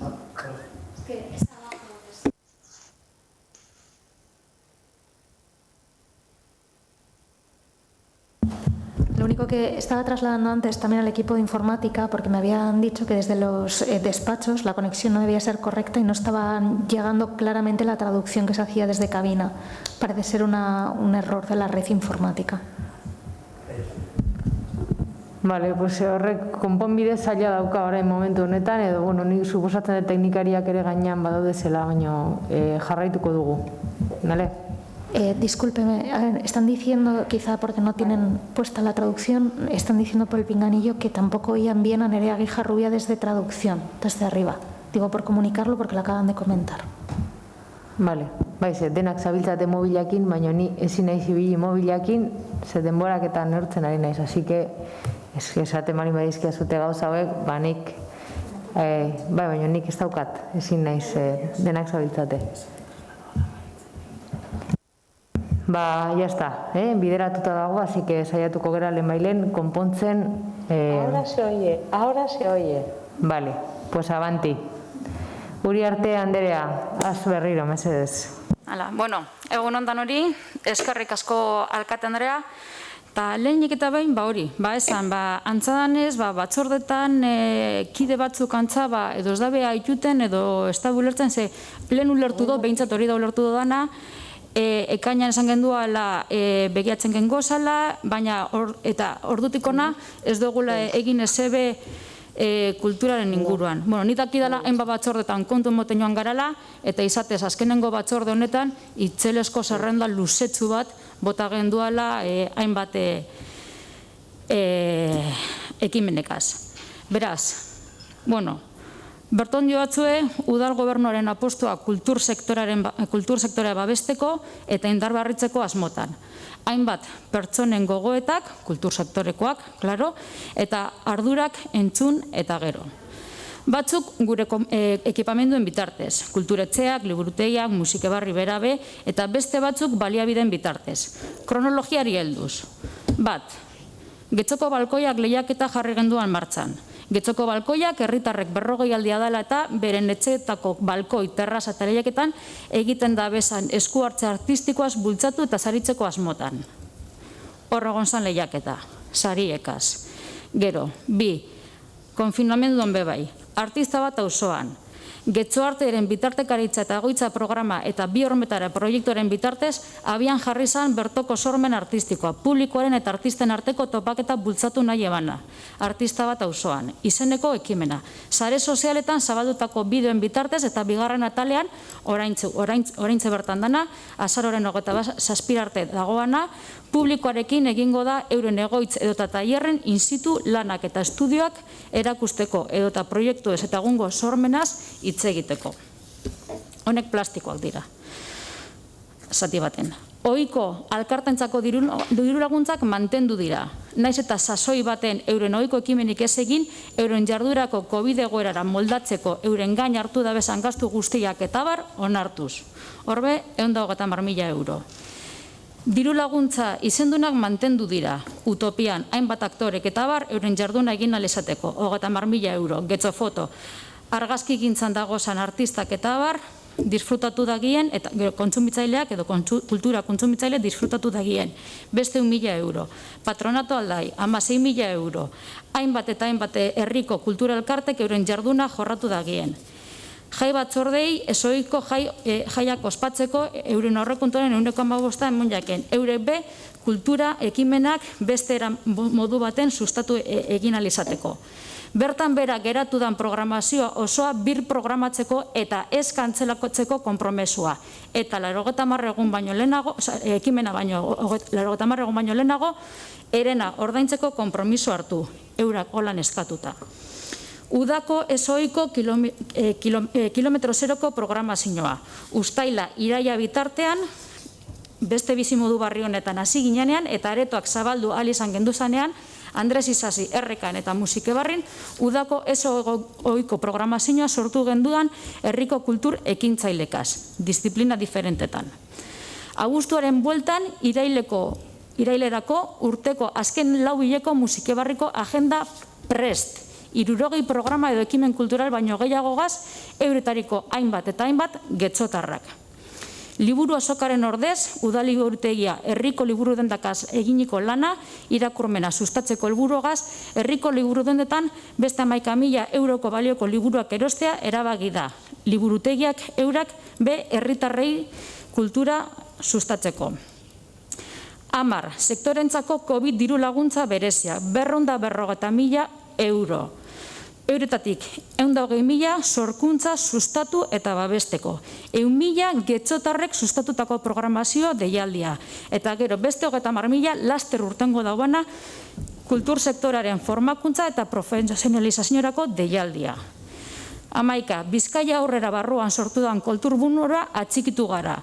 Kultur kontsumitzailei bai, eurei bai lagunduteko. Eskena Euskadiko ekoizle estenikoen elkarteagaz batera arte estenikoen artorkezunako mesua kongresua bultzatuz. Musika ekintzailentzako tailerra, hau 13. Getxoko coach eta artistak gidatutako saioa, bai proiektu profesionalari aurre egiten dautzen musikarientzat, bai bere musikaz erabat gozatu nahi daben pertsonentzat zuzendua. Getxotarra be bai. Gabonetarako programazio berezia. Kalbagatak ezin izango dira egin, baina diru hori kultur programazio osagarri bat egiteko erabiliko da Gabonetan. Eta 21. begira, 15. ekintza, getxotarrez sortutako edo inguruko artistekaz sortutako programazio ziklo berezia. Eskerrik asko. Eta eta bide batez, Elkarrekin Podemos izango dutzagu, hirugarren puntu horren ekarpena kontuan edukiko dugula. Eskerrik asko. Eskerrik asko, Uriarte Anderea. Ez dakite hitza hartu nahi duen berriro. Bai. Sí, yo. Bai, no, itxoin, González, bai. Zeurea da hitza. Gracias. González del Valle, zeurea da hitza. Eskerrik asko alkate Anderea. Oír bien la intervención de la señora Guijarrubia por el problema que ha habido en la traducción. Arazo bat egon delako itzulpenarekin. Hala, Aio jaunari zer esan nahi diot. Zuk esaten duzu, sektore gehienek pairatzen dituztela COVID-19 ondorioak eta arazoak dituztela sektore gehienek arazo ekonomikoak alegia. Baina, esaten duzu, denek ez dutela aukerarik irratia erabiltzeko. Hori diskriminazioa izango litzateke. Egia esan, ez dira guztiak izan behar. Irratia ezin dute guztiek erabili, noski. Baina, ahal dutenek erabil dezaten, ezta? Irratia hor dago, gastu bat dago aurrekontuan ezarrita horretarako eta esaten duzu, ez dela momentua gastu horiek egiteko. Aurrekontuetan sartuta dago, baina deigarria da hori esatea batez ere kontuan hartuta, atzo 2.000 euro pasa zirela partida batetik bestera. Hain zuzen ere, udal irratiko ekipoak konpontzeko. Baldin eta ez bada garaia gastuak egiteko, zergatik konpontzen dugu. Hori da, lehenengo gauza. Beraz, ez dit balio zure argudioak. Diskriminazioa ez da. Erabil dezakeenak erabiliko du, eta ezin duenak ez du erabiliko. Ni ez naiz zigoko bizikleta batean ezin dut txirrindula erabili, eta ez ditut besteak behartuko ez erabiltzera, ez naiz diskriminatuta sentitzen. EAJ-ari dagokionez, EAJ-aren ordezkariak esandakoari dagokionez, nik ez dut esan ez denik ezer egiten. Ez, ekainean esan zenuen aukerak aztertzen ari zinetela, hain zuzen ere, ekitaldi horiek guztiak berriz programatzeko eta bestela egiteko. Pandemiak modu berean egitea eragotzi duelako eta aukera bat bilatuko zenutela ba. Hori da, irratia erabiltzea hori da aukera bat. Bai, liburuak erosten dira, mundu guztiak irakurtzen du. Edo mundu guztiak irakurri beharko luke, hobeto esan da. Beraz, ez aldatu esandakoa. Ez dut esan ez denik ezer egiten musike barrin, baina esan dut musike barrin ez dela egin behar zen guztia. Pandemia egon ez balitz, beste gauza batzuk egingo ziratekeen eta ez ditugu gauzak nahaztu behar. Nik esaten dut gastua aurrekontuan ezarrita dagoela eta erabil dezakegula, besterik gabe. Hor dago, aurrekontuan dago, beraz, erabil dezagun zertarako artista guztientzat, musikarientzat. Antzerki bat egingo dugu, antzerki bat antola dezakegu, antzeslan akustiko bat antola dezakegu. Ipuin kontaketa bat, ipuin kontalariak aurrentzat, hori ere antola dezakegu, ipuin kontalaria aurrentzat. Horrela ere bai, kultura sustatzen da eta irakurketa ere bai, mila esker. Eskerrik asko, González del Valle Barkatu, gauza bat. Anderea. Nereak ez du intervenitu gero, baina debate erdia galdu indau, zarea galdu duelako, teknikaria egondalako behian, eta gauza horiek ez dakit nola bermatu daitezke, baina justo bera zegoen ez da behiran, ez dut uste zer esateko denik, baina gauza horiek... Baina aurrera egingo dugu, orain atzera ez du ezin dugu egin. Ja, baina aurrera begira dinot, Bueno, hau da, dagoena. baina gitxienez zuek bere partido politikokoak zerate hemen eztabaida entzun duzute eta defentsaren bande baduzute egin, egin dezakezute.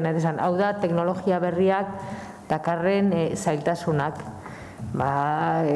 Hobetzen jungo gera sistemakin, baina... Bale, matatu zaio, orduan reiniziatu behar da, horrelako gauza gertatzen dira, horregatik nahi ginen semipresentziala izatea.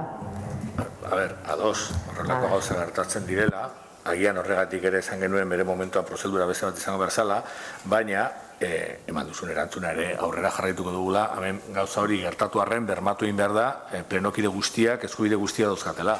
Bai, hori ez dizut ukatzen Rodríguez jauna, baina ez dugu eztabaida atzera botako, orain edo bai. Horregatik aurrera egingo dugu. Bai? Bijarrubia, Anderea, entzuten duzu orain ondo?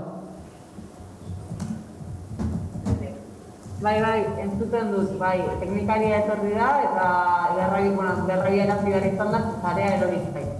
Baina, bakarrik ezatea noski aurrera egingo duzuela, hori ez dut eskatuko aztera egiteko, baina, uste dut ere agian erantzuna eta lazuzunena izan alkatearen aldetik. Eskerrik asko. Aurrera jarraituko dugu orduan.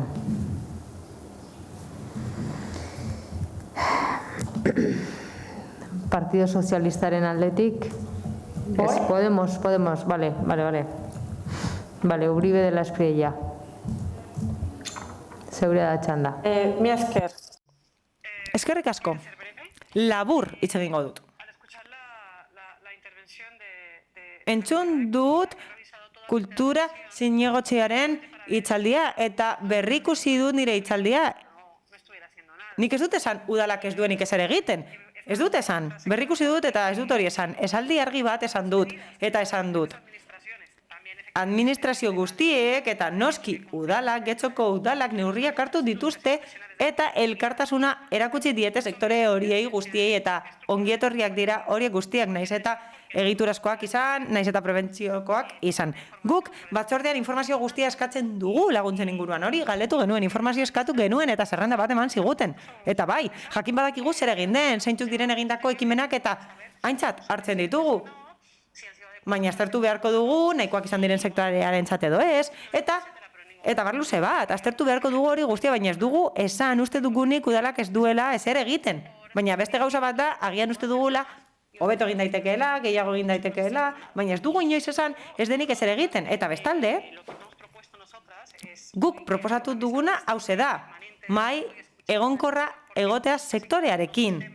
Beste gai batzuekin hori dago eta kulturan ez daukagu espazio hori eta gustatuko litzaigu espazio hori sortzea eta eraginkorra izatea. Hau da, beste leku batean baztertuta ez geratzea saiorik gabe, bilerarik gabe, ez. Benetan funtzionatzea nahiko genuke. Horrek, aberaz dezakeelako kultur zinegotziaren lana eta udalaren lana aldi berean. Horregatik, irantzunen hitza hartzen dugu, irantzuri egokia iruditzen zaio, 3. puntua eta horregatik bere hitza hartzen dugu. Baina nola hartuko da kontuan gure proposamena? Hori da gure galdera, mila esker. Eskerrik asko. Ikusten dezute, sarean arazoak daude zela. Orduan, aurrera joango gera pixkanaka, egia da, denak bermatu behar dugula denan parte hartzea, hori ari gera saiatzen, baina batzutan ezinezkoa izango da. Orduan, horregatik gaude hemen taldekide batzuk, elkarrizketak eta debateak aurrera jarraitzeko. Zeinek hartzen du hitza orain? Ez duzute hartzen, zuekoak, bale. Bildukoak, hartzen duzute hitza? Ez? Bale. Bai? Zurea da hitza, Uriarte Anderea. Bai, gauzatzu bete pare bat argitzarren. Entzun Elkarrekin Podemosetik ez dute esan gure izan eurek hori esan da benik, udaletxetik ez dugula egin ezebez, eta bigarren puntualizazioa da, esan dut, ekarpena jaso egiten dugula, hartu egiten dugula.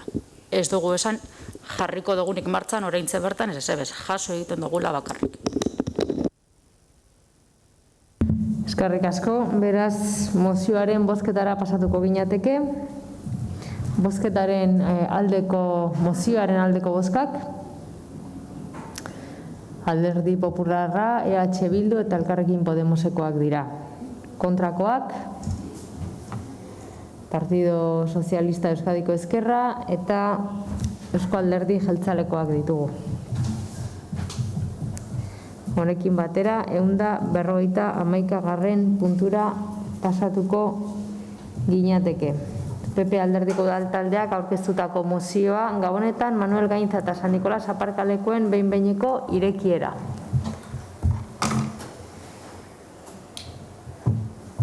Bai, Andrade jauna. Eskerrik asko alkate anderea. Gabonetan Manuel Gaintza eta San Nikolas aparkalekuen behin-behineko irekiera. 2020ko urtarrileko osoko bilkuran Alderdi Popularrak osoko bilkurari proposatu zion Manuel Gaintza aparkalekuko partzelen adjudikazioa izapidetzen hastea. Orduan ohartarazi genuenez, udal honek pleguetan eta lehiaketetan erakutsi ohi duen arduragabekeria dela eta baliteke aparkalekua amaitzea eta ezin izatea erabili. Hori gertatu da. Eta lase gertatu da, 2020ko uztailean amaitu zen aparkalekua eta gure herritarrak ezin dira ura erabiltzera sartu. Eta gutxienez, 2021ko martxora arte ezin izango dut erabili, kasurik onenean. Izan ere, urrira arte, ez dituzte hasi urtarriletik eskatzen egon garen izapideak. Berriz ere, aparkalekua ez erabiltzeak herritarrak kaltetu ditu, baita algortako merkatari zein ostalariak ere. Merkatari eta ostalariak itxaropentsu zeuden.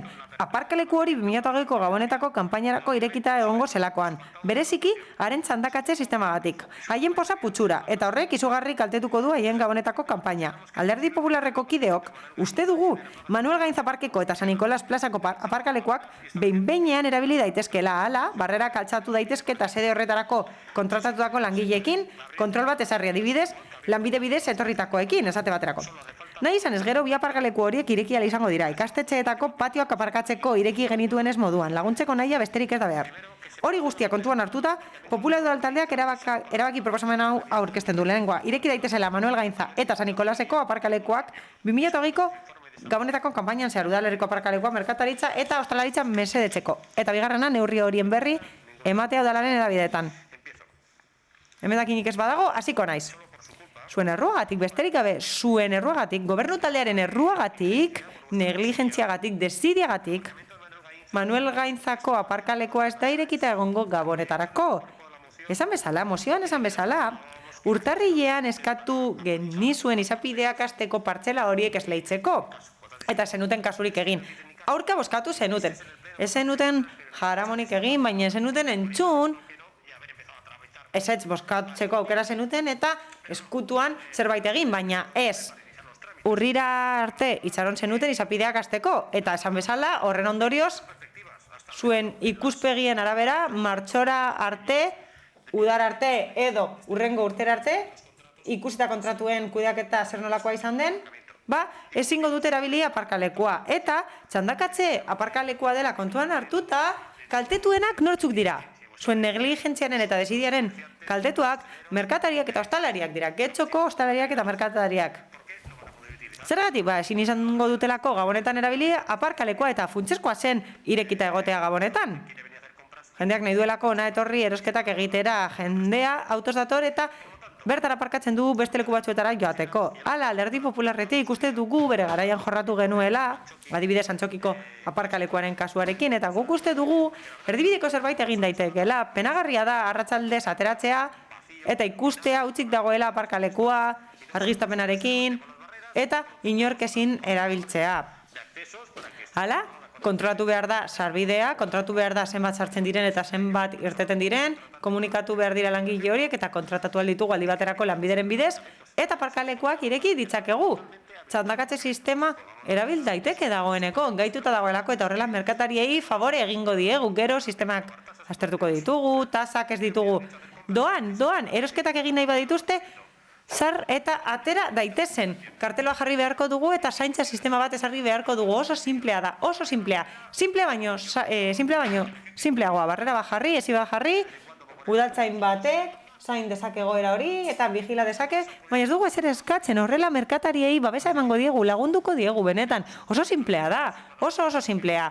Aurrekoan, antzokiaren inguruan eztabaidatu genuenan, aurka bozkatu zuen gobernu taldeak eta jakin badakigu, udal gobernuak ez duela ezer egin nahi merkataritzaren eta ostalaritzaren alde. Logiteko hiri bat besterik ez du nahi gobernu taldeak. Lehen aipatu da kontsulta foroa, ez dakit gobernu taldeak hau ze esan duen. Enpresen kontsulta foroak esandakoa kontuan hartu dutela esan dute, proposamenak egiteko, naiz eta ridikuluak diren. Ba beno, hau ere badago kontsulta foro horretan eta merkatariek eskatu zuten hori gabonetan irekitzeko, eta nik jakin badakite zutela sinesten esan zenietelako gabonetarako irekiko zirela, eta haiek ez zuten sinesten, eta oraindik ez dute sinesten. Nik uste dut ekimen hau simplea dela, eta denok egon gaitezkela ados, mesede egingo diogulako merkataritzari. Mi esker. Jauna, eta mi banderea zeure daitza. Urteko galderetako bat, berriro osoko bilkuren aretonetan noiz irekiko da Manuel Gainzako aparkalekua, eta horrez gain, bizilagunek noiz izango dituzte San Nikolase parkineko plazak presionean. Eta hori kontutan aukinda, pandemia goeran gaudela eta ostalaritza eta merkataritza laguntza eskatzen. Eta eskakintasun eta desesperazioa bete hauetan aurrera egiteko neurrien zain. Eta Manuel Gainzaren aparkalekua Alderdi Popularrak esan bezala, hor dago algortardian hainbeste urten plangintzan egon ondoren. Ez dakiz zenbat aldiz entzun ditugun galdera hau, zergatik ez da behingoz irekitzen parkina hau eginda dago, edo udala zeren zain dago. Oso zaila da benetan erantzunea azaltzea, oso zaila delako ulertzea zergaitik gauden oraindik egoera berean. Bazenekiten obra gutxi gora bera noiz amaituko ziren epe batzuk zenituzten, ordenantza planteatzeko, pasaden hilan osoko bilkurara ekarritakoak, prezio publikoak, funtzionamendua eta bare erregulatzeko. Eta orain antza denez guztien nahi dut orain irekitzea, baina badirudi ez beti falta dela zerbait. Orain zer dira, esleitzeko pleguak, ez duzu egutegi bate plangintzan barruan, jakiteko nola kudeatu behar zen eta parkina ireki gabez geratzeko, txapuzero itxura ematen ari gara jendaren aurrean. Eta parkalekua erabiliko ez bada ezin da ulertu. Ez behintzat kalean dabiltzenen ikuspegitik. Eta gainera kontutan izan da ostalaritzatik eta merkataritzatik eskatzen ari direnean behingoz argitzeko kontu hau. Galdera zehatz bat daukago, espero dugu erantzuna jasotzea. Aparkalekua gabonetarako idiko da? Eta ez esan saiatuko zaretela momentu honetarako ja zerbait jakin beharko zenuketelako. Noiz aurre ikusten duzu parkina irekitzea. Uste dugu badela garaia erantzun zintzoa eta argia jasotzeko. Forumo egokia, momentu egokia da. Aparkaleku honekin zer egin daiteken jakiteko. Gure ustez ezinbestekoa da irekitzea, baina baita ere Alderdi Popularrekoi esan nahi diet, provisional modurare hobeto dela, behin betiko irekitza eta listo, baina guk irekitza bino ez dugu nahi eta berez aldeko bozka emango dugu, baina espero dugu gobernu taldeak erantzunen bat ematea, izan ere diagnostikoarekin bat gatoz. Eskerrik asko. Eskerrik asko, mi banderea, eta Aio jauna zeurea da hitza.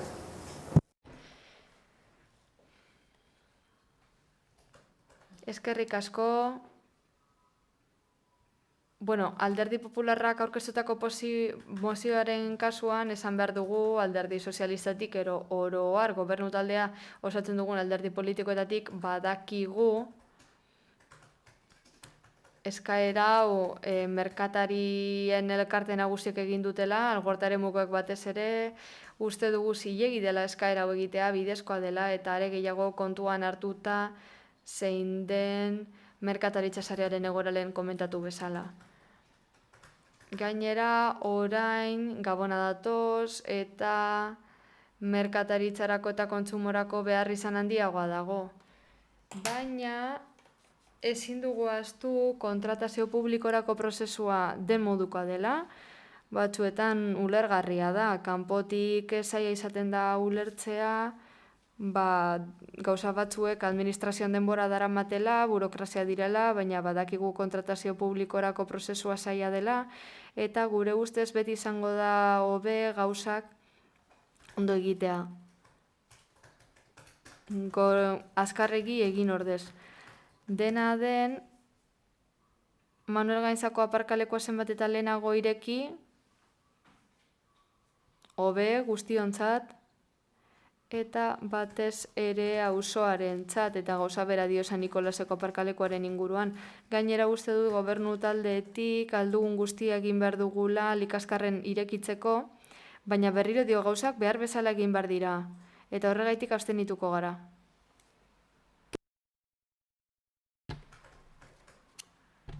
Bildutik zeinek hartuko du hitza, Guijarrubia Andrea, zeurea da txanda. Vale, bai, entzuten da, ezta? Guk bi mozioak azkenan hitz egiten du bi parkinen inguruan, eta bakoitzaren inguruan badaukagu iritzi bat edo posizio bat, ez? Askotan azaldu dugu gure kezka eta kritika San Nikolas azpian dagoen parkinaren inguruan, parkina utzik egotearren.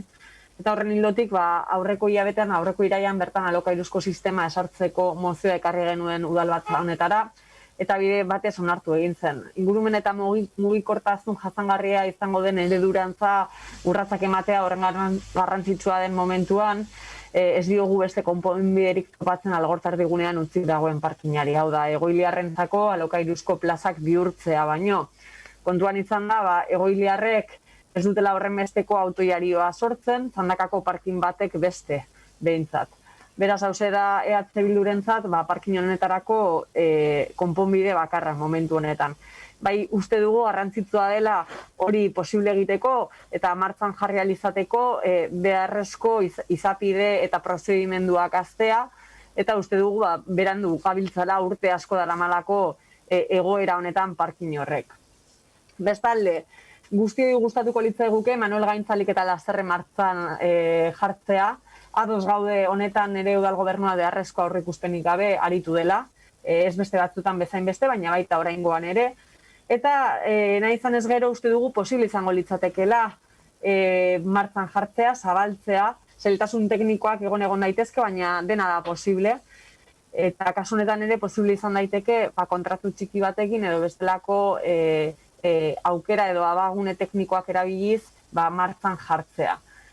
Hala ere, ezan bezala, uste dugu gainera egoera badala eta aurretik ere aipatu duzuen bezala bai herriko dendari zein ostalarientzako egoera da dena eta parkinaren irekierak nolabait arinduko luke egoera hori eta azken finean ere izango litzateke zerbait positiboa Manuel Gainzako parkina irekitzea. Baina hala ere, zan dugun bezala ez dugu konpartitzen San Nikolaseko parkinaren zandakatze parkina izatea.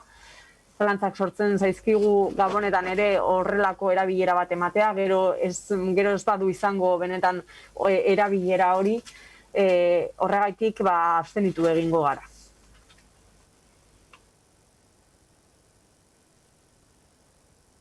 Eskerrik asko, Guijarrubia Andrea, eta Ocio Andrea, zeurea da hitza.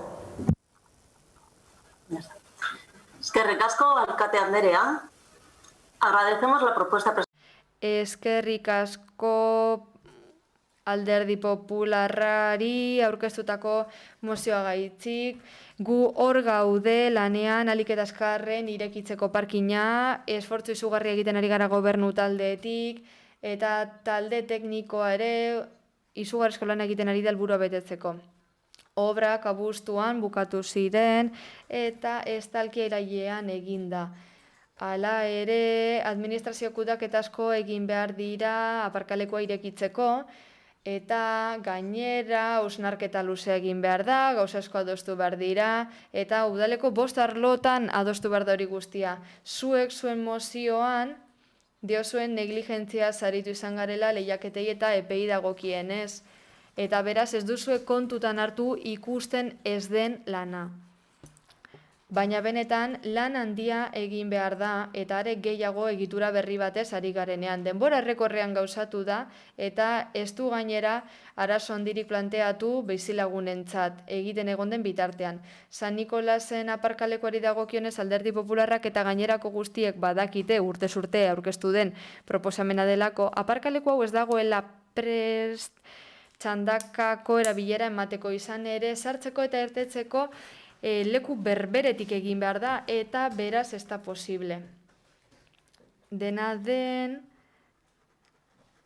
Gabonetako kanpaina erabiltzea aparkalekuak ireki edo ez irekitzeko nik uste dut ez dela jokabide egokia zuen partetik. Ostalaritzak eta merkataritzarako hausnarketa estrategikoa egin behar da eta udaletik, teknikaren partetik, zein udal gobernuaren partetik aldugun guztia egiten ari gara elkarteekin lankidetzan aritzeko eta pandemiak eragindako kalteak murrizteko.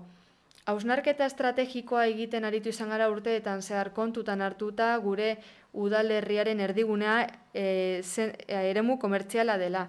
Oinezkoentzako espaloiak egin dira kasu batzuetan, dendei laguntzen diegu, udaleko eskumenen bitartez zein udalaz gaindikoen bitartez. Lan handia egin da eta zuen mozioan bakarrik algorta aipatzen duzue, baina ez ahaztu Romo eta Areta inguruko merkataritza. Urte honetan ere egokiden arloarekin koordinatuko gara, Romoko ikastetxe publikoaren jolas eremua aparkaleku modera erabiltzeko Romoko bizilagunek ala eskatuta eta horrela, Areta eta Romo inguruan ere aparkalekoa izango dute Gabonetarako. Azkenik aukera hau aprobetxatu nahi dut, gogorarazteko aparkatzeko bi toki daudela estrategikoki kokatuta beste udalerri batzutatik datozen pertsonentzat. Geltokian utz dezakete kotxea eta gure udalerriko nukleo ezberdinetara joan garraio publikoa erabiliz. Ibarbengoa eta Leioako aparkaleku disasori ezari naiz eta zorionez metroak udalerriko puntu guztietara hurbiltzen gaitu eta erdigunean baditugu metroaren geralekuak. Gure udalerrira hurbildu nahi diren pertsonak Gabonetako erosketak egitera bertan utz dezakete kotxea obaria daraman tarifaren bitartez edo bestela garraio bide iraunkorraren alde egin dezakete. Badute beste aukera bat ere. Portu zaharrean edo beste eremu batzuetan aparkatzea eta igogailuak erabiltzea. Horregatik guztiagatik gu abstenitu egingo gara. Eta Elkarrekin Podemosek egindako galderarien arira berriro diot benetan gogoz ari garela lanean, baina baieztatuko dugu hala egin daitekenean. Erantzukizuna eta zorroztasuna dira udal gobernu honen konpromisoak. Eskerrik asko. Eskerrik asko, Ocio Anderea. Eta Andrade jauna, zeure da txanda. Eskerrik asko, Alkate Andrea, aurreko islariak egin bezala, eskerrak eman nahi ditut, esandako guztiagatik, baina ez nator bat haiekin, eta ez didate balio eta ostalari eta merkatari, ere ez. Duela gutxi esan da zilegi dela eskaera egitea, baina ez. Oso ondondo, baina gero ez. Lotxagarria iruditzen zait benetan. Eta EAJ-ko bostera mailak esan dit. Iraingarriak iruditzen zaizkiola gure hitzak desidiaz eta negligentez ari garen, da esango dugu bestela, zer da ba hori? Udalkudeaketaren errua da. Ez gaudela ohituta udalkudeaketara, ohituta hori lan egitera. Eta enpresa pribatu baten bitartez lan egitea, aparkaleku bat egiten ari dena, eta badakiela, ustaian bukatuko dela da ustaia iristen denean, prezioak ez daude prest, tasak ez daude prest, ezer ez dago prest. Imaginatu enpresa pribatu baten zer gertatzen dema, norbait kalera doala, baina behin eta berriro diot osoko bilkura honetan, lotxagarria dela. Jakinda ustaian aparkamentuaren obra bukatuko direla, eta garaiz bukatu dela jakinda, udal hau ez enpleguekin hasi urrira arte. Jakinda urtarrilean, Alderdi Popularrek esan bezala jada pleguak eginda egon behar zirela, eta ustaierako ja partzelak esleituta egon behar ziren. Partzelak banatuta egon behar ziren bizilagunen artean. Otsaierako pleguak onartzuta egon behar ziren, zuek urrian egin duzue. Zergaitik itxaron behar dugu pleguen tramitazioarekin hasteko, ez dago horretarako arrazoirik. Alperrak zarete eta negligentziaz jardun duzu, ez dago beste azalpenik lotxagarria benean. Jardunbide estrategikoa ari zara, hausnarketa estrategikoa egin duzuela, merkataritzaren mesedetan, gobernu talde honek 37.000 euro hoi dira aukerak merkataritza eta ostalaritzako, eta lotxagarria da. 37.000 euro lotxagarria da, kopuru lotxagarria, hori ez da hausnarketa estrategikoa, hori da erridikulo egitea. Izan ere, zuek, aholkularitza foroari egiten diozu kasu nahi duzuenean, esan dizuetelako ireki behar dela aparkalekua, gabonetan erabili behar dela, eta zuei berdin zaizue orain ganera kontrasanetan erortzen zaite, da Ibarre bengo gara, edo Leioara joan beharkera aparkatzea, edo ere gara, igogailuak ez du gainera funtzionatzen kasu gehienetan, eta gero Romoko ikastetxeko aparkalekua irekitzen duzue, bertan aparkatzeko jenteak eta handi mugitzeko. Eta ezin dugu gauza bera egin erdigunean daukagun aparkalekuarekin, ikastetxetakoak eta ireki ordez ezin dugu hau ireki, ez duzuen nahi, hori da egia, ez duzuen nahi, eta ez duzuen ez nahi, esan bizilagunei. Eskerrik asko, Andrade jauna. Amigo Anderea, zeurea da hitza.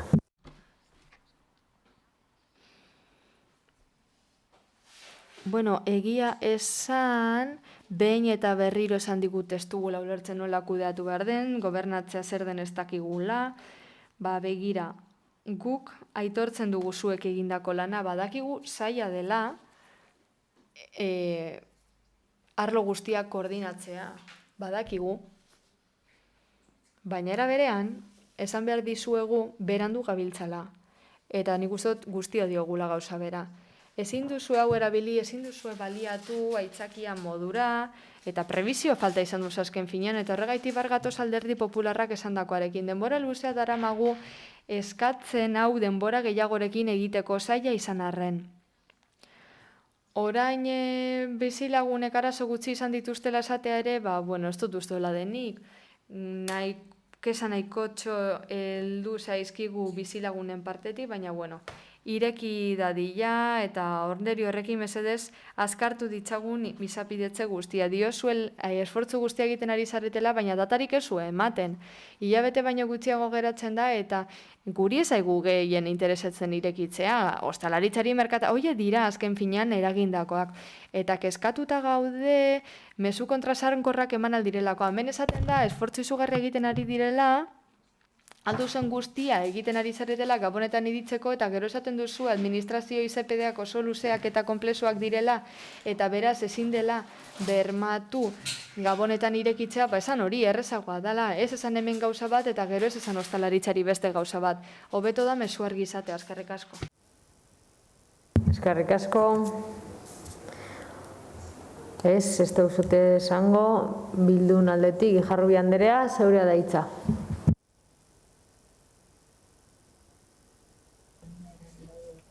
Bai, Gijarrubi Anderea.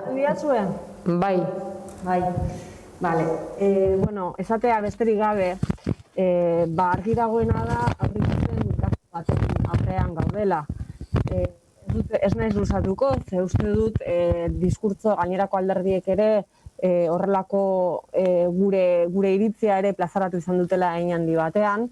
Uste dugu aurreikuspenik falta egon dela kasu honetan ere bai, eta arduratzen gaituena benetan da horrelako kasuak etengabe ematea. Bai, etengabe ematea eta ez bada Manuel Gaintzaren parkina, da beste eraikin bat edo beste kudeaketa bat. Orduan bai arduratzen gaituela horrelako atzerapenak edo aurreikuspen faltak egotea etengabe. Beraz, bai gustatuko litzaiguke kontutan izatea horrelako egoerak zintzu diren eta aurreikuspen handiagoarekin jokatzea. Jokatzea beti ere herritarren onureak kontuan izanik.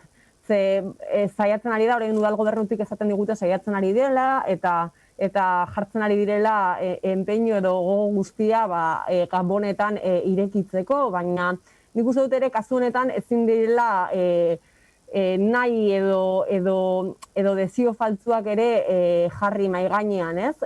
Hau da, benetan posible izango da irekitzea, edo benetan, kasu honetan ere, atzerapen horren ondorioz ere, ez dugu aukerarik edo ez dute aukerarik izango parkina erabiltzeko. Hori da argitu beharra dagoela, baina uste dugu garrantzitsuagoa dela horrelako kasuak berriz gertatuko direla ekiditea. Eta horretarako kudeaketan egon beharreko aldaketak eta hobekuntzak egin beharko liratekela uste dugu. Eskerrik asko.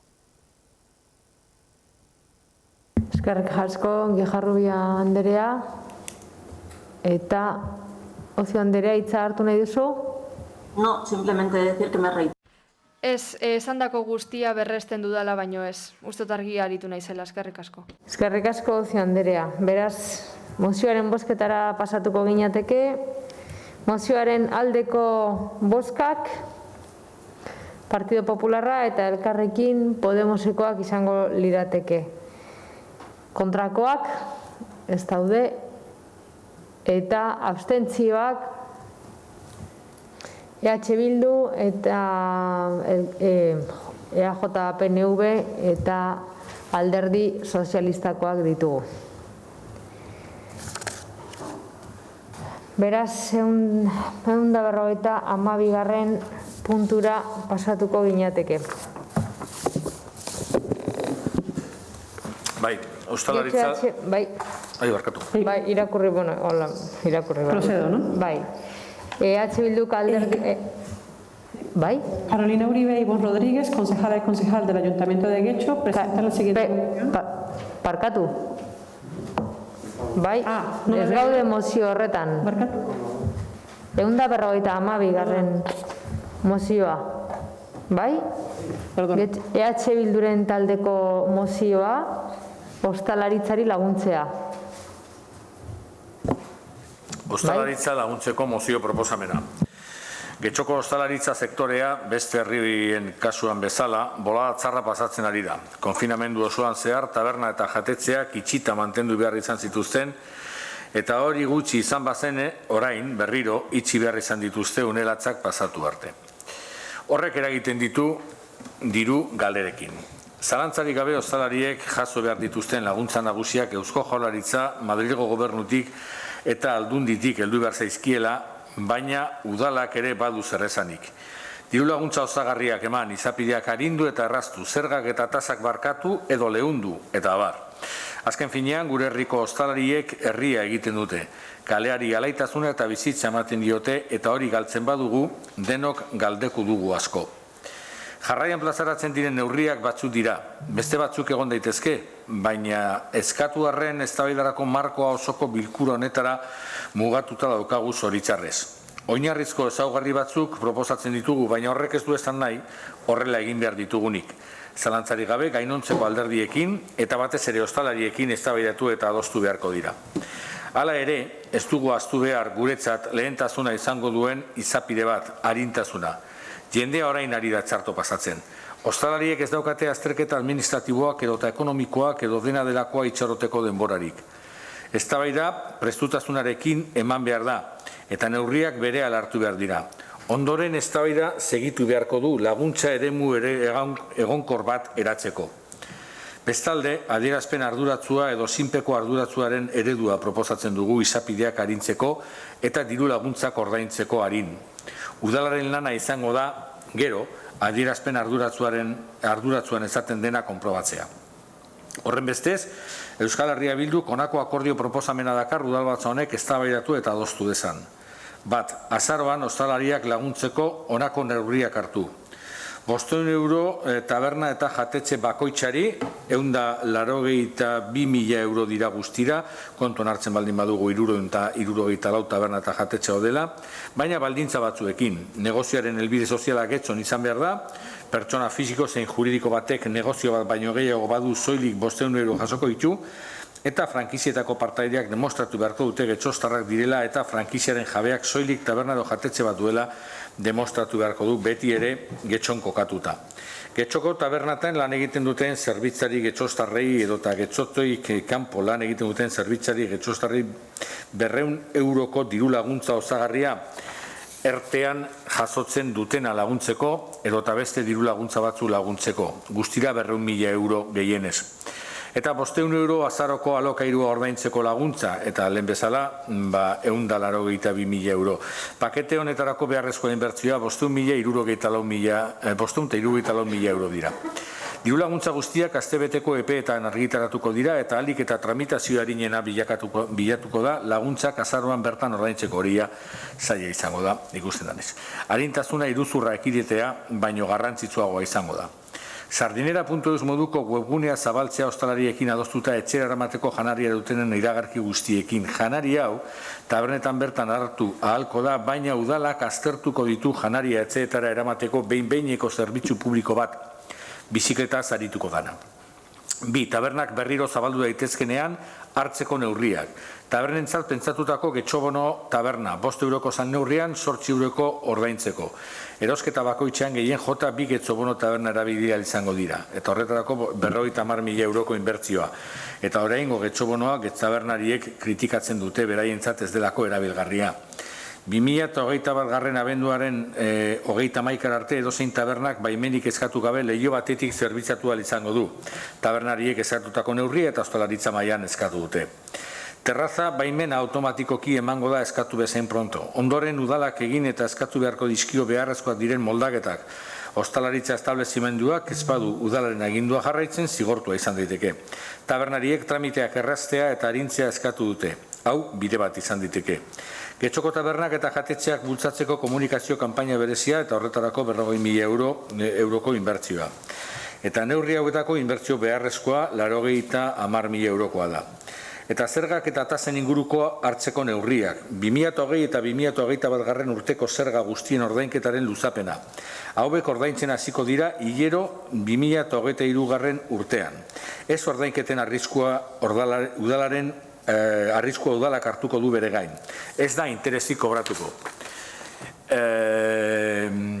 Ibiaren 50%ko deskontua lonja jabe kobaria jasoal izango dute, beti ere alokairua gutxienez 60% jaitsi badute itxita egon diren egunetan edo 50%ko urte osoan. Beharrezkoa diren moldaketa leganak egingo dira. Zaborrak eta ostalderia udalak bere gain hartuko du tasa honen ordainketa itxita dauden egunean. Edukiontziaren sistemari atxikitzea zabortasen obaria jaso izateko beharrezkoa izango da. Terraza tasa ez da kobratuko itxita dauden egunetan. Eta orain landu beharreko neurriak epe ertainean implementatzeko dira getxoko ostalaritzan plangintza estrategikoa egin tabernari eta jatetzetako ordezkariekin, alderdi politiko guztiekin eta beste eragile sozialekin batera pandemiaren une latzenak pasatzen direnean abiatzeko. Kasu honetan, ostalaritza maila dagoela esan denezakete, baina egia esateko, mai horretan orain epelaburreko neurrietan pentsatzen dute soilik. Batez be, dinamika zehatz bat ezartzen badu aukera izan daiteke. Neurriak bakarrik azaltzen diela uste dut, lehen izan dugun eztabaidaren parekoa dira, eta lehendik datorrenez eztabaida nik bai aipamen bi egin ditut, batetik lehen ez dakit txartu azaltu nahi zen, edo txartu ulertu didan sustapen ekonomikoko zinegotzia. Los comerciantes no tienen duda sobre el delivery y el... Merkatariek ez dute terminoien inguruko zalantzarik, ez dakite zuek lagunduko te duzuen haiek benetan kontrolatzen duten zerbaitetan. Eta baita ere, esan duzen martxan jarri duzuela merkatariek eskatutakoa, nik hemen daukat mezu bat freskoa, diola horrela. Esan guk ez dugula horrelako ezer eskatu, esan genuen diruzarrerak 0, gastuak 0 eta zuzeneko laguntzak. Hau da sos ostalaritzako ordezkaria, eta ez dio ezuek kasurik egin. Egia da, zuzeneko laguntzak eskatzen du, baina ez dituzue eman. Eta neurri hauek, lehen esan dudan bezala, igorri genizkion alkateari, lau zinegotzio sinatuta, eta erantzuna jaso genuen. Erantzunean, alkateak ezkertzen zigun gutunaren inguruan gauza asko, esan daitezke, baina guretzako itzuzak ziren. Hemen egin duzuen bezala, gobernuak eta egiten dituzten neurrien berri ematen zigun, baita ere udalak arestian edo aurreko lehenengo olatuan eginiko horren berri ematen zigu. Baina gero, ere esaten zuen, udal gobernua eta getxolan etengabe ari dira ostalariekin edo komertzioekin batera, beraiekin beharrak eta proposamenak landuz. Lehen ikusi dugun nola lehenengo kontaktua izan zen itxiera gertatu eta 10 edo 12 egunetara. Baina gero esaten zigun, foro konsultiboa aste horretan bildu zela, egia da, bildu zen astelena 16. Arestian aipatu dudan bezala 16an egin zen bilera legia. Eta gaineratu zuen, Oker ez banago, zuek ere bertan parte hartzen duzue. Sentitzen dut, alkate Andrea, baina akor zaude. Guk ez dugu foro horretan parte hartzen. Eta kezkagarria iruditzen zaiguna, da alkateak ez ezagutzea gobernuak berak martxan abiatutako mekanismoak. Y nos parece preocupante que la alcaldesa no conozca cómo funciona. Eta kezkagarria iruditzen zaigu haien martxan jarritako mekanismoak ez ezagutzea. 16an hostalaritza maila batu zen eta hor ez daude alderdi politikoak ordezkatuta. Ez genuen gonbitari jaso, baina badirudi gertatzen denez jakitearen kontu hau errepikatzen dela alderdi sozialistan. Esaten dutelako hostalaritza foroan erabaki zelako eta gezurra da. Eta bakizu zergatik den gezurra oso erraza da. Hostalaritza foroan hartzen diren erabakiak eta kontuten hartu erabakiak ezin direla hartu hostalaritza maila horretan kontraste maila joan behar dira. Eta ez da kontraste maila batu. Beraz, ez dago erabakirik hostalaritza mailan hartu denik. Beraz, esan gauzak diren bezala, esan egia. Eztabaidatzen aritu gara Manuel Gaintza aparkalekuaren inguruan. Eta Andradek esan bezala, kontraste foroan, edo kontraste mailan, hostalaritzak itz baino lehenago, egin zen azken bileran galdetu zuten hostalariek, ea aparkalekua irekiko zen. Eta gobernua zer esan zuen, proposamena batuko dugu. Eta gero guk esan behar izan genien hostalariei ezela aparkalekua irekiko ezegolako denbora materialik guztia izapidetzeko. Borondatea badago irekiko litzateke alderdi popularraren formularekin, baina ez dago. Eta uste dut ondo ulertu dugula osoko bilkura honetan zertan datzan bildu edo batu hitza. Kulturako zinegotziak argi eta garbi izan digu, biltzeak ez duzan nahi aplikatuko dugunik, bilduko dugula eta listo.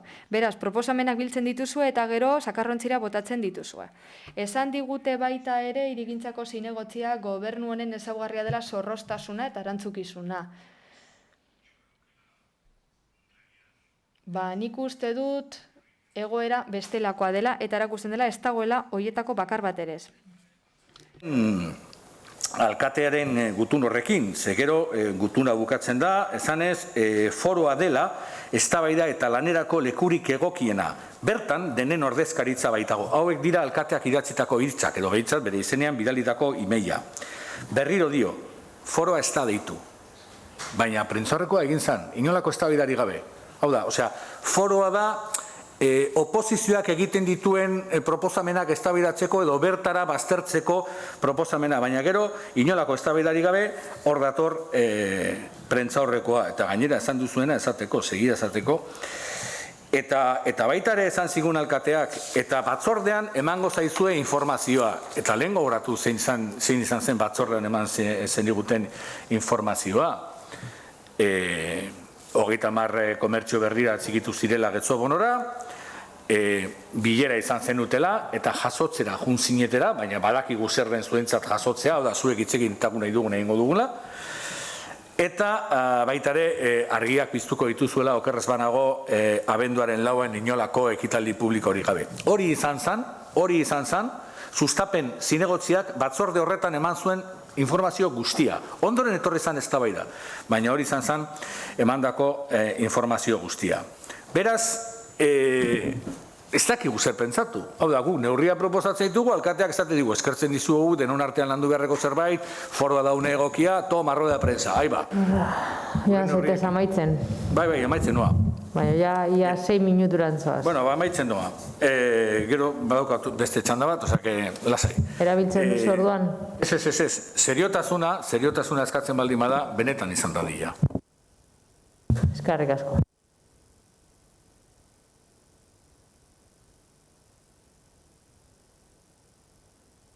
Uribe de la Espriella, Andrea, zeure txanda. Eskerrik asko. Eskerrik asko.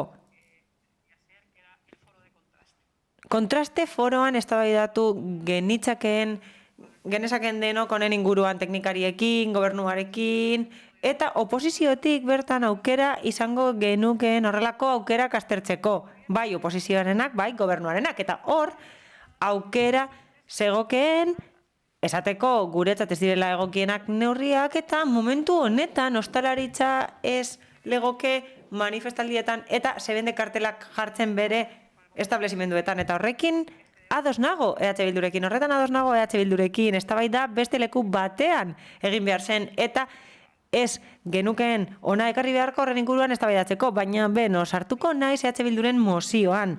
Hala, ez dugunez izango beste espaziorik honen inguruan eztabaidatzeko, nik uste dut oso proposamen baliagarriak direla eta horiei erantzun behar zaiela, naiz eta hemen geratzen den dana eta EH Bilduk esandakoa gertatuko den, hau da, hartuko dituzuela eta botako dituzuela sakarrontzira. Alde batetik esan beharrat dago, alde bozkatuko dugu, baliagarriak direlako ostalariak babesteko eta enpresa laguntzaileak babesteko eta horiei laguntzeko. Hori da bidezkoa, hori dagokigu eta hori da duinena. Hala, neurri zehatzei dagokienez, ados gaude lekturaren eta diagnostikoaren parte batekin. Hala, Eusko Jaurlaritzak eta aldundiek neurriak ezarri behar dituzte, baina udala da erakunderik hurbilena eta horregatik neurriak ezarri behar ditu oxigenoa emateko sektore honi. Benetan itota daudelako haiek esaten dutenaren arabera. Bestalde, EH Bilduk mahaiaren gainean jarri du beharrezkoa dela arintzea prozesua eta horrekin ere bai ados gaude eta gure mozioan ere bai hori aipatu dugu. Hala, berehala behar dituzte neurriak eta ez 2021 bateko lehenengo hilekorako ez. Horiek behar dituzte gabonetara heltzeko dana ordainduta eta izteko premiarik gabe. Gainera, udalean hori badakite. Izan ere, bilera bat iragarri zuten prentzaurrekoan, esan zuten, ofiziala izan zela bilera, ostalaritzarekin neurriak adosteko eta eurek, ostalariek, esan zioten gobernu taldeari arintasuna behar zutela eta hori baieztatu egin dute, sos ostalaritzako kideek eta bestelako enpresa batzuek esaten dutelako beharrezkoa eta premiazkoa dela hori horrela egitea. Bestalde, Elkarrekin Podemosetik nahiago dugu kopuruak aipatu beharrean horiek egokitzea premia guztiak asetzeko inoratzean utzi gabe. Hala ere, EH Bilduk proposatutakoa guretzat bideragarria da. Hala ere, uste dugu gauza batzuk konplexuagoak izan daitezkeela. Adibidez, zerbitzarientzako laguntzen kasuan badakigu borondatearekin eta lanarekin, hau da erakunde arteko lanarekin, posible izan litezkeela. Bestalde, webgunea abian jarri beharko zela aipatu genuen takeaway zerbitzua arintzeko eta hori beharrezkoa da eta orain dela 20 egun beharrezkoa zen. Lan hori egin behar zuen udal gobernuak lehenengo minututik, adibidez hori gertatu da beste leku batzuetan, Santurtzin adibidez. Eta Facebooketik eta espazio desberdinetatik hori egin dute herritarrek eta ostalariek beharrezkoa zelako haientzat ezagutzera ematea zer nolako zerbitzuak eskaintzen zituzten eta nola. Hori bai, badakigu webgunea lehenago jarri behar zela martxan, baina orain heldu da, atzo iragarri zen bezala, prentzaurrekoan eta ikusiko dugu benetan lagungarria den ostalarientzat. Ez dakigu arinduko duen bere egoera zaila. Hala, takeaway zerbitzu hori kontuz kudeatu behar da, kontu handiz kudeatu behar da ostalari guztiekin izan ere, kasu batzuetan mesedagarria izan daiteke haientzat eta beste batzuetan ez, kasu batzuetan gerta daiteke. Etxez etxeko zerbitzua hartzerakoan galderak edukitzea beste zentzu batzuetan eta hori Eusko Jaurlaritzak ase dezake. Beraz, establezimenduek aztertu behar dute benetan konpentsatzen dien hori egiteak. Hala, berriz irekitzeari dagokionez, EH Bilduk neurri batzuk aipatzen ditu eta interesgarriak dira. Gainera, udalak horiek hartu beharko lituzke kontuan ostalarien kesa hori delako. Hau da, getxo bonoa ezagutzen dugu denok eta haientzat ez du funtzionatzen ostalaritzan. Horrez gain, agian talonario bat saldu beharko genuke kopuru txikiagoko getxo bonoekin. Adibidez, 10 euroko talonario bat, 20 eurokoa, eta tabernetan zuritoak, kafeak, pintxoak eta kainak ordain genitzake. Bestalde, ados gaude zerga neurri guztiekin, hau da, EH Bilduren neurri guztiekin, eta gure mozioan horiek aipatzen ditugu. Aitzen, mesedez. Vale, sobre todo la necesidad de una planificación. Plangintza estrategikoa beharrezkoa da, eta hori harago joan behar da. Hau da, kontraste mahaiak funtzionatzea lortu behar du, eta hori egin behar da, ez esateko neurriak aztertuko dituztela, ez, hori egiten duelako udal gobernuak eta gero prentzaurrekoetan nahi duena esaten duelako. Horregatik alde bozkatuko dugu eta nahi dugu kontuan hartzean neurri guztiak.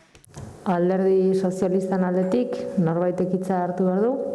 Bai, Díaz Anderea, zeurea da hitza. Mi esker, no sé si... Eskerrik asko entzuten da, batzuetan ez dut ondo entzuten. EH Bilduk mozio bat ekarri du neurri desberdinekin, eta EH Bilduk esaten du hauek edo beste batzuk izan daitezkeela. Hala, udal gobernuak bezala eta beste taldeek bezala, hori aurkeztu du EH Bilduk gogoak dituelako benetan laguntzeko ostalaritza eta sektorea oroar. Ados gaude kezka horrekin eta kesa horrekin eta etengabeko elkarrizketa daukagu sektorearekin. Hala, saileko zinegotzi arduradunak prozesu hori gidatzen du eta neurri batzuk proposatzen dira mozio honetan. Eta horietako batzuk ezin dira hain askar egin. Horretarako azterlan sakonagoa egin behar da. Esparrua sakonago aztertu behar da. Eta batzuk ezin dira bateragarriak izan, batzuk ez dira bateragarria, batez ere kontuan hartuta administrazioak eskaintzen dituen laguntzak. Hala, badaude proposatutako laguntza batzuk eta irizpide nagusia da arintasuna. Eusko Jaurlaritza oso arina izan da, mahaiaren gainean jarri dituelako oso laguntza interesgarriak zuzenak gainera. Hala, irizpide honekin burokratizazioa ez da aipatzen eta iruzurraren aurkako borroka ez da kontuan hartzen. Beraz, ezin gara ados egon. Guretzat, arintasunaren arriskua hori da. Berehala jarduteak badauka arrisku bat eta ezin gara gehiegi aurreratu, hau da, arazoak ezin dira gehiegi simplifikatu eta gainera bikoiztasunak sort ditzakegu sisteman. Eta agian horrela kontrako ondorioak lortuko ditugu, hau da, gure helburua da horiek babestea eta agian ahultasun handiagoa sortuko dugu. Hala, arintasuna eta berehalako eskuartzea sustatzeaz gain esan bezala badaude laguntza arinak eta berehalakoak eta gure kasuan, uste dugu eraginkortasuna areagotu behar dela. Horretarako, erabat beharrezkoa da ondo ezagutzea eskuartuko den esparrua. Zentzu horretan, berriz esan nahi dut, Eusko Jaurlaritzaren laguntza bat dagoela, ostalaritzaren sektorearen ondorioak arintzeko. 3.000 eta 4.000 euro bitartekoak dira laguntzak eta Espainiako gobernutik ostalaritza babesteko plan bat iragarri da. Eta esparru horretan sartu behar da gure ekintza, gure udal ekintza, kasu honetan ostalaritzaren sektorea babesteko. Eta premia horregatik jarduten badugu, agian zautzen ditugu baliabideak eta baliabideak interesgarriak eta baliagarriak izan daitezke etorkizunera begira. Adibide argi bat daukagu, adibidez. EH Bilduk aipatu du neurri bat eta Elkarrekin Podemosek aipatu du, adibidez. Langilea, besteren konturako langileak ostalaritzaren sektorean, 200 euroko laguntza. Errenta irizpiderik gabe edo unitate ekonomikoko irizpiderik gabe eta kontuan hartu gabe laguntzen gainerako esparrua. Pertsona horiek babes araubide bat dute eta gizarte segurantzaren sisteman sartuta dago, erten sisteman. Hala, diru sarrerak bermatzeko errentaren sisteman dago sartuta, hor dago RGI, diru sarrera bermatzeko errenta, gizarte larrialdietarako laguntzak eta kasu honetan udal laguntzak ere baditugu egoera horiei aurre egiteko eta horiek ezarri dira sistema horiek osatzeko. Beraz, getxon, horrez gain laguntzak ditugu, udal laguntzak ditugu eta badago epigrafe berri bat eta pandemiak eragindako gastuak horrekin lotuta daude eta gainera 900 eurorainoko laguntzak ditugu. Hala, EH Bilduk laguntza bat proposatu du eta hori bateragarria, ezin liteke bateragarria izan beste elementu batzuekin. Horrela, onuradunengan, agian bete behar bat sortuko litzateke, agian modu desegokian jasotako zenbatekoak itzuli beharko lituzkete. Izan ere, diru sarrera bermatzeko errentaren sisteman hori dago ezarrita. Hala, gerta daiteke etxe bizitzarako osagarria indargabetzea, hain zuzen ere, 200 euroko laguntza hori jasotzeagatik. Erakunde batek denbora hartzen duenean, hau da, guk ez dugu esparrua sortzen eta ez dugunean egiten garaiz eta harin, hori egiten dugu aldagai asko aztertu behar direlako, eta horregatik guztiagatik ez dugu alde bozkatuko, mila esker. Eskerrik asko, Díaz Anderea eta Andrade jauna, zeura da hitza. Eskerrik asko alkate Anderea.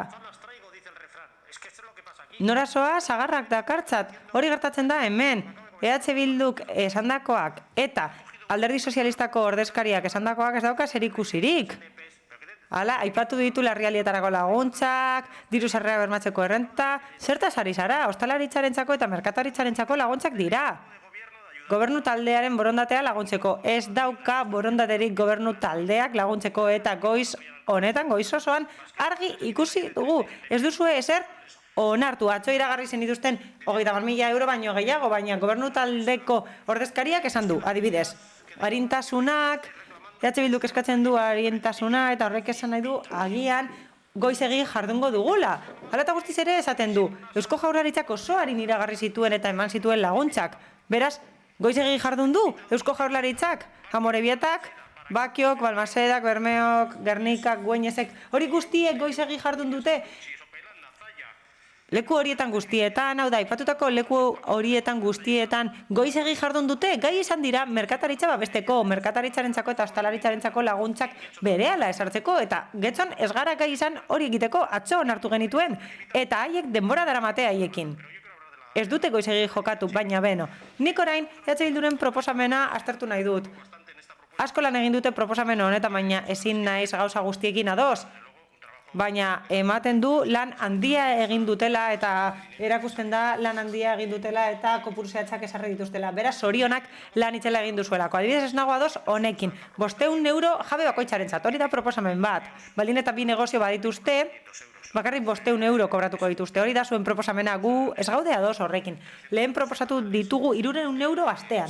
Hori izan da gure proposamena astean. Ez da gauza bera, 500 euro ematea, momentu batean, edo, astero ematea dirua, agian udaberrira arte ez dutelako irekiko. Asteroko laguntza behar dute ez dakiterako zenbat iraungo duen egoera honek. Zerbitzarientzako laguntzak ez ditugu ondo ikusten, azarorako alokairuan sartuko litzateke guk aipatutako kalte ordaina adibidez,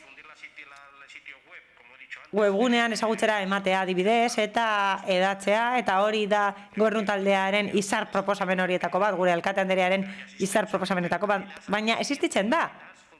Arenas Futbol Klubak biharamunean bere webgunean iragarri zituen areetako taberna guztiak etxesetxeko zerbitzuak zituztenak, eta gero besteek egin zuten, hori existitzen da. Eta Getxo enpresa, udalak atzo saldu zuen, egingo zutela eta egiten zutela, baina, bueno, ez da berria. Hala, txirrindula erabiltzea, etxera eramateko, nik uste dut ez duela demorarik ematen, momentu honetan eskaintzeko, pandemia honetan aukera hori eskaintzeko ideia ona da, baina agian epe luzera, eta Getxo enpresak hori abian jarri du, baina beno, ideia ona da, baina epe luzera esan bezala. Hala, ostalarientzako Getxo bonoa gurearen antzekoa da, Bilbok egin du 150-marrekoa, eta bono tabernari dagokionez ados nago zuekin, bai, hala da, ostalariari ez dio mesederik egiten Getxo bono horrek, Getxo bonoa gaizki planteatuta dagoelako. Hala, Bilbon 2 egunetan bukatu ziren bonoak, 2 egunetan benetan ondo eginda zeudelako, hau da, internetetik erosten ziren, BBKara joango zarela erostera. Bilbon egun batean bukatzen dira eta Getxon oraindik asko daude hortik. Ez dakigu zer egin haiekin ez dutelako funtzionatzen gaizki proposatu delako eta nire kidea den Gonzalok proposamen bat ekarri zuen merkataritza establizimendu horietan emateko eta ez esan zen. Hala, terrazak irekitzea baimenik gabe abendura arte, bueno, ez dakit irekiko duten, ez dakit zer gertatuko den irekiko duten edo ez, beraz ez dakit zentzua duen momentu honetan. Gu proposamena bat egin genuen antzekoa zena eta ezetz bozkatu zen, ados gaude beste neurri batzuekin beharrezkoa da adibidez obaria izatea terrazek.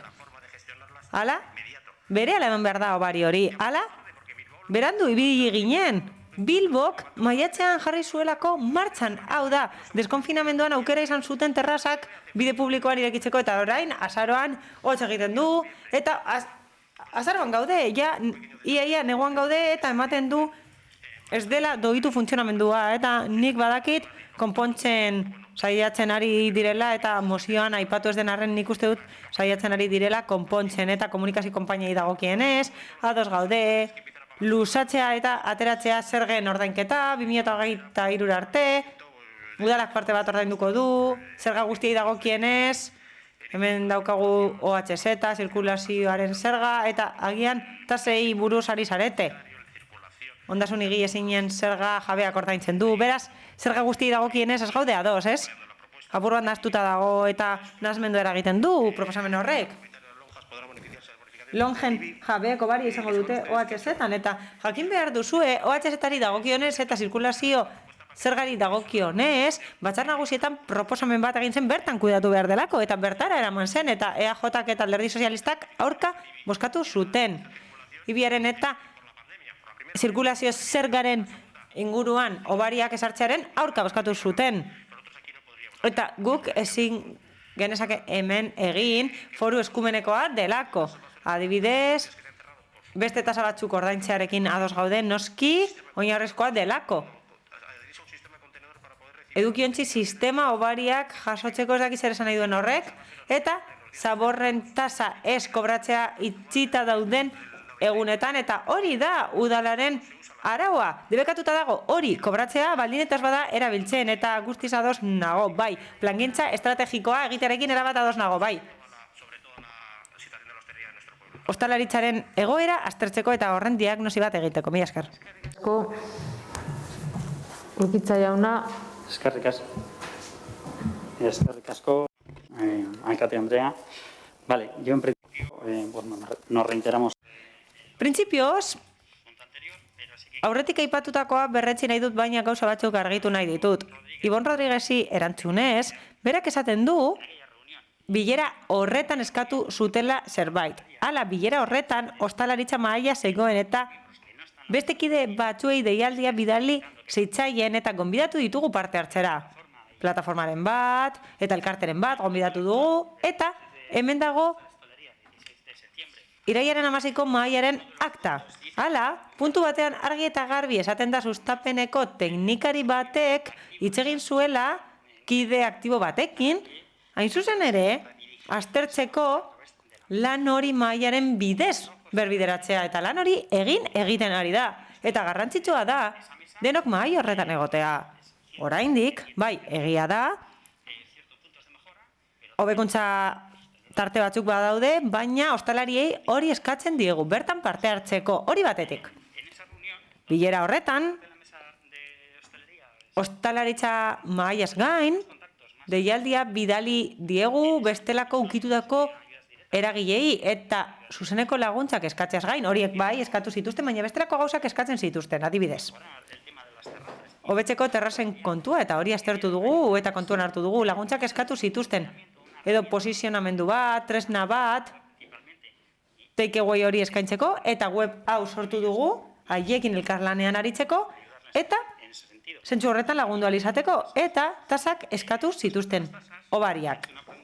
Tasei dagokienez, zuk galdera bat egin duzu aurrerago, lehenago, eta galdetu duzu zergatik ezin zen egin lehen eta orain bai, arrazoia hauze da. Eta nik uste dut, azaldu zela, agian esen herritargoko batzordean azaldu, baizik eta zegokion batzordean. Azaldu zen, atzera egiteko ondoriarekin ezin zela egin. Hau da, 2020an ezin zen hori aplikatu. Ezin zen ordenantza aldatu 2020erako. Beraz, egiten ari dena da aldaketa bat burutu, terrasen kontua kudeatzeko, eta horrekin batera, zaborren tasaren kontua kudeatzeko. Beraz, argi utzi nahi nituen puntu horiek, eta esan beharra dago, animatzen zaitugula, bertan egotera, animatzen zaituztegu bertan egotera eta parte hartzera, eta ados nago Carmenekin.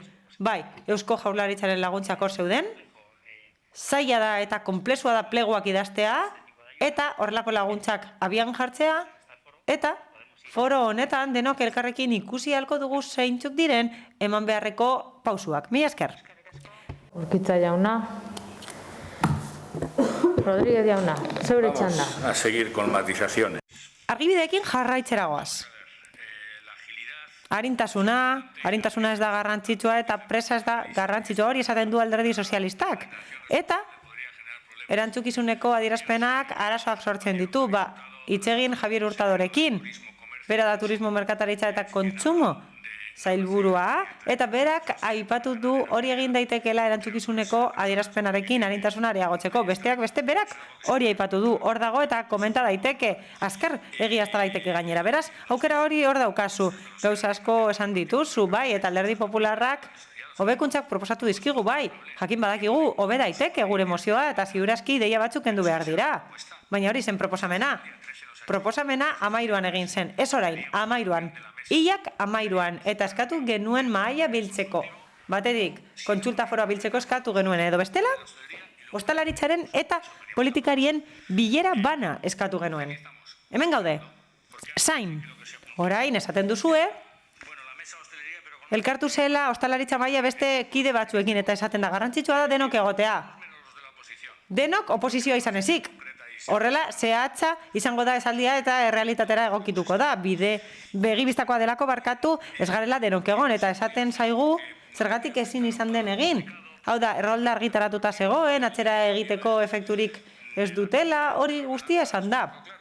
Baina noski, kontua da, ordenantza aldatu egin dela eta proposamena egin zela hilabete guztietan, pandemiaren hilabete guztietan. Eta zerga errolda okeres banago amaieran, ustaiaren amaieran onartu zen, beraz ez dauka atzera egiterik. Baina zerbait egin genezakeen 2008ko bigarren seiekoan martxan egoteko eta bian egoteko. Beraz, ez esan gobernatzea zaila denik, benetan. Ez esan hori. Zuentzat zaila bada gobernatzea, oso zaila da guretzat, hemen egotea zuekin eta zuen jarrerarekin. Imagina ezazuen non dagoen benetako zailtasuna. Beraz, lekzioak ematen dizkiguzue, zer eskatu den, zer ez, eta bai. Norbait eskatzen zuten terrazen tasa kudeatzen laguntzeko eta hori eskaini diezue, horrez gain beste gauza batzuk eskatzen zituzten, adibidez zuzeneko laguntzak, baina ez dauka zentzurik hau egiteak. Adibidez, medikuarekin hori gertatzen zen, ez da, mediku horrekin, famatu horrekin, hau da, nik gaizotzen zaitut eta gero laguntzen dizut. Hala, ostalariekin hitz egin da eta haiek esaten dute, dirua gastatu behar dugu arkitekto batekin plano bat egiteko, udaletxera joateko, atzera botatzeko eta berriz ere gastatu behar dugu arkitekto batekin dirua, mai batzuk jartzeko, ez dauka zentzurik. Ez dauka zentzurik oztopoak jartzeak eta gero oztopoak kentzen laguntzen duen pertsona bat jartzeak. Ez dauka zentzurik. Agian logikoena da oztopoak kentzea zuzenean. Logikoa delako. Baina, ziurazki, ados egongo gara eta ez dakigu gauzak nola egiten diren. Eta hori zen esan nahi nuena. Besterik gabe, eskaera bat, erregu bat. Ez dugu elkar ulertzen, baina denok egin nahi ditugu gauzak, mesedez. Ahalik eta lasterren deitu 48 orduko epean deitu kontraste mahaia. Eskaera argia da, bai, hori da nire eskaera. Bai, Uribe de la Espriella, Andrea, zeure txanda. Bueno, nos unimos a la petición. Bat egiten dugu EH Bilduren eskaerarekin. Hau da, 48 orduko epean deitzeko eskaera egiten dugu premiazkoa delako. Eta premiazkoa den azaroaren bostean ere bai, bozeramaien batzordea elkartzea. Kontraste mahaia deituko genuen edo ez erabakitzeko, ostalaritzarekin bilera bat egingo zen edo ez erabakitzeko, eta hori guztia ez da egin. Hala, penagarria da, ez da? Kasu honetan, EAJak ez die puntu guztiei erantzuten. EH Bilduren mozioan puntu asko daude eta merezi zuten erantzun bat. Benetan, erantzuteko eta azaltzeko zergatik ez dituzten banan onartzen neurri horiek. Eta aberasgarria izan liteke harik eta hori ondorio onak ateratzeko. Gainera, badaude bilera sektorialen aktak. Urkitza jaunak esan bezala, eta gustatuko litzaiguke akta horiek bidaltzea ez ditugulako, eta gustatuko litzaigukelako horiek ikustea. Bestalde, paperean emandako neurriak aztertu ditut, eta ostalariek esandakoa aztertu dut, eta bai, arintasuna behar da, arindu behar dira izapideak, eta hala, ostalariek aurkeztutako paperean esaten da, arinak izan behar direla izapideak laguntzak emateko. Hala, gobernu taldeko kideok benetan, harin jardun behar duzue, laguntzak behar ditugulako berehala eta hori askotan aipatzen dute inbertsioak egin dituztelako, eurek ordaindu dituztelako, ez dute hori bakarrik egin, ez, ordaindu behar izan diote arkitektoari terrazak antolatzeko, Ibonek esan bezala plataforma, ordaindu behar izan dute plataforma horrek terrazak antolatzeko, manparak egin behar izan dituzte eta laguntzak izan dituzte, baina hori egin behar izan dute etengabe neurri desberdinak betetzeko, eta bai, laguntza batzuk onuragarriak izan dira, maiatza aldeko gastuak ordaintzeko, baina orain berehalako premia daukate horrelako neurriek. Bestalde, Elkarrekin Podemoseko alderdi batzuk ere badaude Espainiako gobernuan, eta hauze esaten dut, alderdi sozialistako kideak askotan aipatzen dituelako estatu mailako laguntzak. Gu bertan gaude, baina ez dugu hori pentsatzen, hau da, bertan egoteagatik ez dugu pentsatzen hemen ezin dugunik ezer egin. Hemen gaude horretarako, hain zuzen ere, hurbilenak garelako, eta bestelako gauzak egin behar ditugula guk, nahiz eta beste gobernu batzuetan egon. Sektoreari esango diozue benetan ez ditugula gauzak egiten agian batera ezintasunen bat dagoelako, hori esango diozue sektoreari, ez dugu zer egin pentsatzen batera ezina izan daitekelako beste neurri batzuekin, ahalik eta gehien saiatzen gara egiten, baina beste mozio bat dagoenez, horren inguruan hitz egiten jarraituko dugu aurrerago, baina tamalgarria da, esan bezala, eta nik uste dut errespetu handiagoa merezi zuela mozio honek, hau da Urkitza jaunak, sakonago aztertu behar zituela bere neurria, proposatutako neurriak. Txanda. Mi esker, alkate Andrea. Andrade jaunak esaten du ez dakiela zertaz ari naizen. Ez dakit, zuk dakizun pertsona desberdinek lan egiten dutela, ostalaritzan eta pertsona horiek bere diru-sarrerak osatzen dituztela diru-sarrerak bermatzeko errentarekin. Eta pertsona horiek erteekin atalase horretatik beherako diru-sarrerak dituztela. Eta horrez gain badaude autonomo txiki batzuk horrelako ostalaritza negozioak dituztenak, diru-sarrera txikiak dituztenak, eta gero diru-sarrera bermatzeko errenta jasotzen dituztenak, baina Andradek diru-sarrera maila desberdina duenez ez du egoera hau ezagutzen. Eta EH Bilduri esan beharra dago PSE Euskadiko Ezkerra garela. Guk zuek EH Bildu gisa aipatzen zaituztegulako. Beraz, gu mesedez deitu PSE Euskadiko Ezkerra. Hala, iraingarriak direla, esan du berak. Benetan, iraintzen ditugu gu kostalariak? Benetan ausartzen zarete hori esatera? Zerga neurriak, zuzeneko aholkularitza, Eusko Jaurlaritzaren laguntzak izapidetzeko eta kudeatzeko eta estatu mailako laguntzak kudeatzeko. Izapideak arintzea terrazak gaitzeko, aholkularitza izapide horietarako, webune bat abian jartzea, informazio guztia emateko eskaintzen inguruan, eta neurri horiek ez dira bakarrak, eta lanean jarraituko dugu. Lanean jarraituko dugu ostalarien eskaerekin, eta zuek esaten duzue erridikuluak direla edo irainak direla. Horrez gain, oposizioetik esaten da, ez diola sola zer egiten duten beste erakunde batzuetatik, guk gure egin behar dugula, bai, garrantzitsua da. Berdin dio benetan, zuzeneko laguntzak eman izanak Eusko Jaurlaritzatik, 3.000 eta 4.000 euro bitartekoak. Horrez gain, akordioak lortu dira gizarte elkarrizketarako mahaian. Diru-sarrera batzu dituzten pertsonentzat, horrek ez dio asola, benetan, esparruak eraiki behar ditugu hori kontuan hartu gabe, benetan, bestelako neurri batzuk proposatu behar ditugu zuen arabera, naiz eta batera ezintasunak sortu eta arazo gehiago sortu. Nik ez dut esan inoiz, Carolina, ez direla neurria jarriko batera ezinak izango direla, baizik eta aztertuko ditugula, eta zuek esaten duzue gure neurriak irainak direla, eta guretzat zuen neurrietako batzuk brindis al sol deritzonak dira. Ez dira landu eta gainera ez daude sartuta esparru egokian, ni ez nago arintasunaren aurka, ez.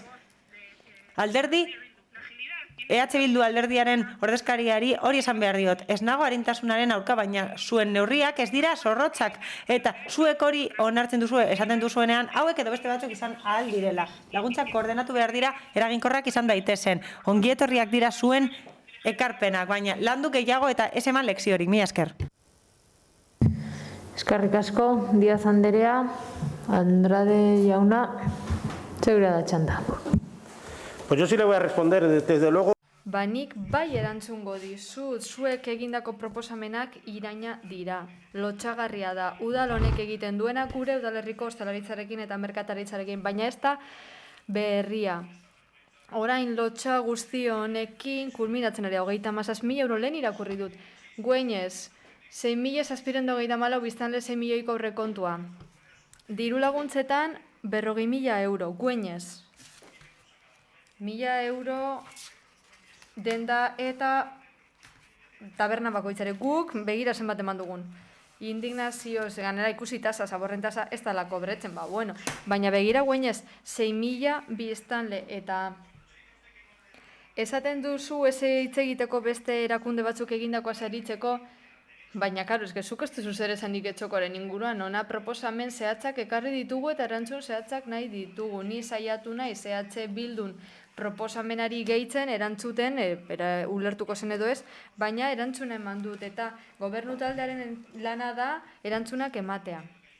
Ulertzen dut, bai, pertsona batzuek diru-sarrera bermatzeko errenta laguntza dituztela, noski, baina hori parrafo bat zen, 3 foliok idatzi ditu EH Bilduk eta zuk zure hitzaldi osoan parrafo bakarren inguruan hitz egin duzu. Lotsagarria da zu kortesiariak ere izan, iritzia emateko ere. Baina zure proposamenak ikusita ez dira improvisatuak. Beste udal batzuetatik datoz gehien bat, errazena kopiatzea dela diozu, inventatuta dago da, 14 udalerrik diru laguntzak eman dituztela, tamen bakar bat ere, erraza da, hartu beste batek egin duena, baldintzak eta hartu, kopiatu eta itxatzi da udalean sartu, baina hartako borondatea egon behar da. Eta udal honetan ez dago borondaterik Getxoko merkataritzari eta ostalaritzari laguntzeko. Eskerrik asko, Andrade jauna. Bai, Urkitza jauna. Eskerrik asko, alkatea. Bien, contestar que todas las actas del foro consultivo... Foro konsultiboko akta guztia webgunean daude. Edozein pertsonak ikus ditzake hori hasteko. Bigarrenik, ostalaritzako aktaren arabera, daukagun azkenaren arabera, hemen daude, promozioa, Getxoko ostalaritzan produktu, zerbitzuak, identifikazioa eta bar, eta gero eskatutakoa bilakatu da, gero ostalaritzako kontaktuak, hori ere zehaztu zirela, forora batzeko, 3.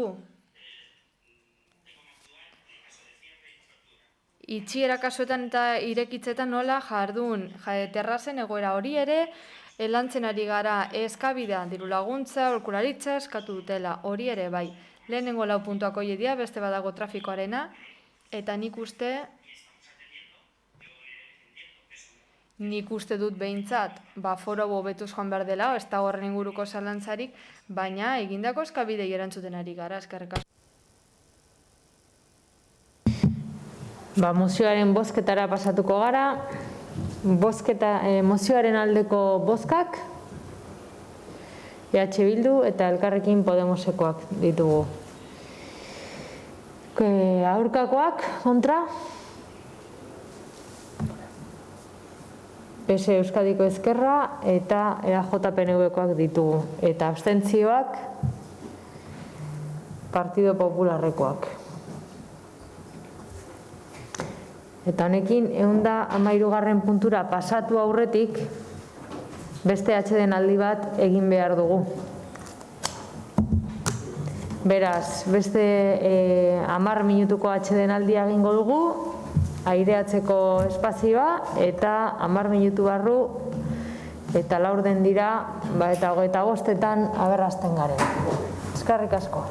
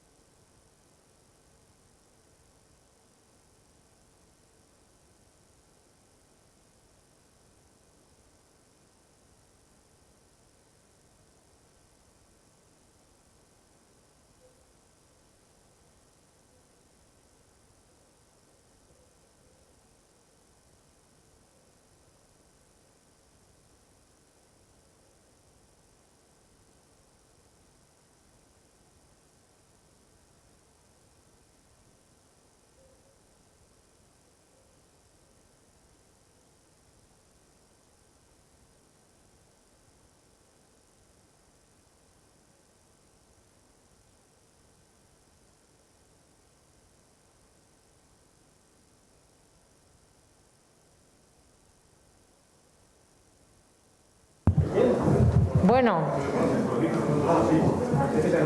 jarraituko dugu, que todavía nos queda un trecho.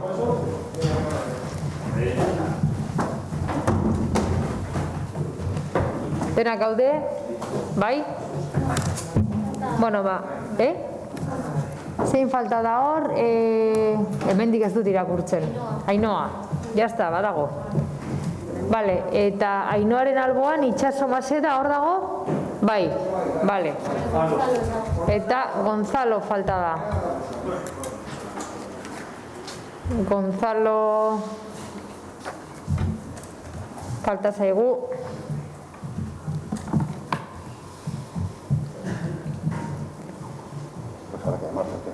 Hemen dator. Bale, hasiko gara orduan. Bueno, 153. puntua daukagu, hemen EH Bilduko zinegotzi batek eta Elkarrekin Podemosen aldetik beste zinegotzi batek aurkeztutako mozio bat da. Beraz, bi zinegotzi hauek araudiari lotuta, bi zinegotzi hauek izango dute 5 minutuko aukera beraien mozioa defendatzeko. Gero, udal taldeak hasiko gera mozioari erreplikado ematen 5 minutuko txandan. Gero, bi zinegotzi hauek eukiko dute 3 minutuko txanda beraien mozioa berriz ere defendatzeko. Eta udal taldeak txikitik handira hasiko gara 3 minutuko txanda erabiltzen. Ados? Besterik gabe, hasiera emango diogu 153. puntuari.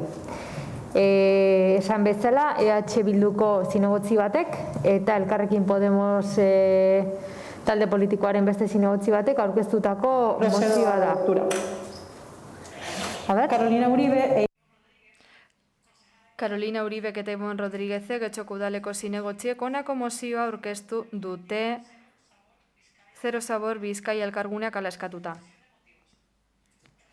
Osoko bilkuran onartu zenetik 6 urte igar ondoren Getxoko udalerriak 5. edukiontzia ezarri du barruti guztietan. Marroi izenekoa hondakin organikoa bereizita biltzeko. Ezarpen formalak ez du ekarri ezta gutxiago ere herritarrak edukiontzi marroiaren erabileran inplikatzea. Irrigarrikeria hori izanik. Hondakinen udaltaldeko aktetan jasotzen denez gutxi gora bera 2004 etzek eman dute izena bereiziki biltzeko programan.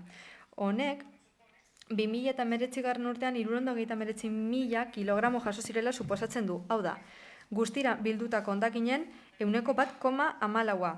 Eta guztira 9.749.759.756 kilogramo zabor batu zen. Egun konbikzio handia behar da hondakin organikoaren bilketa bereizia egiteko, heroikotasun bat izanik.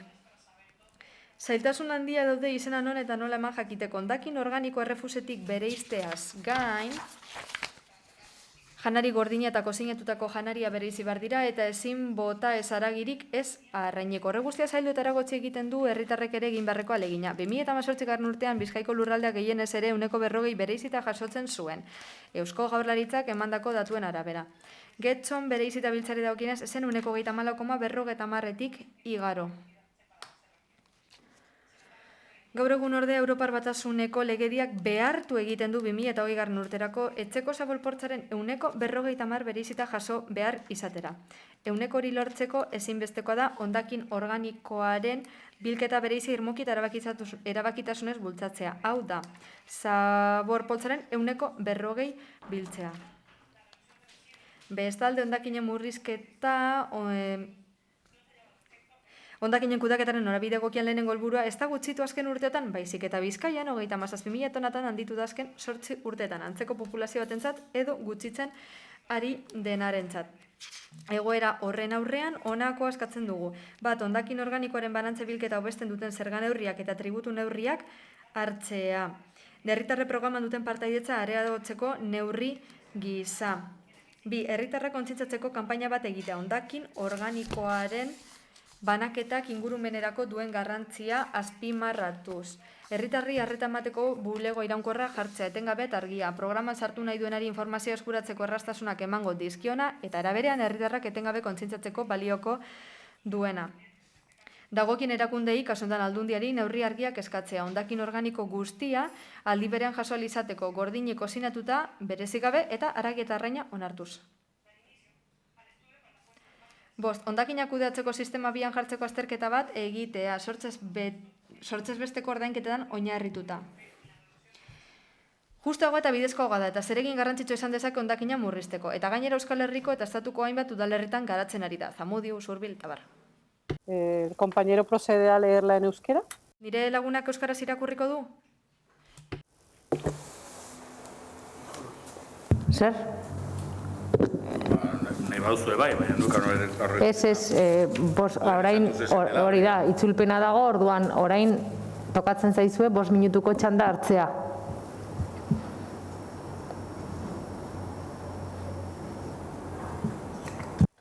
Procedo a la defensa. La recogida selectiva de los residuos domésticos. Etxeko hondakinen gaikako bilketak 2018an ekidin zuen hainbat eta hainbat tona, berotegi efektuko hainbat tona gaz igortzea atmosferara. Oso kopuru handia litzateke ekidin daitekeena, neurri batzuk aplikatzen badira hondakinen prebentziorako. Horregatik gaur Getxoko udaleko zinegotzi gisa Iboneketanik mozio hau aurkeztu dugu Zero Zabor Bizkaia kolektiboak eskatuta. Kanpaina bat egiten ari dira lurralde historiko osoko erakundeetan helburu honekin. Hondakin organikoen bilketa banatua bultzatzea 2015ean ekintza planean gobernuak martxan jarritako neurriekin batera. Plan horretan, beste gauza batzuen artean, udal hondakinen birziklapen tasa 75% izatean lortu nahi da 2030erako. Beraz, 50% helduta egon behar ginen ja. Mozio honetan 5 puntu agertzen dira. Zerga neurriak, hobariak eskaintzeko banakako bilketa honetarako, kontzientziazio kanpainak, herritarrentzako arreta bulego bat, Aldundiari neurriak eskatzea, hondakin organiko ostia batzeko eta azterlan bat egitea hondakinen kudeaketa sistema mota hau jartzeko abian, hondakinak kudeatzeko sistema izenekoa. Hainbat puntu landu diraia hondakinen foroan, eta beste puntu batzuk aurrekontu erabakietan, aurrekontutako akordioetan landu dira. Baina ez da oraindik burutu guk nahi dugun mugaraino. Baditugu edukiontzi adimendunak Getxon, baina oraindik esan dugu zenbat familia dauden programara batuta. Ez da guk nahi dugun emaitza, astiro goaz. Eta uste dugu neurri ezoikoa beharko ditugula Europar Batasunaren helburuak betetzeko. Gero eta udalerri gehiagok egiten dute gaikako bilketa eraginkorraren alde. Eta horixe behera diogu edukiontzi marroia sari garenean. Eficiente que también permite.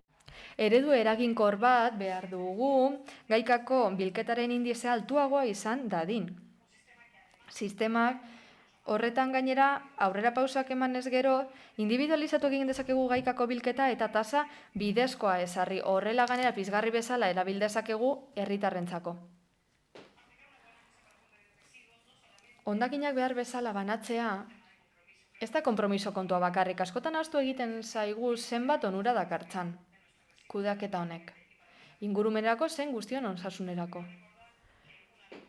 Gaur gogora ekarri nahi dut, gaikako bilketa egoki batek aire garbiagoa dakarrela, izan ere hondakin organikoak kontrolatutako depositoetara edo erraustegietara eramatea ekiditen duelako. Era berean lurraren kalitatea hobetzen da, lurzoruarena. Hondakin organikoen konpostak duen alderdion bat da, konposatu bihur daitekela eta hori ereiteko eta lorategitarako oso ona da. Gainera, elektrizitatea sor dezake. Hondakin organikoak digestio anaerobiko prozesuen bitartez kudeatuz gero biogaza sor daiteke, energia sortzeko biogaz horrekin. Baliabide berriztagarria da eta horrela ez gara horren menpe egongo kanpoko energiarekiko. Gainera, badago beste zerbait oso garrantzitsua dena eta udal modura inporta behar zaiguna, berziklapenari mesede egiten diola. Behar bezala banatzen badugu, berzikla daitezken beste gauza batzuk papera eta kartoia ez direlako zikinduko eta behar bezala berziklatuko delako. Zero Zaborretik esan digute klima larrialdiko adierazpena Espainian zein Euskadin onetsitakoak trantsizio ekologiko egoki baterako bidea ireki behar digula. Eta esaten digu, hondakinen kudeaketa aldatu behar dela eta ekonomia zirkularraren politikak aplikatu behar direla. Udal honetan gauza bera egin behar dugu. Gure udalerriak aurrera pausak eman ditu, baina hondakin organikoa banatzeko orduan ez goaz harin, motel goaz. Europak eskatutakoa baino berago gaude. Zein ondorio atera dezakegu 2020an hondakin kudeaketarako sistema oro banaketan oinarritu behar dela eta azpimarratu behar dugu gaikako bilketa egitea hondakin organikoaren kasuan ezinbestekoa dela eta birziklapen tasak igotzea ere bai. Horregatik nire izanean Ibon Rodríguez nire lankidearen izenean baita ere udal honi eskatu nahi diogu Zero Zabor kolektiboaren mozioa onartzeko eta eskatu nahi dugu baita ere gure eskumenen baitan udal honek babesa ematea markatutako helburu hori zer hondakineko gizartea lortzeko. Eta Aldundiari eskatu nahi diogu pigru berria egiteko, baina ekonomia zirkularren oinarriak kontutan izan da. Uribe de la Espriella anderea, eztabaidarekin hasiko gara, bai, orduan amiba anderea, zeurea da txanda. Bueno, Elkarrekin Podemos udaltaldearen izenean babestu egingo dugu proposamen hau, lan asko egin behar dugulako oraindik udal honetan. Nik neuk aukera izan dudanean hondakinen foroan hori ze jakinarazi dut. Eskerrak eman nahi dizkiogu Zero Zabor Bizkaia kolektiboari egindako lanagatik, uste dugulako behar izan hauek etxon landu behar direla hainbat harinen. Hau bezalako kanpaia positiboak eta arrasa dira aurrera eramateko punto zehatzak ditu ondo landutakoak eta horrela bilketaren ehunekoa areagotzen da, eraginkorrago bihurtzen da. Ez dugu berrepikaporrak izan nahi, baina hau bezalako proposamenak eztabaidatzeko aukera egon behar da hondakinen foroan eta faltan botatzen dugu foro hori. Zain gaude pasadan legegintzaldian egiten zen bezala konbokatzeko. Azken urteotan hartutako konpromisoekin jarraitu nahi dugu Europatik jarritako helburuak betetzeko. Onurak ekartzen zizkikun guri zein ekonomia zirkularrari eta klimaldaketaren aurkako borrokari. Eta horregatik guk gure udaltaldetik aldeko bozka emango dugu. Positiboa delako, ondo landuta dagolako, osoa delako eta punto guztiei mesede egiten dielako. Eskerrik asko. Eskerrik asko, Aio jauna, zeurea da txanda. Eskerrik asko Alderdi Sozialistatik bat gatoz adierazitako behar izanarekin, gero eta bizilagun gehiago hondakin organikoa bereiztea nahi dugu guk ere eta horretarako 5. edukiontzia erabiltzea. Aldi berean badakigu oso garrantzitsua dela, kezkatzen gaitu kontu honek eta hala izaten jarraitu behar du bilketa zifrak hobetzeko. Hondakinak murrizteko eta kudeaketa hobetzeko. Hala ere, gure ustez, hemen adierazitako neurriak eztabaidatu behar dira beste modu batera, sakonago, lasaiago, eta ez osoko bilkura honetan egin. Horregatik uste dugu horretarako espaziorik egokien alitzatekeela hondakinen foroa. Dakizuen bezala, bihar bertan bilduko gara. Askotan udal taldeen kasuan, zinegotzi proposatzaile gobernu taldeari espazioak eskatzen dizkiete eztabaidarako, sakonago eztabaidatzeko eta uste dugu kasu honetan jada badaukagula espazio espezifiko bat eta horregatik abstenituko gara.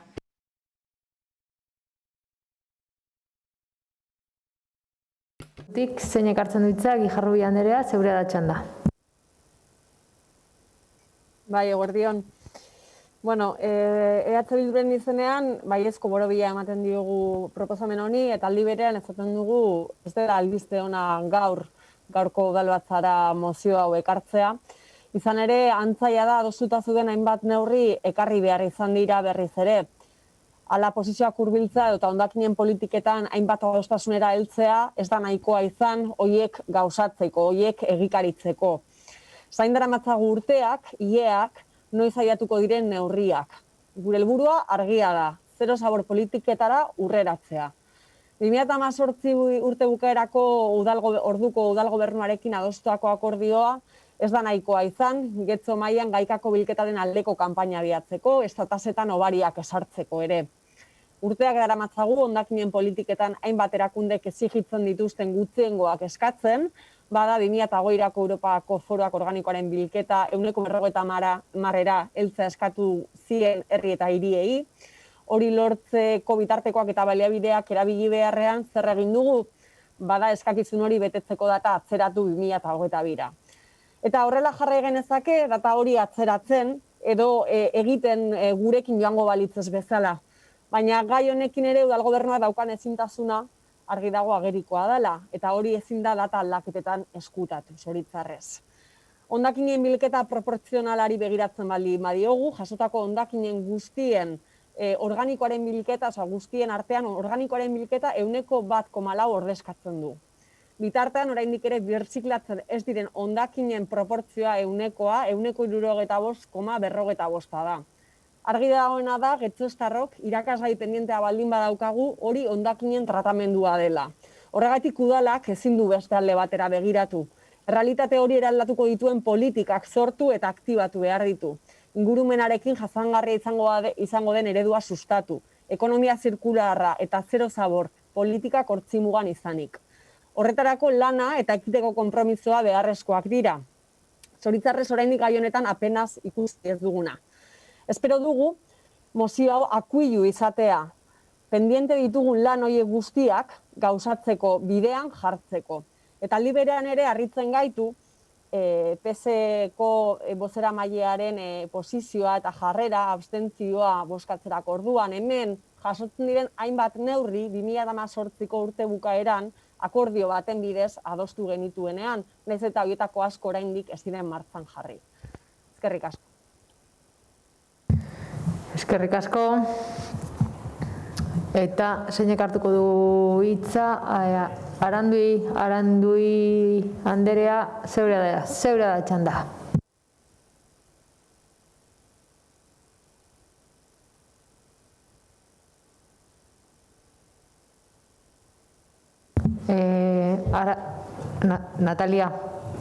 Natalia, ¿me escuchas? Ahora sí. Orain bai, aurrera, nahi duzunean. Eskerrik asko alkate anderea. Zuen arabera, edukiontzi marroiaren ezarpenak ez ditu izan espero ziren emaitzak jasotako hondakinen kopuruari dagokionez, eta gauza bera proposatzen duzu. Ez duzu pentsatzen ezarri den sistemak ez duela funtzionatzen? Zergatik giltza jarri behar horretarako? Nola kudeatzen da eta nola zenbatzen da pertsona batek jartzen duen edo sartzen duen sabor organikoa? Hala, beiraren eta kartoiaren bilketak ondo funtzionatzen du, eta ez dakit zergatik ez den gauza bera egiten edukiontzi marroiarekin. Horretarako, oztopo burokratikoak kendu beharko lirateke ikusteko bilketa areagotzen den, eta horrez gain, Aldundia ari da hondakinak kudeatzeko, hiri hondakinak kudeatzeko plangintza bukatzen, eta horretan jasotzen dira neurri tekniko asko bilketa hori optimizatzeko. Talde bat sortu da jasangarritasun kontseiluan, non alderdi politikoak dauden. Besteak beste, zuek eta talde teknikoak ere badaude. Hala, aztertzen ari dira sistemak beti ere nazio mailako eta Europa mailako araudiaren barruan, eta bertan hondakinak eta zaborra biltzeko aukera desberdinak aztertzen dira. Bat ere baztertu gabe eta asko aztertzen. Arraina eta erikagai gordinak hartzeko sistema, eta zuek proposatutako sistema bertan aztertu diren bat da, eta beste herrialdekin batera aztertu ostean Aldundiak erabaki bat hartuko du, eta orduan aztertuko dugu eta jakingo dugu benetan zer egin behar den, eta momentuz ez denez gure eskumena aurka bozkatuko dugu.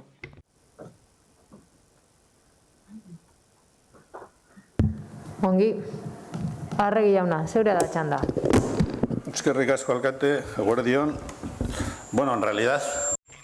Egia esan, 2 minututan ez duten bora nahikorik izango esan nahi dudan guztia esateko, barkatu, baina soinua sartzen zaigu.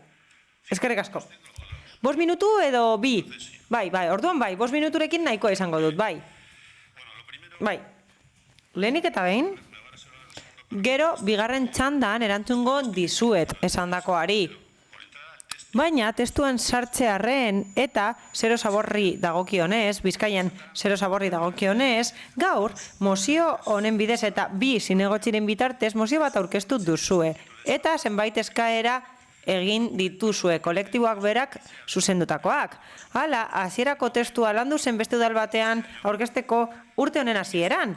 eta apur bat egokitu da besterik gabe hemen aurkezteko, baina ez da zehaztu gure egoera, eta esan beharra dago, gu aurreratuago gaudela, eta testuan esaten denarekin alderatuta gu aurrerago gaude. Hala, guk aurka bozkatuko genuke. Zergatik, uste dugulako horrek ez duela kontuan hartzen ingurumen foroarekin lotutako taldea. Izan ere 2015-etik lan egin du talde horrek. Taldea espezializatuta dago horrelako proposamenak egiteko eta gaikako bilketaren helburua lortzeko gure hiri hondakinetan. Hori da lehenengo ñabardura. Gaikako bilketa ez da birziklapenaren sinonimoa.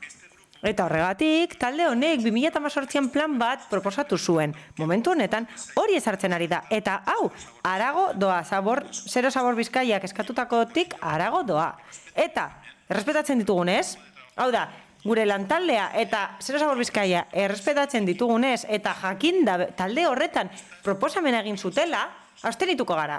Horregatik, asaldutakoagatik. Baina, eskaeren edukira joz, gaur egun, kanpaina bat kontratatu dugu. Sentsibilizazio kanpaina bat, materia organikoaren jatorriko bilketa hobetzeko. Horrekin, etxeetara sartu behar denez, momentuz geldiarazi behar izan dugu pandemia batean gaudelako, baina 2 urtez lan egin izan dugu aldundiarekin konpostaje planta bat ezartzeko hondakin organikoekin Larraña Zubiko konplexuan. Izan ere, horri esker, frakzio hau erabat kudeatu halko da, barkatu, apur bat edango dut, itotzen naizelako, barkatu, momentu bat.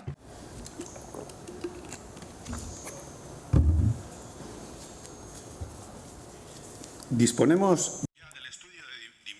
Badugu dimentsionamendu eta kostuen azterlana, bilketa eta tratamendu hori egiteko. Eta hori izan zen oinarria eta hori hitzeman genuen gerora begira eta tasa berrikusteko.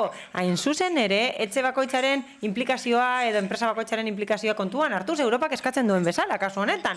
Eta 2 makina jarri ditugu organikorako boltsak emateko eta doan emango dira poltsa horiek auzokideek hartzeko eta enpresek hartzeko baldin eta alta ematen badute organikoa biltzeko. Eta, orain, ia 4.000 dira, 3.600 zehazki. Eta horrek esan nahi du, 37 poltsa ematen direla 4 hilabetero. Hau da, nahikoak dira poltsa horiek familia batentzat. Eta horrek esan nahi du 10 euroko gastua egingo dugula. Eta guztirako kopurua 96 eurokoa da. Beraz, hasi gara dagoeneko konpentsazio foroan aipatutakoa egiten. Eta implikazioa nabarmena da organikoaren bilketan. Hala, Europako proiektu batean gaude. 7 herrialde desberdinekin. Eta edukiontzi adimenduna sortzen ari gara. Bilketa adimenduna egiteko. Gailu elektroniko desberdinak hartzeko. Eta getxo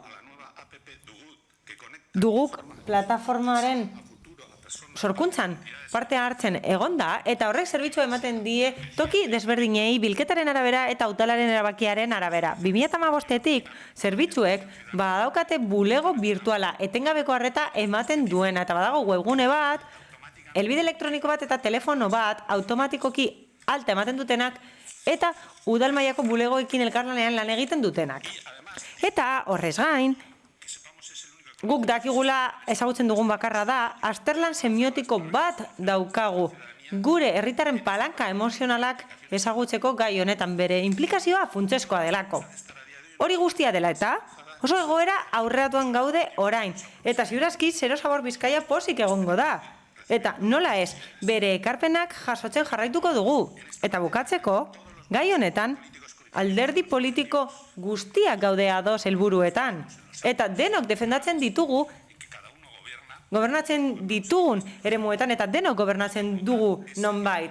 Beraz, gure asmoa da batera lan egiten jarraitzea. Uste dugulako oso emaitza onak dituela baterako lanak. Eta bukatzeko, hala, gaikako bilketaren indizea 12 puntu baino gehiago hasi eginda. Beraz, horrek esan nahi du 30% gainditzen dugula. Hala, 29.000-tik 10.000 jasotzen ditugu gaikako bilketa horretan, eta horrek esan nahi du 3.000 tona areagotu ditugula urtero. Urte bakoitzean, momentu horretatik, eta gauza bat esango dut, eta baieztatu egingo dut. Hori egin dugu iaia organikorik gabe, eta ekarpen hori funtsezkoa da. Europak ezarritako epean 50%ra heltzeko. Mila esker. Mila esker. Beraz, orain bi pertsonen konplexua da, ez da, hitz egitea maskariakin horren beste denboran. Venga. Orain Uribe dela Espriella Andereak hartuko du hitza.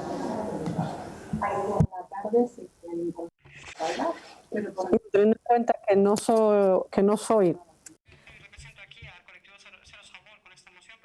Zero Sabor Bizkaiaren izenean gatoz gaur, baina ez naiz haien ordezkaria. Kolektiboak eskatu digu mozio hau aurkezteko. Batez ere, Arregi Zinegotziak aipatutakoa ezagutzeko eta ziur nago, Zero Sabor Bizkaiko kideek foro desberdinetan, hau da alderdien bilerak ez direnean, bertan egongo direla, ziur nago bertan egongo direla. Uste dut gaur egongo direla, eta nik uste dut bere iritzia adieraziko dutela gaur entzundakoaren inguruan. Eta guk ere bai esango dizuegu, eta esango diegu aiei zer erantzun den hemen. Hala, jakinda aurrera pausoak ematen direla etengabe, eta espero dugula askoz gehiago ematea besterik gabe, Zero Saborretik gogorarazi nahi zuten, ez zutela nahi, lehengo ohiturak mantentzea batez ere, kontuan hartuta pandemia honek egungo sistema ekonomikoaren gabeziak agerrarazi dituela. Horregatik, Zero Sabor Bizkaiak nabarmendu behar du oso garrantzitsua dela talde horren lana, eta mozioa aurkeztu egin dute horregatik, hemen Getxon eta beste udal batzuetan abagune paregabea delako bira bat emateko eta bestelako plangintza batzuk ezartzeko. Horrela, planeta zaintzeko eta enplegua eta aberastasuna sortzeko kutsadurarik gabe. Eta intzuzen ere, horretara heltzeko, indar handiagoarekin, Alderdi Popularrari esan beharra diogu, aste honetan bertan, Zero Saborrek, komunikatu bat aurkeztu zuela eta Aldundian ere aurkeztu dutela, Alderdi Popularrak ziurazki zuen parte hartu Aldundian gertatzen denaren zain dagoelako. Eta besterik gabe, komentatu beharra dago, Alderdi Sozialista abstenituko dela, eta bai, berriz ere esaten du, kezkatuta daudela eta horretan lan egiten dutela, baina azkenean beti egiten da gauza bera. Baina, esaten da, beti dago baina bat, ezta? Baina gustatuko litzaiguke eskatzea talde ekologistekin biltzeko eta benetan jakiteko zeintzuk diren bere eskaerak. Alderdi Sozialistak esaten du trantsizio energetikoarekin konpromisoa duela eta beste batzuetan ematen du ez duela inbesteko konpromisorik. Mila esker. Ami Banderea hitz hartuko duzu? Bai, eskerrik asko, alkate Andrea. Denok gaude ados, udal honetatik, apurka aurrera pausoak eman direla. Baina arazoa da nola egin den hori. Hemen enteratzen gara, gauza batzuk abian jarriko dituztela, adibidez makina hori jarriko dituztela poltsak emateko herritarrei. Hori, aipagarria zen, informazio batzordetan, denok geundelako bertan, eta zuten aipatu, eta aipatzeko modukoa bazen, eta hemen enteratu behar gara osoko bilkuran. Hala, dugut aplikazioa aipatzen da, sortu zen eta gero eziguten ezer esan bere bilakaeraren inguruan, bere funtzionamenduaren inguruan, eta horrek zalantzak eragiten dizkigu. Ez du balio benetan horren inguruan hitz egiteak baldin eta segimendua egiten ez badugu gardentasunarekin, bere helburua galtzen duelako. Hala, espazio komunak baliatu behar ditugu aurreratzen jarraitzeko ekonomia zirkularrerantz eta ekonomiarekin batera planeta zaintzera begira. Mila esker. Duzute hitzartuko bildutik, bai, Lijarrubi Anderea, zeura da hitza. Bai, bueno, erantzuteagatik, gustatuko litzaidak erantzutea Arregi jaunari. Argi dagoena da pandemia garaian gaudela, eta gauzak ez doa zela, edo behintzat lehen egiten genituen bezala ezin ditugula egin, egokitzapenak behar ditugu, baina horrek agian eskatzen du ere, kasu honetan, kanpaina komunikatibo hori egokitzea, ze pandemian egongo gara, baina hondakinak jarraitzen dugu sortzen hondakinak, jarraitzen dugu gure kontsumoak jarraitzen du martza berean, eta horrek ere dakarrena da hondakinak bere horretan mantentzea. Beraz, uste duguna da, pandemia egoera berezia da, baina ez du balio gauza guztietarako aitzakia bezala erabiltzea, ez? Eta kasu honetan ere, posten gaitu hainbat neurri, adibidez, kasu honetan poltzen makinak eta azkenean martxan jarriko direla, benetan posten gaituela albizteak, ze badaramagu urtebete terri baino gehiago horren atzean, eta posten gaitu jakitea, ia edo datozen asteotan edo egongo dela martxan, benetan posgarria. Bestetik, nik uste dut, eta geratzen naiz horrekin, azken finean, uste dut, helburuetan eta behar diren neurrietan adostasunak ditugula, eta horrela erakutsi dugu behin baino gehiagotan. Arazoa da horien implementazioa, eta hori da benetan kezkatzen gaituena. Makinaria osoa jartzea, edo behintzat makinariaren zati bat jartzea, horiek implementatu alizateko getzon, aurrera egin alizateko. Badakigu neurriak, konpromisoak, paperean dauden, idatzita dauden konpromisoak, baina gero, hortik, errealidadera jauzi handi bat ikusten dugu, eta ikusten duguna da atzerapena, etengabeko atzerapena arlo honetan. Uste dugu hondakinek lehentasuna hartu behar dutela, horrela erakutsi digu ingurumenak, horrela erakutsi digu ere osasun krisi honek, eta uste dugu getzon irakasgai asko pendiente ditugula gai honetan. Horregaitik, neurri horiek hartzetik, neurri horiek aplikatzera pasa behar dugu, eta horrekin geratzen naiz. Besterik ez, eskerrik asko. Eskerrik asko, Guijarrubia Anderea eta Arandbi Anderea, zeurea da txanda. Oso ondo iruditzen zait, poltzen makinak jartzea. Hori oso ondo iruditzen zait, baina zergatik egon behar dira itxita edukion tximarroiak, ez da hobe herritarrei aukera ematea eurek zuzenean erabakitzeko eta kartoia eta beirarekin egiten duten bezala hori botatzeko dagokien edukiontzira? Ez da hori hobe? Arregi jauna, zeurea da txanda. Bueno, Nataliari oso erraza, Europako araudia izapidetu zen Alderdi Popularrak gobernatzen zuenean. Hala da, beraz, mesedez koherenteak izan gobernatzen duen alderdi batean gaudenean, gainera jan behar dugu. Eta ondo jaten dugu. Ados gaudelako, hildo horretatik. Beraz gero, ez jaitzi udalera beste gauza batzuk esanez. EH Bilduri dagokionez? Leuna izango naiz, ezta? 2012tik gure kideak izan zaret, eta tamalgarria da, orain arrakasta lortuko dugu eta bertan bera utziko duzue? Besterik gabe, bihar, ematen ditugun azalpenekin, espero dugu hori esatea. Ez naiz gehiago sartuko. Eta Elkarrekin Podemosi, ongi etorri. Oso kontraesankorrak izan zarete lantalde honetan. Gauza bat esaten zenuten eta aurkakoa esaten zenuten, begiak mugitu gabe. Kale edo auzo bateko presioaren arabera, egiten zenuten gauza bata edo bestea. Ados gaude helburuekin, ados gaude helburu horietan, parte hartzailea izan den talde batetik atera dira emaitzak eta bai, esan alduzue ez dugu informazio nahikoa eman edo atzeratuta gabiltza, bai, hori hala da, baina edukiak hor daude. Eta ez dira gobernu honenak, dira udalarenak, Bizkaiarenak dira, Europarenak dira, Espainiarenak eta munduarenak, helburuak partekatzen ditugu, beraz mesedez, txip horretan sartu eta ez eztabaidatu etengabe. Gauza askorengatik eztabaidatzen dugu, mesedez, ez dezagun eztabaidatu honen inguruan, mila esker. Arregi jauna. Beraz, mozioaren bozketara pasatuko gara. Mozioaren aldeko bozkak. EH Bildu eta Elkarrekin Podemosekoak ditugu. Kontrakoak. Partido Popularrekoak. Eta abstentzioak. Partido Sozialista Euskadiko Ezkerra eta Eusko Alderdi Jeltzalekoak ditugu. Honekin batera, 154. puntura pasatuko ginateke. Elkarrekin Podemos udal taldeak aurkeztutako mozioa daukagu.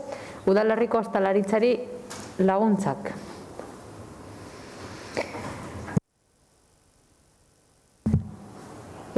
Uribe Espriella Andereak defendatzen du, bai? Aurrera. Udalerriko ostalaritzari laguntzea.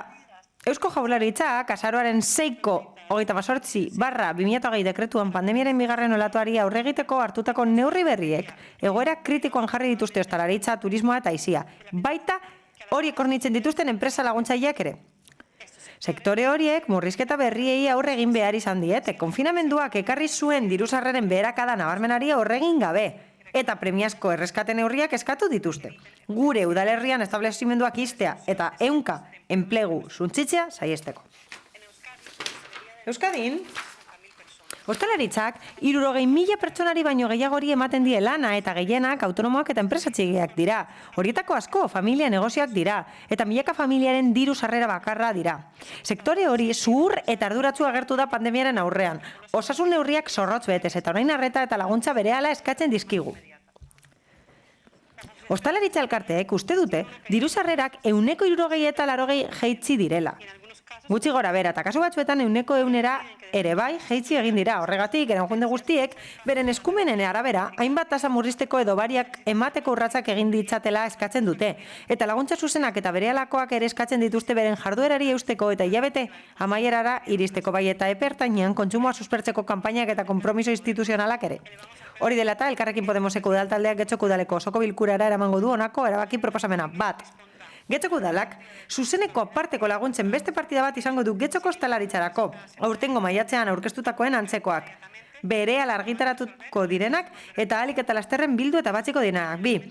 Getxoko udalak ebaluatuko du zaborren terrazen eta gainerako figuren udaltasetan aplikagarriak izan daitezkeen obari edo salbuespen berriak ezartzea baldin eta kodearen kontrol neurriek kaltetutako establezimenduen jarduerari eragiten badiete. Retome de manera regular. 3. 3. Getxoko udalak konpromiso hartzen du ostalaritza, aisia eta turismoaren sektorerako erreskate partidak sartzeko hurrengo udala aurrekontuetan. Sektorearen premiekin bat etorriz eta beharrak, eskaerak eta balizko konponbideak hautemateko parte hartze aktiboarekin. Pido un segundo para beber, por favor. Segundu bat, ura erango dut, bai?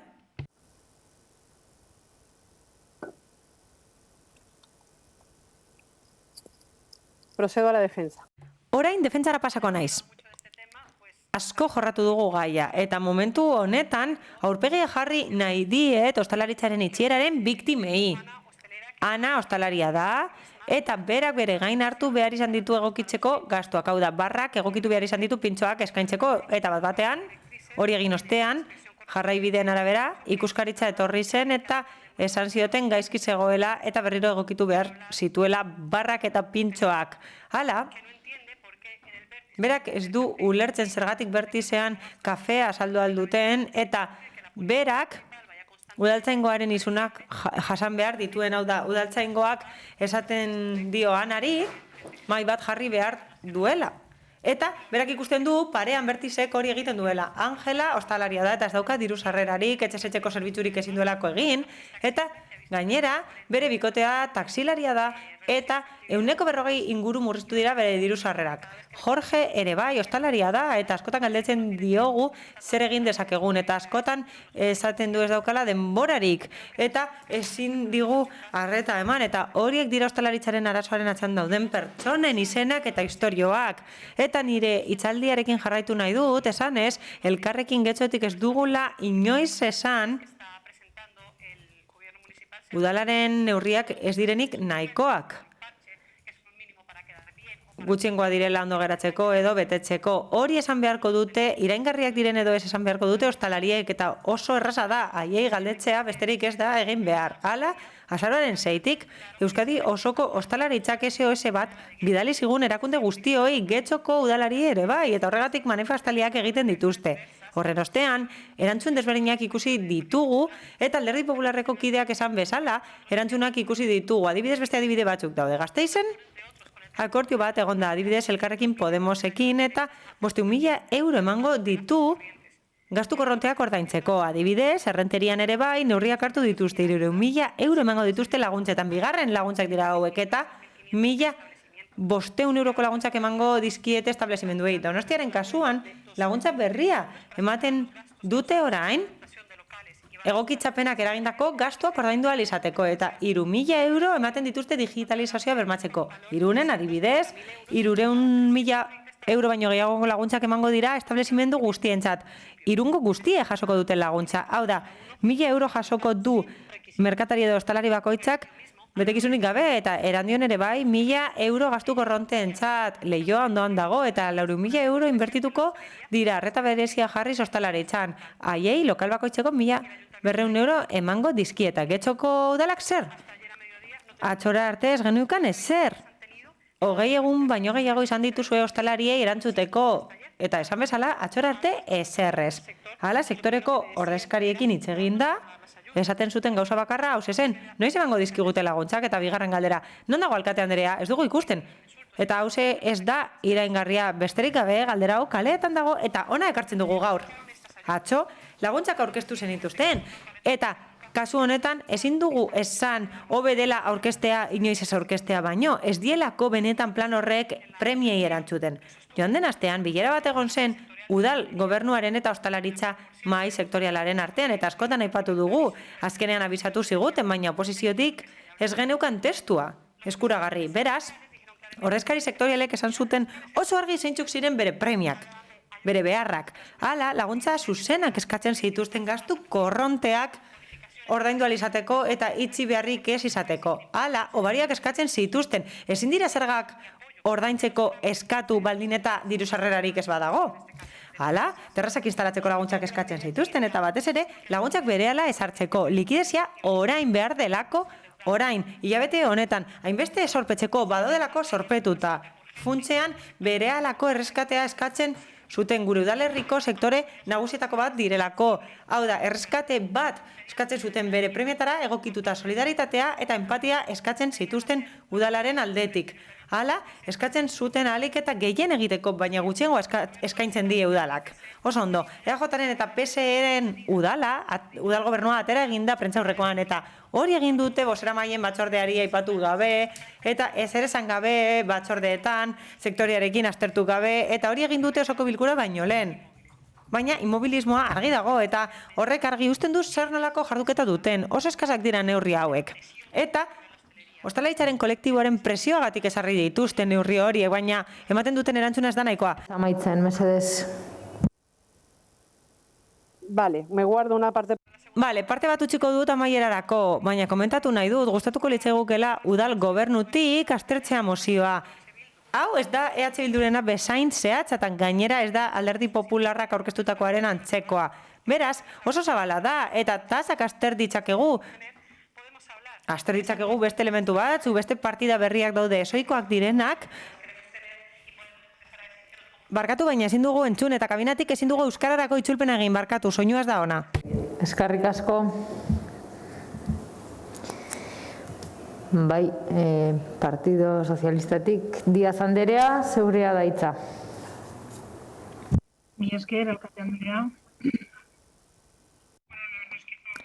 Egia esan, ez gara lusatu nahi, ez dugu lusatzea nahi, eta oso argi utzi dugu zein den gure jarrera eta gure iritzia argi erakutsi dugu. Ez dugu uste, mozio honetan jasotzen diren neurri zehatzak diren benetan beharrezkoak direnak eta abian jarri behar ditugunak. Aipatzen da, berriz ere ematea maiatzeko laguntza termino berberetan hori aipatzen da, eta hori guztia dagoeneko azaldu egin dugu aurreko eztabaidan. Mozioan adibidez, erreskatea aipatzen da. Aipatzen da, ostalaritza erreskatatu behar dela. Eta, ostalaritza osoa erreskatatzea harago doa.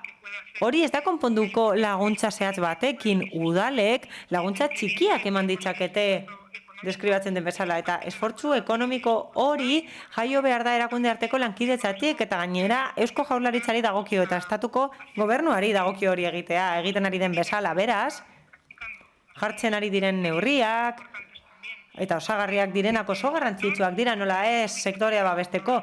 Eta horrek ez du esan nahi lanean jarraituko dugunik neurri gehiago sartzeko. Horregatik guztiagatik, proposamen honetan, ez dugu alde bozkatuko, mila esker. Eskerrik asko, Díaz Anderea, EH Bildutik, Rodríguez jauna. Sí, bueno, en primer lugar, una... Bai, lehenik eta behin, lehen eskatu didate alderdi sozialista aipatzeko Partido Sozialista de Euskadiko Eskerra esateko esan didate eta ez daukat arazorik.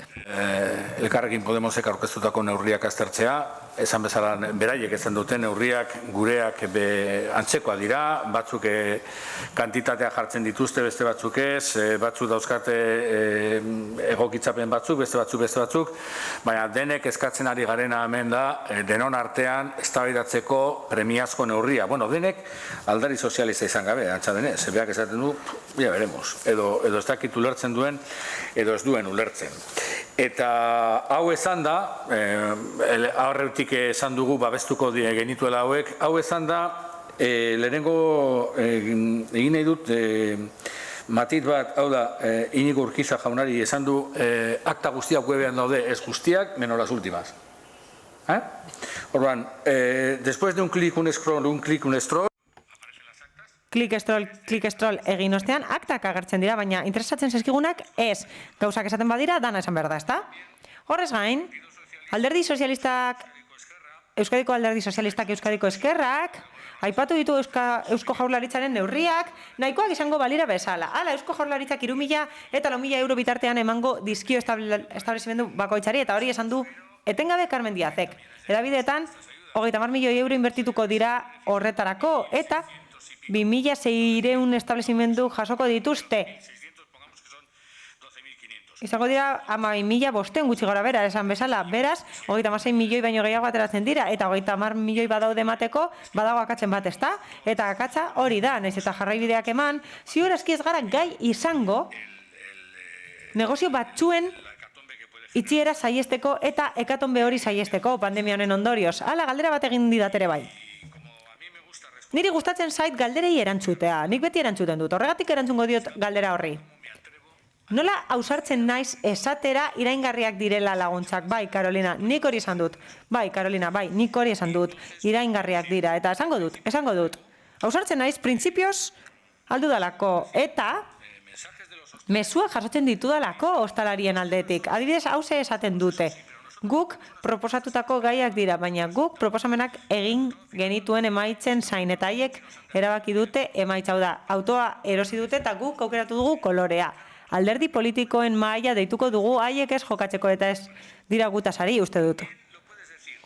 Esan dezakezu, Getxoko ostalaritzaren elkartea gero eta handiagoa da, eta hori da zuen onura, hau da, elkartegintza areagotzen ari da, eta esan gure izenean. Ausartzen naiz, printzipioz honengatik, aukera daukadalako eta baimena eman didatelako, baina horrez gain beste gauza gehiago ditut. Getxolanetik, merkatariei, 11:20 mezu bat bidali zitzaien, eta prentzaurrekoa terditan izan zen, eta hemen daukagu prentzaoar bat, gobernu taldearena. Programa berria, esaten du. Berria, benetan berria ez da. Nik uste dut, terrazen tasa eskobratzearen neurria aurrekoa da, prentzaurrekoaren aurrea da, eta ostalaritza itxi baino lehen, ezarri zen, baina pentsa dezakegu berria dela, inbertsioa, bai, diru-sarrean murriztuko dira, udalean, baina inbertsiorik ez dugu ikusten. Eta gero, hauze esaten da, niretzat iraina da, eta iraingarria da, hau da, dirurik ez duen pertsona bati, ukatzen zaizkio diru-sarrerak, eta denok uler dezakegu arrazoia, nik hori ez dut zalantzan jartzen. Baina diru-sarrerarik ez badute, kalte ordaina eman beharko diegu, eta ados nago Andradek erabilitako kalte ordaina kontzeptuarekin. Beraz, ukatzen badizkiogu pertsona horrei diru-sarrerak, esatea ofizioz itzuliko dizugu tasa, orain diru-sarrerarik ez duzunean ordaindu, hori ez dugu ulertzen. Orain, eta etengabe esan den bezala, ordenantzak horretara behartzen du, beraz, ez da inork erabakitako ezer. Eta gauza bera gertatzen da, pertsona horri esaten diogunean, urrengo urteko bigarren hiruhilekoan, heltzen bazara, eta taberna irekita badaukazu oraindik, ez dizugu kobratuko zaborren tasa. 2021ko bigarren hiruhilekoan, eta niretzat iraina da. Iraingarria da, benetan pertsona horik diru-sarrerarik ez dutelako, eta nire galdera hauze da. Carmen, aipatu duzu ez zirela neurri egokiak. Beraz, zuretzat zeintzuk izango lirateken neurri egokiak hilabete batean edo bitan ez baduzu kobratzen? Hau da, 4.000 euro kobratzen badituzu hilean eta gero kobratzen ez badituzu eta ordaindu behar baduzu zure alokairua edo hipoteka eta jan behar baduzu eta etxeko langilea badituzu eta ezin badiezu ordaindu zer gertatuko litzateke. Y luego se presenta como nuevo. Eta gero berritzat jotzen da zerbitzu bat edo zerbitzu batzuk getxolanenak direnak. Getxolanek ez baditu zerbitzu hauek ematen, zer egiten du getxolanek? Hori da galdera. Eta gero, esango dut berriro ere, gaizki eta berandu zabiltzatera. Mila esker. Aldetik, Andrade jauna. Sí, gracias, alcaldesa. Eskerrik asko alkate anderea, laburki askotan aipatu ditugulako neurri hauek guztiak. Hala, Elkarrekin Podemosi erantzutearren, eskasak direla edo orokorrak direla uste dugu goizean esan bezala. Lehenengo neurriari dagokionez, kalte ordainak dira, eta guk hori proposatu dugu, ondo deritzogu, bai, guk eta EH Bilduk desberdinak eta zehatzak aipatu ditugu, baina bueno, ondo dago, bai, kalte ordaina behar dute. Bigarren neurriari dagokionez, obariei dagokienez, zehazki, guk zehatzak proposatu ditugu eta EH Bilduk ere bai, orokorregia da, Elkarrekin Podemosen mozioa erridikulua dela aipatu dugu, prentzaurrekoan aipatutakoa. Hala, hirugarren neurriari dagokionez, erreskate horri erreparatuz, nik ez dakit erreskate partidak gehitu behar diren, ez dakit. Ez dakit, benetan proposamen honi dagokionez uste dut oso orokorra dela eta ez nago ziur. Horregatik guztiagatik oso orokorra izateagatik abstenitu egingo gara, mila esker. Eskerrik asko, Urkitza jauna, ez? Bai. Bai. Eskerrik asko. Vale, en principio... Printzipioz, gogorarazi nahi nuen, promozio ekonomikoan, hau da, sustapen ekonomikoko sailean, urte intensoa izaten ari dela, martxotik batez ere, oso intensoak gainera, milioi bat erdi euro atera ditugu, pandemiari aurre egiteko, 1.020 erakundek, pertsona fisikoek eta entitatek jaso dute laguntza eta horietatik, 200 baino gehiago ostalaritza establezimenduak dira, bono getxo bat atera da, aurreko baino 10 izan diagoa izan dena, eta ostalariak barne sartu dira, eta horrek esan nahi du, 1.000.000 euro atera direla merkatura kontsumitu izateko. Eta jarraituko dugu hobekuntzak egiten horrelako bonuetan, getxo bono horretan ostalaritzari dagokionez, baina partida honetan ere bai parte hartu dute ostalariek. Badaude bono batzuk, oso ondo daudenak, oso ondo posizionatuta daudenak, batzuek kontsumaren 80% gainditu dute dagoeneko, eta jarraitzen dugu sektoreen eskutik lan egiten. Eta, nola ez, ostalaritzarekin lanean dihar dugu etengabe, lehen irakurri dudan bezala, mai sektorialean, puntu batzuk eskatu dituzte eta arreta jarri diegu, kontuan hartu ditugu bere premia, bere zerbitzua, bere eskaintza kontuan hartu ditugu eta proposatzen da, eskaintzak aztertzea, irizpide desberdinak esartzea, take away, etxeko zerbitzua, hori kontuan hartu da eta webgunea sortu da, haiek eskatu duten bezala gutxi gora bera, ostalaritzarekiko harremana, hori egiten ari gara, eta sartu ditugu ostalariak eta establezimenduak kontsulta foroan. Hala, informazioa ematen diegu etengabe. Hau da, azaltzen diegu nola kudeatu behar duten take away zerbitzua, eta terrazei dagokienez, lehen esan bezala, azpimarratu nahi dut arazoak zituztela, hau da, 3,5 metrora heltzen ez zirenek arazoak zituzten. Eta horretarako hurbilpen bat egin zen, terrazak atera izateko aparkalekuetara. Eta uste dut, horri erantzun diogula, horrez gain, eskaera bat egin dute, hau da, babes handiagoa eskatzen dute izapideak arintzeko, eta bar. Eta horiek sartu ditugu berritasun eta laguntza berri horietan, eta bai, nola ez, zer gehi buruz hitz egin dezakegu. Gehiago edo gutxiago dela pentsa dezakegu, baina erantzuten ari gara.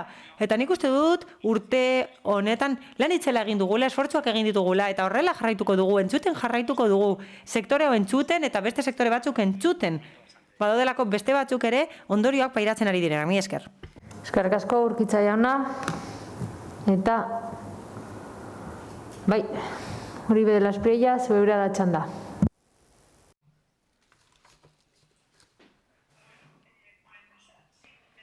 Bueno, hasteko egia da neurri hauek irekiagoak direla, ez dugu esan nahi Alderdi Popularreko lagunak esan bezala eskasa direla, baina irekiagoa direla. Izan ere gure helburua zein zen, udal gobernua ezagututa gaur gutxienez hemen zerbaitetan konprometitzea.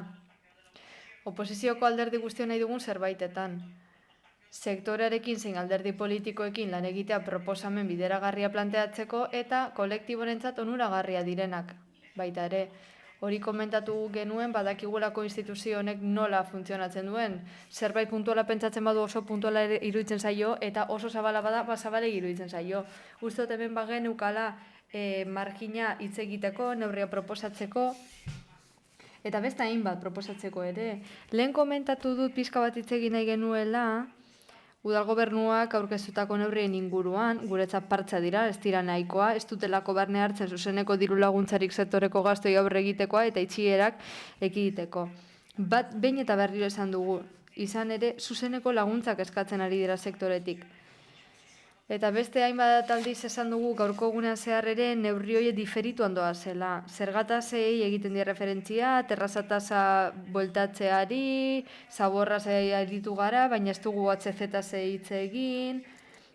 Askoz, ambiziosoagoak izan alziren neurriak eta horregatik esan dugu. Egia da, banaka kalkularitza eskaintzeko neurriak puntu ona direla, baina eta askartuko dituztela zenbait izapidetzelan, baina uste dugu ez direla nahikoa. Eta getxolanetik behar bada egin daiteke zerbait, jarri arkitekto batzuek haien eskura eta terraza diseinatzeko.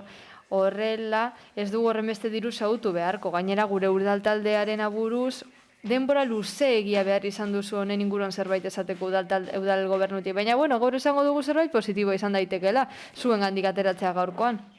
Eta animatzen zaituegu, egin duzuenez, orain mesedez, eman benetan aukera, ostalaritzalari laguntzeko oraindik ere, zuek eskainetakoa haiek behar dutenetik oso urrun dagoelako. Hala ere, gaur 3 aldiz esan dute eta beste 3 aldiz esango duzuen zet neurri hauei, ez direlako zuen neurriak, berriro diot, denda eta taberna bakoitzaren atzean errealitatea daude, pertsona daude, bizitza daude, hainbat familia, maileguak ordaindu beharrean, autonomo kuotak, kreditu txartelak, erosketa gurdiak, maila guztietan zerbait egin behar dugu udal modura.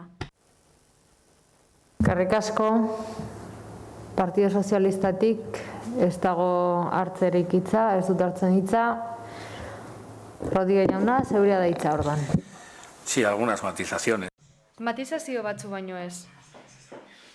Oie, saldu den webgune hori ez da aldu, prentza horrekoan esan duzuela ez retorriko dela, baina momentuz PDF bat baino ez daukagu. Nik uste dut hemen dauden guztiok badakigula jada rakanotasun badagoela, udalaren partetik neurri dagokienez.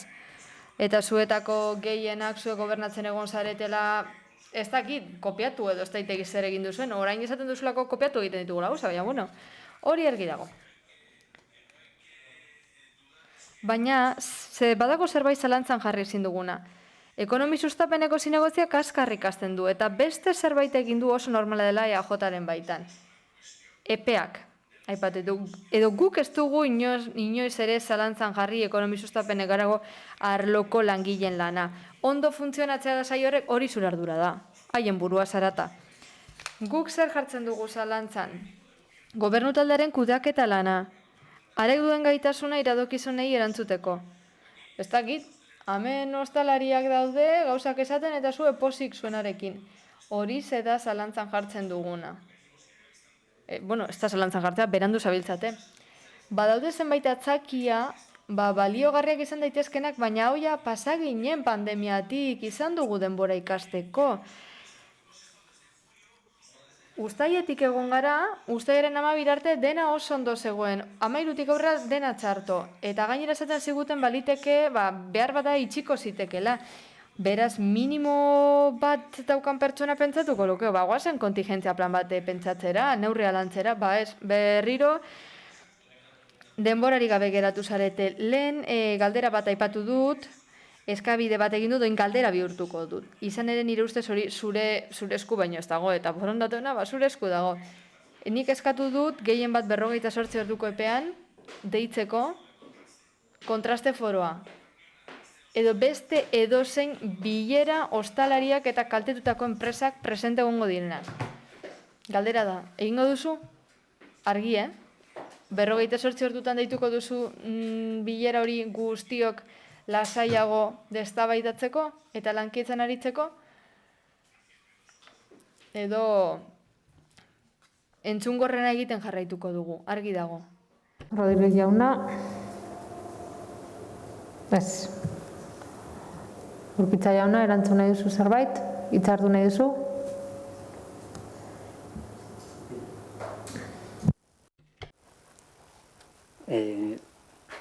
El foro de contraste Kontraste foroa deituko da. 48 ordutan, kontsultatu behar dut, baina bai deituko da. Eskerrik asko. Mozioaren bozketara pasatzen gara, mozioaren aldeko bozkak, EH Bildu eta Elkarrekin Podemosekoak ditugu. Aurkakoak, ez dago, barkatu. Euskal Alderdi Jeltzalea eta Partido Sozialista Euskadiko Ezkerra ditugu, eta abstentzioak Partido Popularrekoak dira.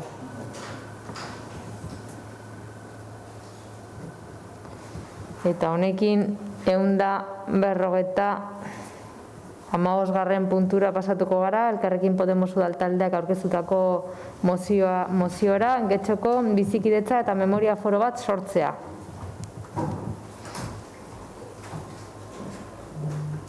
Bai, Amieba Andrea, zeurea da. Hil honetan, azaroaren 10ean memoriaren eguna ospatu zen Euskadin. Hainbat udalerritan biktima komendu zituzten, bakea eta memoria, justizia eta erreparazioa balioesteko beharra ikusarazteko ekitaldi simboliko baten bidez. Getxoan udaletxe honen sarreran minutu batzuetako isilunea baino ez genuen izan, eta goiz hartan bertan oroitzapenaren proposamena jaso genuenean adierazi genuen bezalaxe, hori espresuki eskasa eta gutxi prestatua iruditu zitzaigun. Eta hori ez litzateke gertatu beharko memoria lanardatz nagusietako bat izango bagenu. Gure udalerrian gatazka desberdinetako biktimak, terrorismoarenak, gerra zibilarenak, frankismoarenak beste oroitzeko irudatare bat ditugunez, uste dugu hori lantzeko beharra dagoela. Memoriak ez baitu ekarri behar urtean behin edo hirugunetan espazio jakin batera joatea eta aldez aurretik prestatu, hausnartu eta kontutan hartu gabeko ekitaldi labur bat egitea. Eta batez ere, ezer gutxirako balio du aurreko eta ondorengo lanik ez badago ikuspuntuak testigantzak eta bezi izan dugunaren ikaskuntza bateratzeko gizartarentza zer den eta Getxon memoria duin baterantz nola egin dezakegun aurrea aztertzeko. Horretarako errenteria bezalako herriak erreferentzia gisa ditugu, dagoeneko hasia direlako bide horretan. Haien esperientzia hona oinarri hartuta, hainbarrezko ikusten dugun argi honetan aurrera egiteko gida itsasargi izan gaitezke. Udalerri horretan duela urte batzuk sortu zuten tokiko bizikidetza foroa, udaltalden ordezkaritza duena, bai eta ikuspuntu zabalagoa eta esperientzia ematen duten gizarte eragile eta kolektiboena ere. Oso lagungarria baita memoria kolektiboan aurrerapena planteatzeko. Hori dela eta Elkarrekin Podemoseko udaltaldeak Getxoko udaleko osoko bilkurari eramango du honako erabaki proposamena. Getxoko udala konpromiso hartzen du tokiko bizikidetza foro abian jartzeko, antzeko esperientzia egokia kontuan hartuta, memoria historikoaren arloan aurrera egiteko eta justizia eta biktimen erreparazioa lortzeko. Continúo con mi turno de intervención. Txandarekin jarraituko dut. Proposamen hau ekarri dugu osoko bilkura honetara gure ustez memoria historikoa askoz gehiago landu behar delako. Badakigu 3 data ditugula gure komemorazio egutegian esan bezala, baina egia esateko ez da nahiko alor eskaintza bat egitea, isilune bat egitea, gero ez badugu beste zerbait egiten. Eta gainerako arloetara ere aplika dezakegu hau. Kasu honetan ez gara inongo esfortzurik egiten ari legegintzaldi honetan. Hutsegiteak egon ziren aurretik eta aurrera pausoren bat ere eman zen, baina orain zerbait residuala da, noizbehinka agertzen da, kointziditzen duelako eta listo. Udalaren webgunen ez dago aipamenik, eta guretzat bada berezi duen balioa emateko modukoa. Karga emozionala handia duen gaia da, erantzukizun handia eskatzen du, nire belaunaldiak badu misio bat. Gure arbasoen leinuari eustea, historia erreskuratzekoa, ezagutza eta bakea ekartzeko. Duela urte batzuk aipatzen ezena beldurragatik, errepresioagatik edo persekuzioagatik hori berreskuratzea, iragana gogoratzea, ez ahazteko. Mina edo oroitzapen bat beldurrarekin ez enkistatzeko, inork ez duelako merezi horrelako tristasiarekin kargatzea. Badakit zer esan nahi duten hitz hauek eta gainera badakit alderdi guztiak entzunda ere hobeto ulertuko dudala eta empatia gehiago sentituko dudala parte guztietatik. Eta nik berdina sentituko dut historiaren nire partea kontatuta eta gitxinaka eraikiko dugu eskatu nahi dudana. Egin dadila memoria, gure historia ekartzea ona ez utzi alde batera eta forma puntualen balio izateko erreskuratzea ez da nahikoa, edo arma gisa erabiltzeko ez. Uste dugu gure egitekoa dela espazioak bilatzea, errespetuz lan egiteko, errenkore balbe bestei begiratzeko, testimoniantza desberdinak berdintasuna lantzeko merezi duten moduan.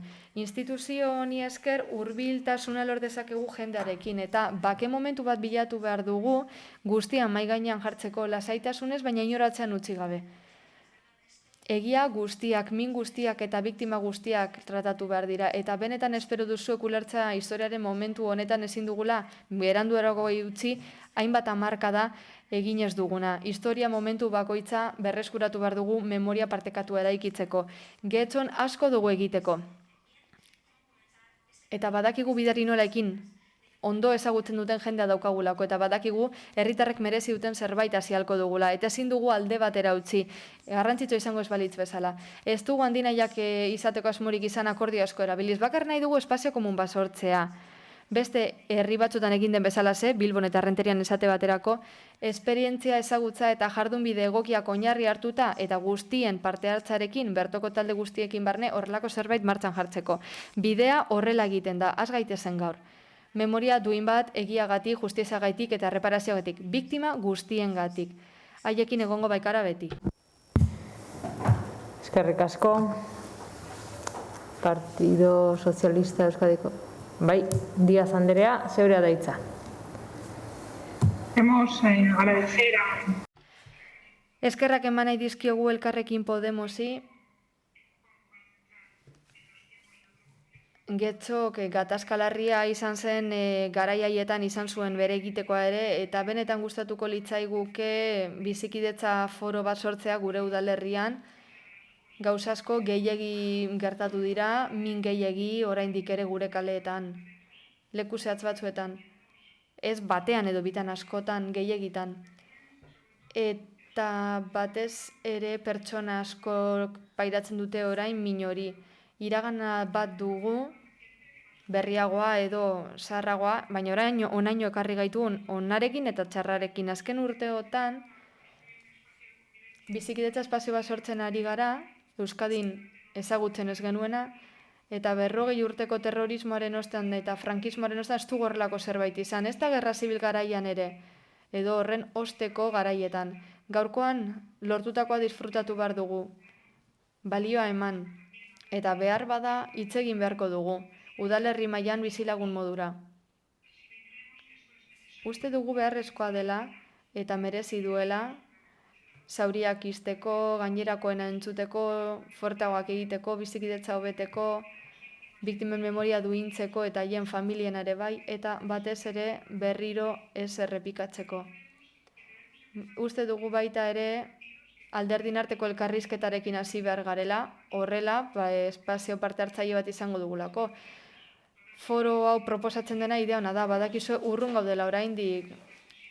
Guk alderdi guztiok ez baitugu biktimen aitorpenerako saioan parte hartzen, urtero egindako saio horretan horregatik, alkate Andrearen hitzak hartuko ditugu aintzat, bozeramaile batzarran bildutakoak, eta berak esan zuen konprometitzen dela lan hau egitera, kontu hau gaitzera, udal taldekin batera. Denbora eskatu zigun hori lantzeko eta horregaitik abstenituko gara. Eskerrik asko. Zeure da. Bai, 2019 urtean memoriaren egunaren atarian isiltasunean adostu genuen talde desberdinen topagunea. Egun hartan komentatu genuen isiltasunean gure arteko desberdintasunak ez zirela agerian geratuko eta elkar bizitza indartzeko eta memoria eraikitzeko behar diren konplizitateak sortzen joan beharko ginela. Interes politikoetatik aldenduta, presagabe, argipean egon gabe. Alkateak hartu zuen hausnarketa partekatu hura garatzeko ardura. 2020 urteko memoriaren eguna pasada, urtebete dagoeneko, eta hausnarketa ez da eman. Ez dugu alkatearen deiri jaso, behin baino gehiagotan gogoratu diogun arren. 2011 urtean sartu zen lehen aldiz Euskal Herria Bildu udaletxean, bildu hasiera batean. Urte hartan esan zuen 2009 urtean adostutako dokumentua berrikusi behar zela.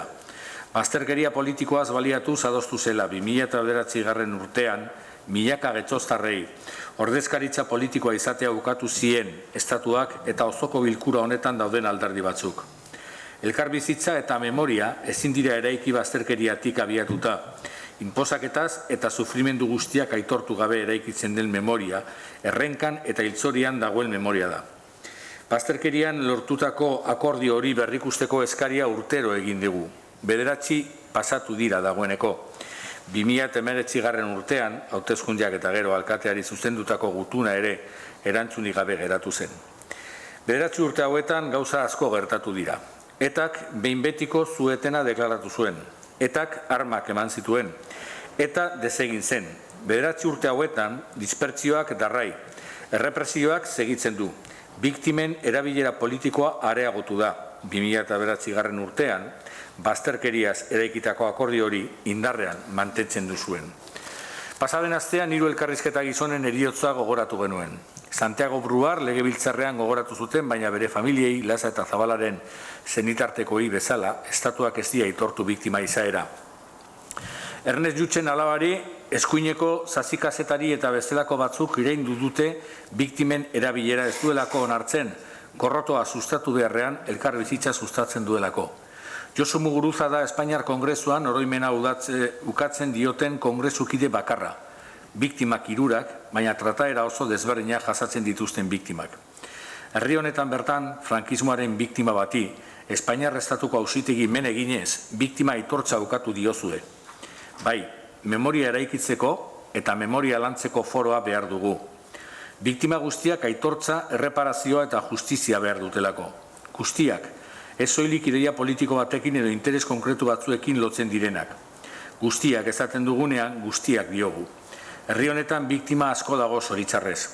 Jazarpena pairatu dutenak, tortura sufritu dituztenak, senitarteko bat eraila ikusi dutenak, dispertsioaren eraginez errepidean istripua jasan dutenak, kartzela jasan ezin izan dutenak, euren senitartekoak oraindik bide bazterrean bilatzen dituztenak, euren familia lapurtu ziotenaren aitortza jaso ez duena, denak dira biktimak, denak merezi duten aitortza, egia eta reparazioa, denak. Denen sufrimenduak dira aintzat hartzekoak, denen kontakizunek osatuko dute herri honen memoria. Memoria ez talako bakarra izango, partekatua eta anitza baizik. Herri honetan sufrimendu asko egonda, eta sufrimendu eragile asko ere bai. Jakin badakigu zuetariko batzuek ez duzue gure ikuspegia ontzat hartuko. Zuek ere badakizue guri kostatzen zaigula zuen kontakizun partziala onartzea. Kontakizun anitzak dira, ez alderdiak beste, ez aldeak beste, pertsonak beste esango nukenik. Memoria eraikitzeko denok gara beharrezkoa. Elkar bizitza etorkizuneko elkar bizitzan ez baitago inor soberan. Getxostar guztiok behar ditugu. Alderdi popularra eta hauek ordezkatzen dituzten herritarrak, Eusko Alderdi Jeltzalekoak, Alderdi Sozialistakoak, Elkarrekin Podemosekoak, biktima guztiak, sufrimendu guztiak eta egi guztiak. Errenterian eredua izan ziren alderdi guztiak batu ziren. Eredu ona izan daiteke edo beste batzuek egon daitezke. Zintzotasunez eta errespetuz eraiki beharko dugu memoria anitza. Bai foro horri behar dugu eta alkateak ez badio aurre egiten, herrietatik abiatzen bada, alderdietatik kanpo edo barne, are indartsuagoa izango baita. Eskerrik asko, Rodríguez jauna, eta bai, Elorza jauna, zeurea da hitza. Gracias, señora alcaldesa. Mozio honen bitartez martxan jarri nahi da bizikidetza foro bat. Ez dut esango ideia ona estenik, baina guk uste gu ez dela gure kontua. Zu nahi duzuna gure eskumenetatik haratago doa, eta gauza ez da borondateaz izatea, baizik eta memorian eta narratibetan lan egiteko lan hau, legebiltzarrean onartu behar da esate baterako, beste instituzio batetan, eta badu bere logika. Badaude zenbait batzorde eta organo gure autonomia erkidegoan lan honetaz arduratzen direnak. Gure ustez horrela izan behar da hain zuzen ere horrelako gai garrantzitsu bat eta beste hainbat landu ahal izateko eta baterako adierazpenak lortzeko. Kontutan izan kontu hau delikatua dela, ertz asko dituela, adostasuna lortzea zaila dela, eta azkenen golburua zaildu dezakegula. Gaurko erantzuna nahikoa izango litzateke mozioaren aldez egiteko, baina gaiago eder esango dizut. Ez pentsa usartzen ez naizenik. Esaten denean bizikidetza foro bat sortu nahi dela gura bezalako lurralde batean, horrek esan nahi duen guztiarekin oinarri batzuk egon bar dira. Hau da, jokoaren araua zeintzuk izango lirateke eta zein abia puntua. Zein baldintza daude foro horretan landuko dena sartzeko? Epeak, akotazio kualitatiboak, kuantitatiboak, azaldu zein izango litzateken abia puntuak. 34 de la Guerra Civil del 30. Gerra zibila zein izango litzateke abia puntua. Horrelako kasuetan, 77ko amnistia indargabetzen dugu, kartzela guztiak ustu ziren eta zerotik hasi ginen guztiak. Edo gaurko egunetik aurrera amnistia batzuentzat bakarri balio du da beste batzuentzatez. Nik badaki zuek eta beste batzu publikoki esan duzuela, konstituzioaren emaitzaren estatua desegin nahi duzuela, baina foro horretan onartuko litzateke 1978ko momentu historikotik abiatzea? Batzu jakinda armetara jo zutela, aitortu nahi ez zutelako? Gatazka historikoaren invento honekin inoiz ez den horrekin jarraitu nahi dugu, eta ignominia hau onartu behar dugu Batasuna eta Bilduren bermea duena. Hauteskundetan irabazi ez zuenak eta bombekin irabazten saiatu zenak parte hartzea utzi behar dugu. Eta indarkeria oro baztertuz, edo hori egingo zutela esanez, instituzioetara sartu ziren guztiak hartuko ditugu 78ko erregimena bertan bera utzina izan zutela konton hartuta. Arkaitz Rodríguez pasaden egunean, legebiltzarrean egin zuen horren inguruko adierazpen bat, gainera bizikidetza foro honetan memoria historikoan aurrera egiteko amnistiak eta etarentzako amnistiak eta horrelakoatak eta zuritzeko aitzakiak eta bere entzungo genituzke? No esclarecer los crímenes. Gainera Bilduk ez du argitu nahi izan, egile ezagunak izan dituzten krimenak. Beraz, terrorismoko biktimekin batera bakearen biktimak egongo lirateke. Pasaden egunean esaterako, Espainiako justiziari entregatu zitzaion Ramon Rotaetxe. Pertsona hau, gure udalerrira binkulatuta gonda, nire familiara ere, bai, Natividad Jauregi hil egin zuen, Begoñatik ateratzen ari zenean. Bildu, Fernando Barrena eurodiputadoren ahotan zer esan zuen? Jaione Jauregi ematea Belgikatik Espainiara ekartzeko anakronismo gutxa da. Horrek erakusten du oraindik Espainiako estatuak bengantza politikoa erabiltzen duela. Horrela bezalako jarduketak ez dute lortzen bizikidetza eta bakea lortzen. Badirudi zera esan nahi duzuela, balizko errudun bat epaitzea ez dela bizikidetzarako ona. Foro honetan legea bete beharko da eta beraz errudunak epaituko eta kondenatuko dira? Edo Bildu bere horretan jarraituko du? Eta bakarrik komeni zaienean epaituko da jendea. Izan erori nepotismoa eta diktadura estali izango litzateke. Foro honetan hiltzaileak kondenatzea onartuko zenuke? Justizia egiten zerraituko dugu edo hiltzaileak zuritzen. Eta beste gauza bat. Forotik kanpo geratuko lirateke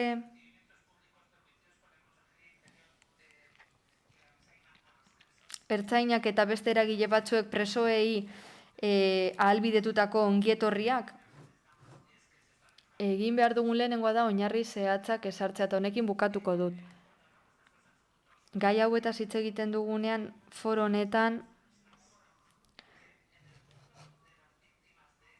etaren biktimen kasuan haiei referentzia egitean komodina izango dira osoko bilkura honek egin duen bezala? Gobernu taldeak eta zuek menosprezio hori egiten duzu, eskerrik asko. Eskerrik asko, Uriarte jauna, zeure da txanda. Alkate Andrea, eskerrik asko. Bueno, era ezberdinetan, une ezberdinetan, ikuspuntu ezberdinetatik, udalonen talde politiko guztiek mozionek ekartzen duen gaia, memoriarena, osoko bilkurara ekarri dute. Eta atzera begiratzen badugu, foro honetan plenoan oso gutxi aurreratu da. Bozeramaileen batzordean aldiz, aurrera pauso aipagarriak lortu ziren, akordio zabalak lortu ziren, gaur egun indarrean daudenak. Baina egia da, oraindik aho batez guztion arteko akordio batera heltzeko kapazak ez garela izan. Legealdi honetan udal gobernuak, udal talde guztiekin batera, sede hori lortzeko erabilgarria izan den foroan, bozeramaileen batzordean, bere indarrak ipiniko ditu. EAJ-PNV hartutako akordio guztietan dago, egonda eta egongo da. Eta benetan, konfiantza daukat, lortuko dugulakoa nago. Daukadan zalantza bakarra da gaur entzundako jarrera batzuek. baina uste dut gainituko dituzula, eta elkarrekin lortuko dugula. Eskerrik asko. Eskerrik asko, Uriarte jauna. Amieba Anderea, zeurea da bigarren txanda.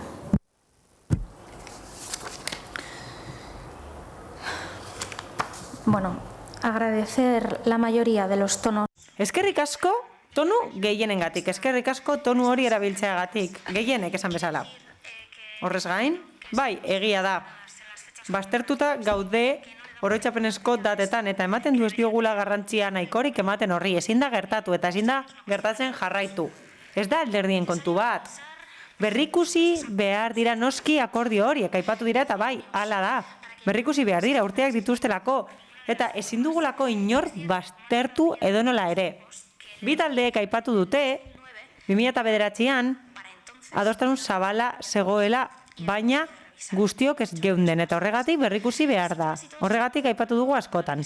Denok ados bagaude eta jakin badakigu eztabaida honi ekin behar diogula eta denok kasuak ezagutzen baditugu eta ulertzen baditugu gabezia guztiak abian jar gaitezen.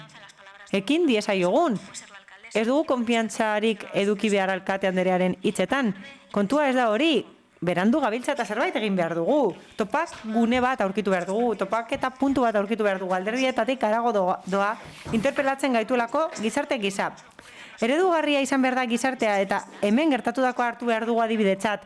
Horiek lantzeko eta gure komuneko puntuak aztertzeko. Ez naiz hartuko izkeran eta alderdi popularraren galderetan. Nik uste dut, ez direla nahikoak, ez da, eta ez daukatela altuerarik. Nik uste dut biktima guztiek ez dutela sentitzen arreta berbera. Gainera, zuek aipatu duzuek geldotasuna, eta moteltasunez jarduteak ez di arreta nahikoa ematen biktima guztiei horregatik tokiko mailan lan egitea proposatzen dugu. Hala, gustatuko litzaiguke talde guztietako jendeak parte hartzea lantalde horretan. Horrelako izkerak ez gaituelako inora eramaten, kontua ez da inorre paitzea edo zuritzea, ez. Baizik eta tokiko eremutik udalmailako lana egitea, helbururik edo harrotasunik gabe. Erantzun asko daudelako oraindik emateke eta printzipio batzuk esarri behar ditugulako, baina horrela hitz egiten badiguzu ez goaz inora, mi esker. Eskerrik asko. Norbaitek berriro hitza hartu nahi du.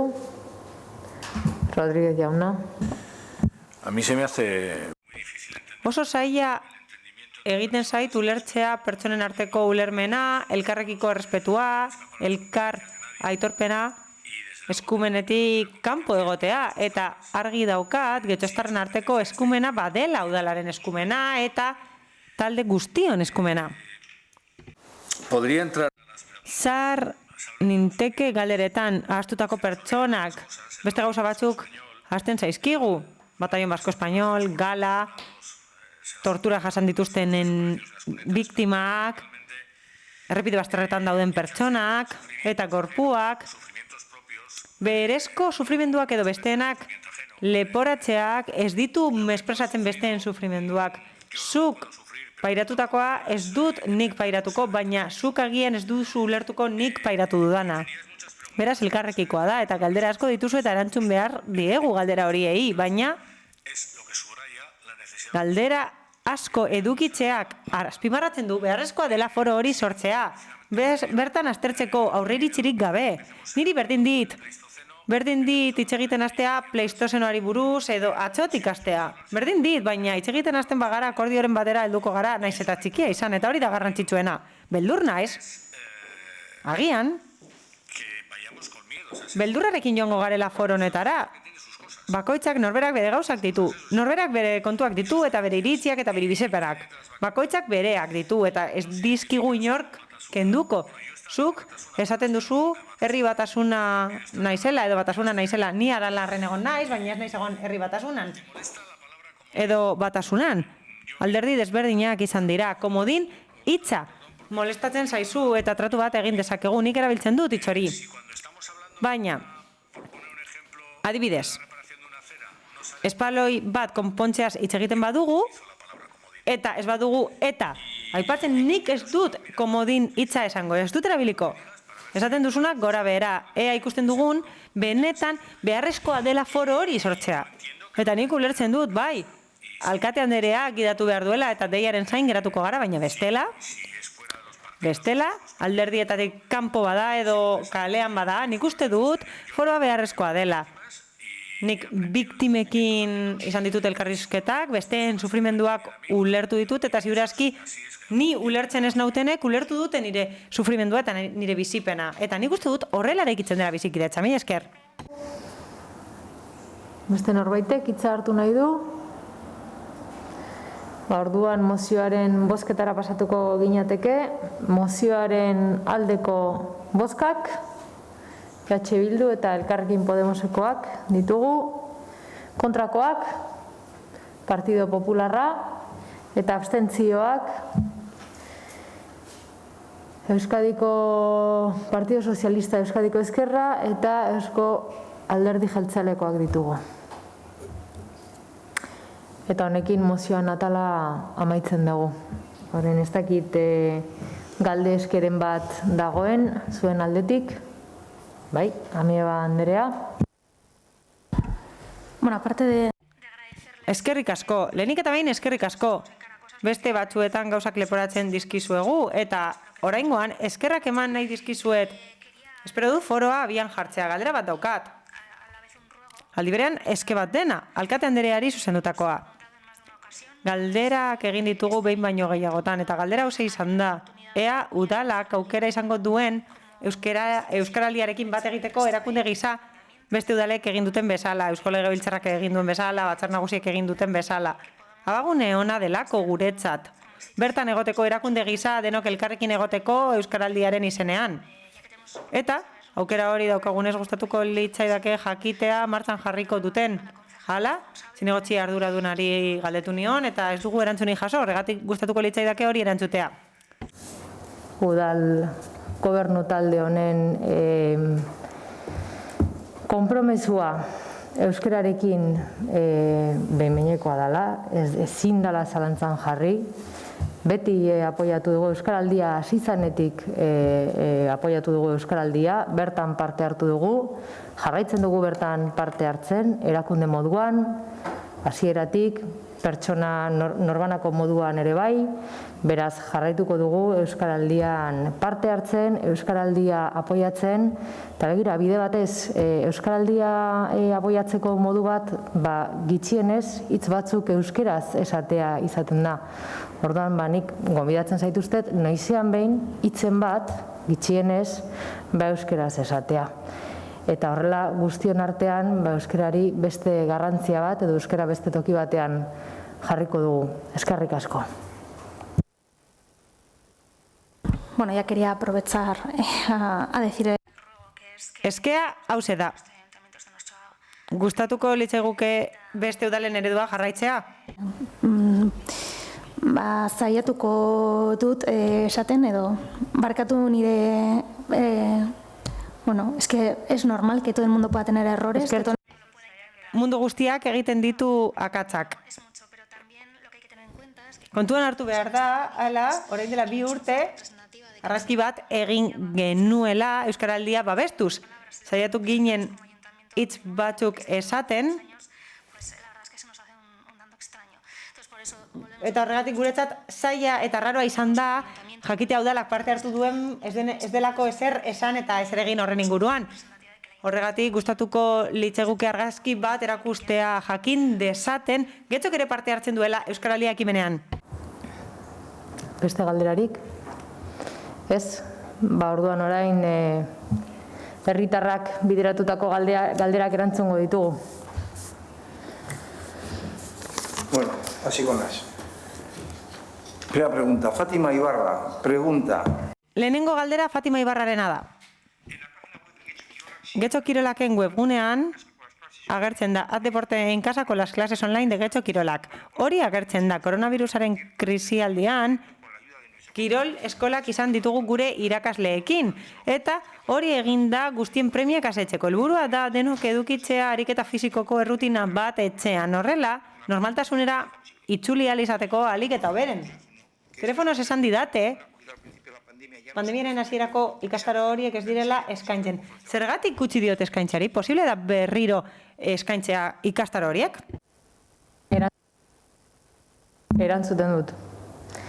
Esto, bueno, pues desde Getxo Kirolaketik, uste da, posible bada eta kirola egin ahal bada aire zabalean, banaka eta instalazioak badaude kirola egiteko ez dela beharrezkoa zerbitzu hori ematea. Zerbitzu hau printzipioz, online zerbitzu hau, alegia, pandemiaren hasierarako pentsatu zen, ezta? Prestatu egin zen eta bai, prestatuta dago, bada espada, konfinamenduren bat ematen bada, hau da, erabateko konfinamendua bat dago, hori eskainiko da, jendeak ariketa fisikoa egin desan eta baztertuta ez geratzeko. Eskainiko da, baldin eta konfinamendura itzultzen bagara, erabateko konfinamendu batera bestela, eta bitartean, uste dugu, are hobea eta askoz hobea dela aire zabalean egitea kirola, ezta? Kalean egitea kirola, eta kasu honetan aire zabalean, kalean, edo Getxo Kirolaken instalazioetan bestela. Jose Maria Gil Pondalen galdera. Informazioa eskatzen du. Hau da, egoitzaren eta zuzkidura pisuen inguruko informazioa eskatzen du. Bai, hor badaude bi galdera proiektu honekin lotutak daudezenak, orduan biak elkarrekin eko nituzke erantzun, bigarrena eta laugarrena dira. Urrengoak la de Teo Rioja. Teo Rioja da urrengo galdera egiten duen pertsona, eta bai, lotuta dago horrekin, gai berarekin, zuzkidura pisuekin eta egoitzarekin, hau da galdera. Behin argituta arazoaren ebazpena, ez dakit nola geratuko den nagusien etxea. Arkitektonikoki, historikoki ez du inporta? Nola geratuko da? Badago berritasunik, nobedarik horren inguruan? Bazkidek berreskuratu halko dute eta bere jardueretarako berreskuratu halko dute? Zeintzuk dira lortutako akordioak? Noiz aurre ikusten da hitzemandakoa beteko dela? Nola eraitziko da eraikina? Eskuz eta makinariarekin? Eraginik izango du aldameneko kaleetan? Aparkaleku publikoa okupatuko du eraizpen horrek? Nagusien etxeko bazkideen iritzia jakinarazi nahi dut. Hala, gure iritzia jakinarazi nahi dugu. Inork ez digu iritzia eskatu, baina gustatuko litzaiguke leku aldaketa horren abantaiak eta desabantaiak aztertzea gure hotza, entzuteko eskatzen dugu, errespetatzeko eskatzen dugu. Guk ez dugu nagusien etxea abandonatu nahi, orain dela 30 urte egon garelako hemen, eta ezin dugulako beste leku batean garatu, eta triste gaudelako, ez daigulako batera gustatzen leku aldaketa, hau, hala, 1000 bazkide inguru gara, Romukoak, Aretakoak, Leioakoak eta beste leku batzuetakoak, eta eraitziko da eraikin hori guri eraginez, hala? Gainera, ukitutako pertsona gehienen eskutuan hartu da erabaki hori, eta ez dakigu zergatik erabaki den hori, inoiz ez dugu izango hau bezalako eraikinik, eta berriak ez dauka espazio nahikorik guztioi zerbitzu egokia emateko eta gure parekoekin harremanean egoteko. Hala, lekualdaketa aurreikusi den bezala egiten bada, alegazioak egin beharko ditugu, eta libre dagoen lehenengo lekure eramango gaituzte, aztertu gabe baldin eta benetan prestatuta dagoen espazio hori, guri zerbitzu hori emateko. Barkatu, baina abiadura horretan irakurtzen badu, ezin dugu euskarara itzuli, eskerrik asko. No dispondremos de locales suficientes para todas las actividades que ahora tenemos, no dispondremos de espacio para una segunda mesa de billar, no dispondremos de horas diseñadas para el dibujo, el grabado y la talla y la pintura, etc. Encerraremos la grandeza del arte en un lugar donde no hay cabida. Se ha hecho todo sin decirnos nada, debimos ser parte de las conversaciones, sentimos que nos obviaron e ignoraron. De continuar la decisión de traslado desde el actual lugar, las y los socios anunciamos que no bajaremos los brazos y encabezaremos movilizaciones hasta lograr ser escuchados. Desde aquí pedimos que se unen nuestras voces, que lleguen a donde deban de llegar para gritar que no les van a quitar nuestro centro tan fácilmente, que estamos dispuestos a mover todo lo que está en nuestra mano por nosotros y nosotras y por los y las próximas generaciones. Seguimos a la espera de más y mejores detalles. En cualquier caso, siempre es agradecer que la señora alcaldesa presidenta se preste a contestar, aunque sea con una larga cambiada. Mediante este proyecto se pretende Proiektu honen bitartez nahi dugu getxostarrek ahalik eta bizi baldintzarik onenak izatea bizitzan zehar, zentro hau askotan esan den bezala, baina askotan batzartu gara, ez bakarri legegintzaldi honetan, aurrekoetan ere bai. nagusien etxekoekin batzartu gara, esan bezala zentro hau berritzaile izango da, eredu berri batean oinarritutakoa, eta esan bezala egoitza bat egongo da adinekoentzako eta aldi berean zuzkidura etxebizitza batzuk gaztentzako. Horrela, gazteak etxebizitza bat izango dute alokairu prezio basuan gehienez ere 5 urtetarako, eta horrela lagundu egingo diegu emantzipatzen ere. Bestalde batetik, berriro diot, gure zinegotziak esan duen bezala, Arantzarrikak esan du, kontuan hartu eta gainera, aldun nagusiak unerrementeriak esan dakoa, foru egoitza honek, proiektu honetan sartzen den egoitza honek, azpiegiturak egingo duenak, ekarriko du, egokitu daitezken etxe bizitzak eraikitzea, ongizate emozional zein fizikoari mesede egiteko. Diseinuari esker, autonomia sustatuko da unitate desberdinetan. Getxo eta Bizkaia, gero eta bizitzaropen altuagoa duten lurraldeak izateko. Baina, mendekotasun maila bat egongo da beti, eta kasu horietan bebai beste eskumen publiko batzuetatik ere jardun beharko da, udalaz gaindi. Amaitzeko gogora ekarri nahi dut baita ere, belaunaldi arteko ereduari jarraituz, espazio zentro honek, espazio bat izango duela elkartentzat. Kasu honetan, nagusien etxea joango da bertan. Gogora ekarri nahi dut baita ere, proiektu hau lankidetzan oinarritzen dela, momentu honetan Aldundia ari da kudeatzen. Egia da COVID-aren ondorioz atzerapenak egon direla, baina oraintxe sinatu da azpiegiturak kudeatzeko hitzarmena, obrak hasteko eta gauzatzeko. Beraz, espero dugu informazio gehiago jasotzea eta jaso bezain pronto badakit gure sartze aktiborako zinegotziak Arantzarrika batzartuko dela behar den guztietan, Eibar Nagusien etxeako kideekin, zalantzak argitzeko, informazio emateko eta proiektu hori lantzeko. Javier Jubindo Duarte indica, la última vez que pregunté a la Comisión Informativa... Javier Jubindo Duarte dio, argiteri publikaren inguruan galdera bat bidali zuela ekainean, eta ez daki oraindik bere horretan jarraitzen duen, toki berean argiteria horrek. Arenas. Les vuelvo a recordar que al estar situado el nuevo armario junto al bordillo de la acera hemos estado observando cómo en el intento de aparcar de determinados vehículos golpean al armario, incluso ya se observan marcas en el mismo. Testua irakurtzen ari denez eta kabinan testua ez daukagunez ezin dugu euskarara interpretatu, barkatu eragozpenak. Puesto que obstaculiza la visión del piso bajo y el aparcamiento de vehículos. El armario está a 1,80 metros del suelo. Existen líneas de Iberdrola que atraviesan por todo el municipio. Les propongo llevar el emplazamiento a los alrededores de la iglesia de las Mercedes o en una isla pequeña rotonda que existe frente al Conservatorio de Música. Quedaría muy disimulado el armario y no provocaría tanto impacto urbanístico. ¿No creen ustedes que por un ayuntamiento rico en recursos económicos como es este, no es normal que sea tan pobre a la hora de dar satisfacción a los vecinos que somos en definitiva quienes pagamos los impuestos? Como vamos camino del año de espera y llega la Navidad, me temo que tendremos que pedir al Olenchero que regale al consistorio alguna brigada para proceder a la retirada de los armarios inutilizados y el traslado del nuevo armario que se encuentra frente a las ventanas de los bajos de nuestra comunidad. Soy consciente que las cosas de palacio van despacio, pero en este caso emburro y marcha atrás. ¿Se compromete en este acto a la retirada de los armarios obsoletos y traslado del nuevo armario y en qué plazo? Bueno... En el proyecto aprobado en su...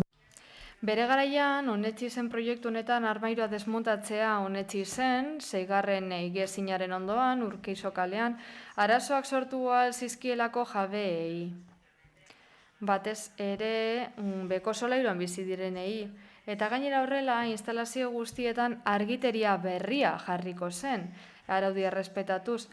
Horretarako, armairu bakarra instalatu zen, beste biak ordezkatuz, eta distantzia batera jarri zen bordilloa, bertan jartzen direlako beste elementu batzuk, zakarrontziak, bankuak eta bar. Bizilagunek eskatuta, uztailaren 8an, Iberdrolari kontsultatu genion ze sare zituen, eta elektrizitatea hornitu alba ezion instalazio horri burbiago zegoen kokapen batetik, eta bea bateragarria zen eremuko argiteria sarearekin. Arazo gehiegi esortzeko. Ez zuten ez erantzuten berriro eskatu egin genien eskaera berdina irailean, eta bai, azkenean badaukagu urriaren 30 erantzuna, eta konexio puntu baten bideragarritasuna egiaztatu dutenez, konexio hori egikarituko dute plangintzak albidetu bezain laster. Javier Jubindo Duarte vuelve a preguntar lo siguiente. El gerente de la zona norte de FUN España realizó inquietantes e interesadas declaraciones publicadas en el diario. Urrengo galdera ere ezin dugu euskarara interpretatu testua ez daukagulako eta abiadura handiegian irakurtzen ari delako, barkatu eragozpenak. Terminado todos los cambios exigidos y están a la espera de que el consistorio revise la nueva documentación para abrir en breve. Sigue manifestando la empresa responsable del tanatorio que solo quedan pendientes algunos flecos a los que resta importancia, comillas. Había cuestiones menores que subsanar como la ventilación, pero se han solventado.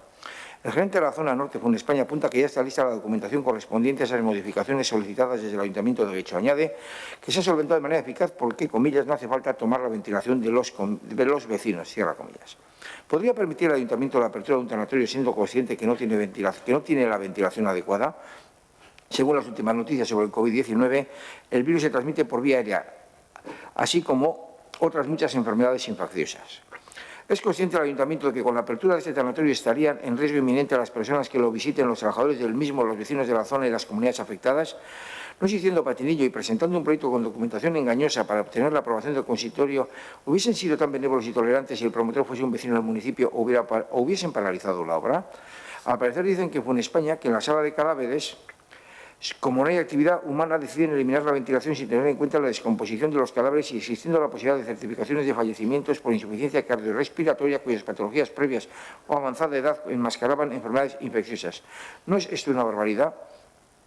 Para sacar los contaminantes realizaron butrones y los conectaron a los SUMs particulares de nuestras viviendas, con la consecuencia de que ese aire contaminado penetraba en las mismas en lugar de salir por la cubierta.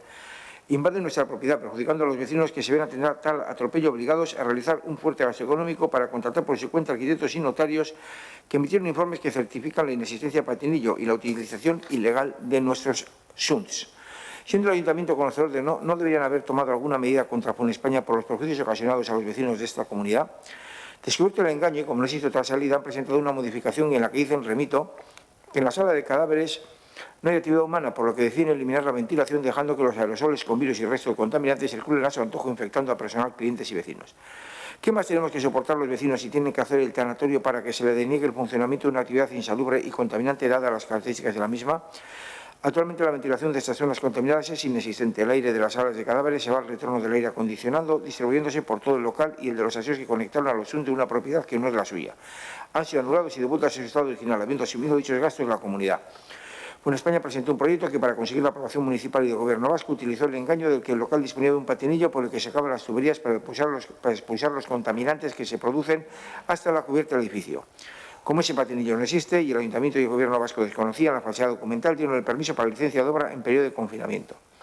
Este local no cumple el hecho de no tener la ventilación suficiente que exige la normativa y no tiene ninguna posibilidad de tenerla al haberse realizado la obra con un proyecto falseado que es inviable. En estas condiciones no tendría el Ayuntamiento que haber parado la obra hasta subsanar las deficiencias existentes en el proyecto y, en caso de no ser posible su subsanación, como es el caso, anular la licencia concedida.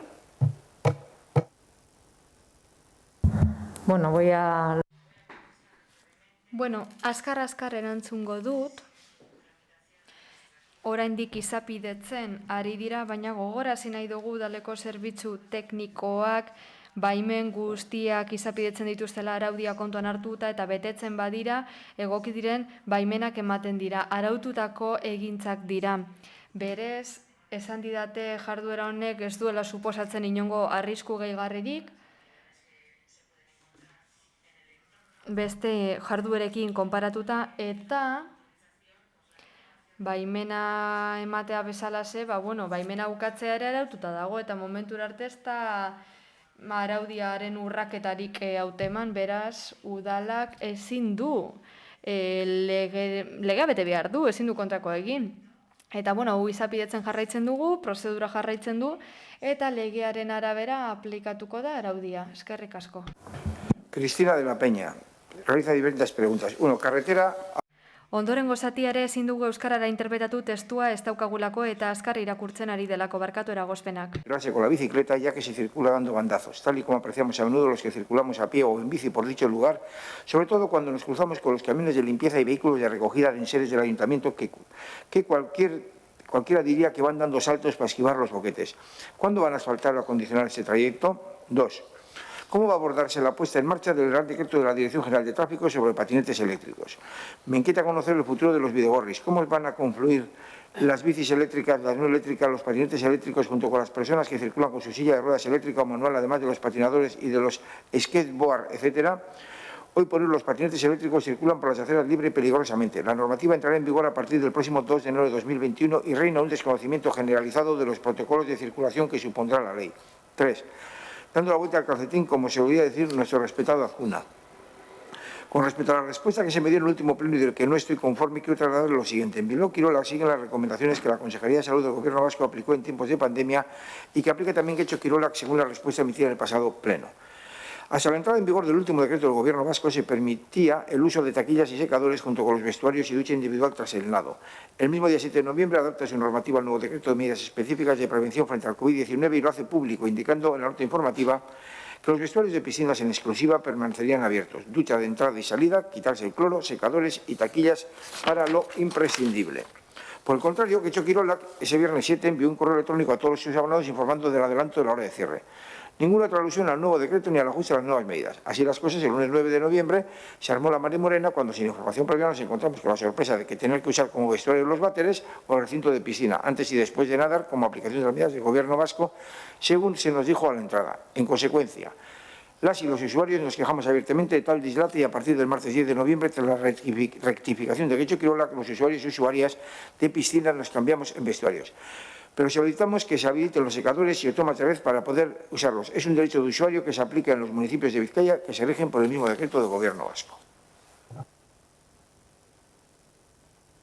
Bueno, lehenengo galdera desberdin dira, beraz lehendabiziko galderari erantzungo diot, esatean, que el asfaltado de esta carretera Asfaltatuko da errepide hori, printzipioz aurre ikusten da datorren urtean egitea. Bigarren galderari erantzuteko, esan behar dugu bizikletan eta patineten zirkulazio bidegorretatik ez dela batere aldatu, egungo egoera aintzat hartuta behintzat, gurpildun aulkiak azeratik joan aldira eta oinezkoentzako tokitan, oinezkoak bezalaze eta araudian ez da berresten ez direlako norbera mugitzeko ibilgailu gisa hartzen. Patinet elektrikoen kasuan katalogatuta daude norbera mugitzeko ibilgailu bezala eta beraz ibilgailuen horario orokorraren aldaketa honetan debekatu egiten dira, ezin dira espaloietatik ibili eta oinezkoen pasabidetatik ere ez. Hau aplikatzen ari ginen jada gure udalerrian, 2016ko eta 2019ko instrukzion arabera, DGT-tik etorritakoak. Eta azkeneko galderari erantzuteko berriro emango dute erantzun berba, Cristina de la Peña Andreari emandakoa, aurreko osoko bilkuran esan genion Getxo Kirolakek hartzen dituen neurriak pandemian zehar betetzen dituztela osasun sailburutzak emandako gomendioak eta momentu honetan gainera azaroaren 6ko dekretuan bildutakoa betetzen da, aldagelak itxita daudela egon behar direla esaten da esate baterako, eta jarduera fisikoari dagokionez ez dugu uste konprometituta dagoenik aldagelak eta dutxak itxita gotagatik. Kirola egiten jarrai dezakegu. Guk zer nahi dugu, alik eta funtzionamendu normalizatuena izatea. Baina neurria direla eta ezin da. Eta nola ez.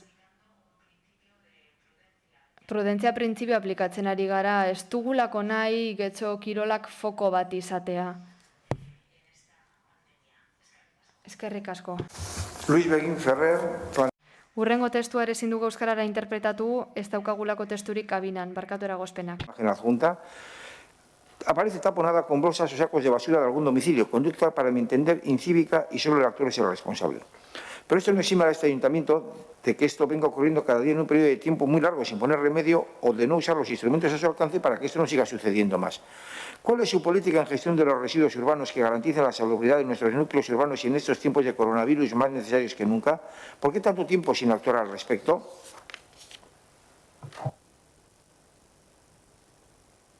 Recojo la pregunta y... Galdera jasoko dut, eta ikertuko dugu, aztertuko dugu. Ados, eskerrik asko. Ignacio Robles Fernández. Hurrengo ere ezin dugu interpretatu, testua ez daukagulako. En el río Gobela, entre los que se encontraba el pez espinoso, un pez protegido muy escaso en Euskadi.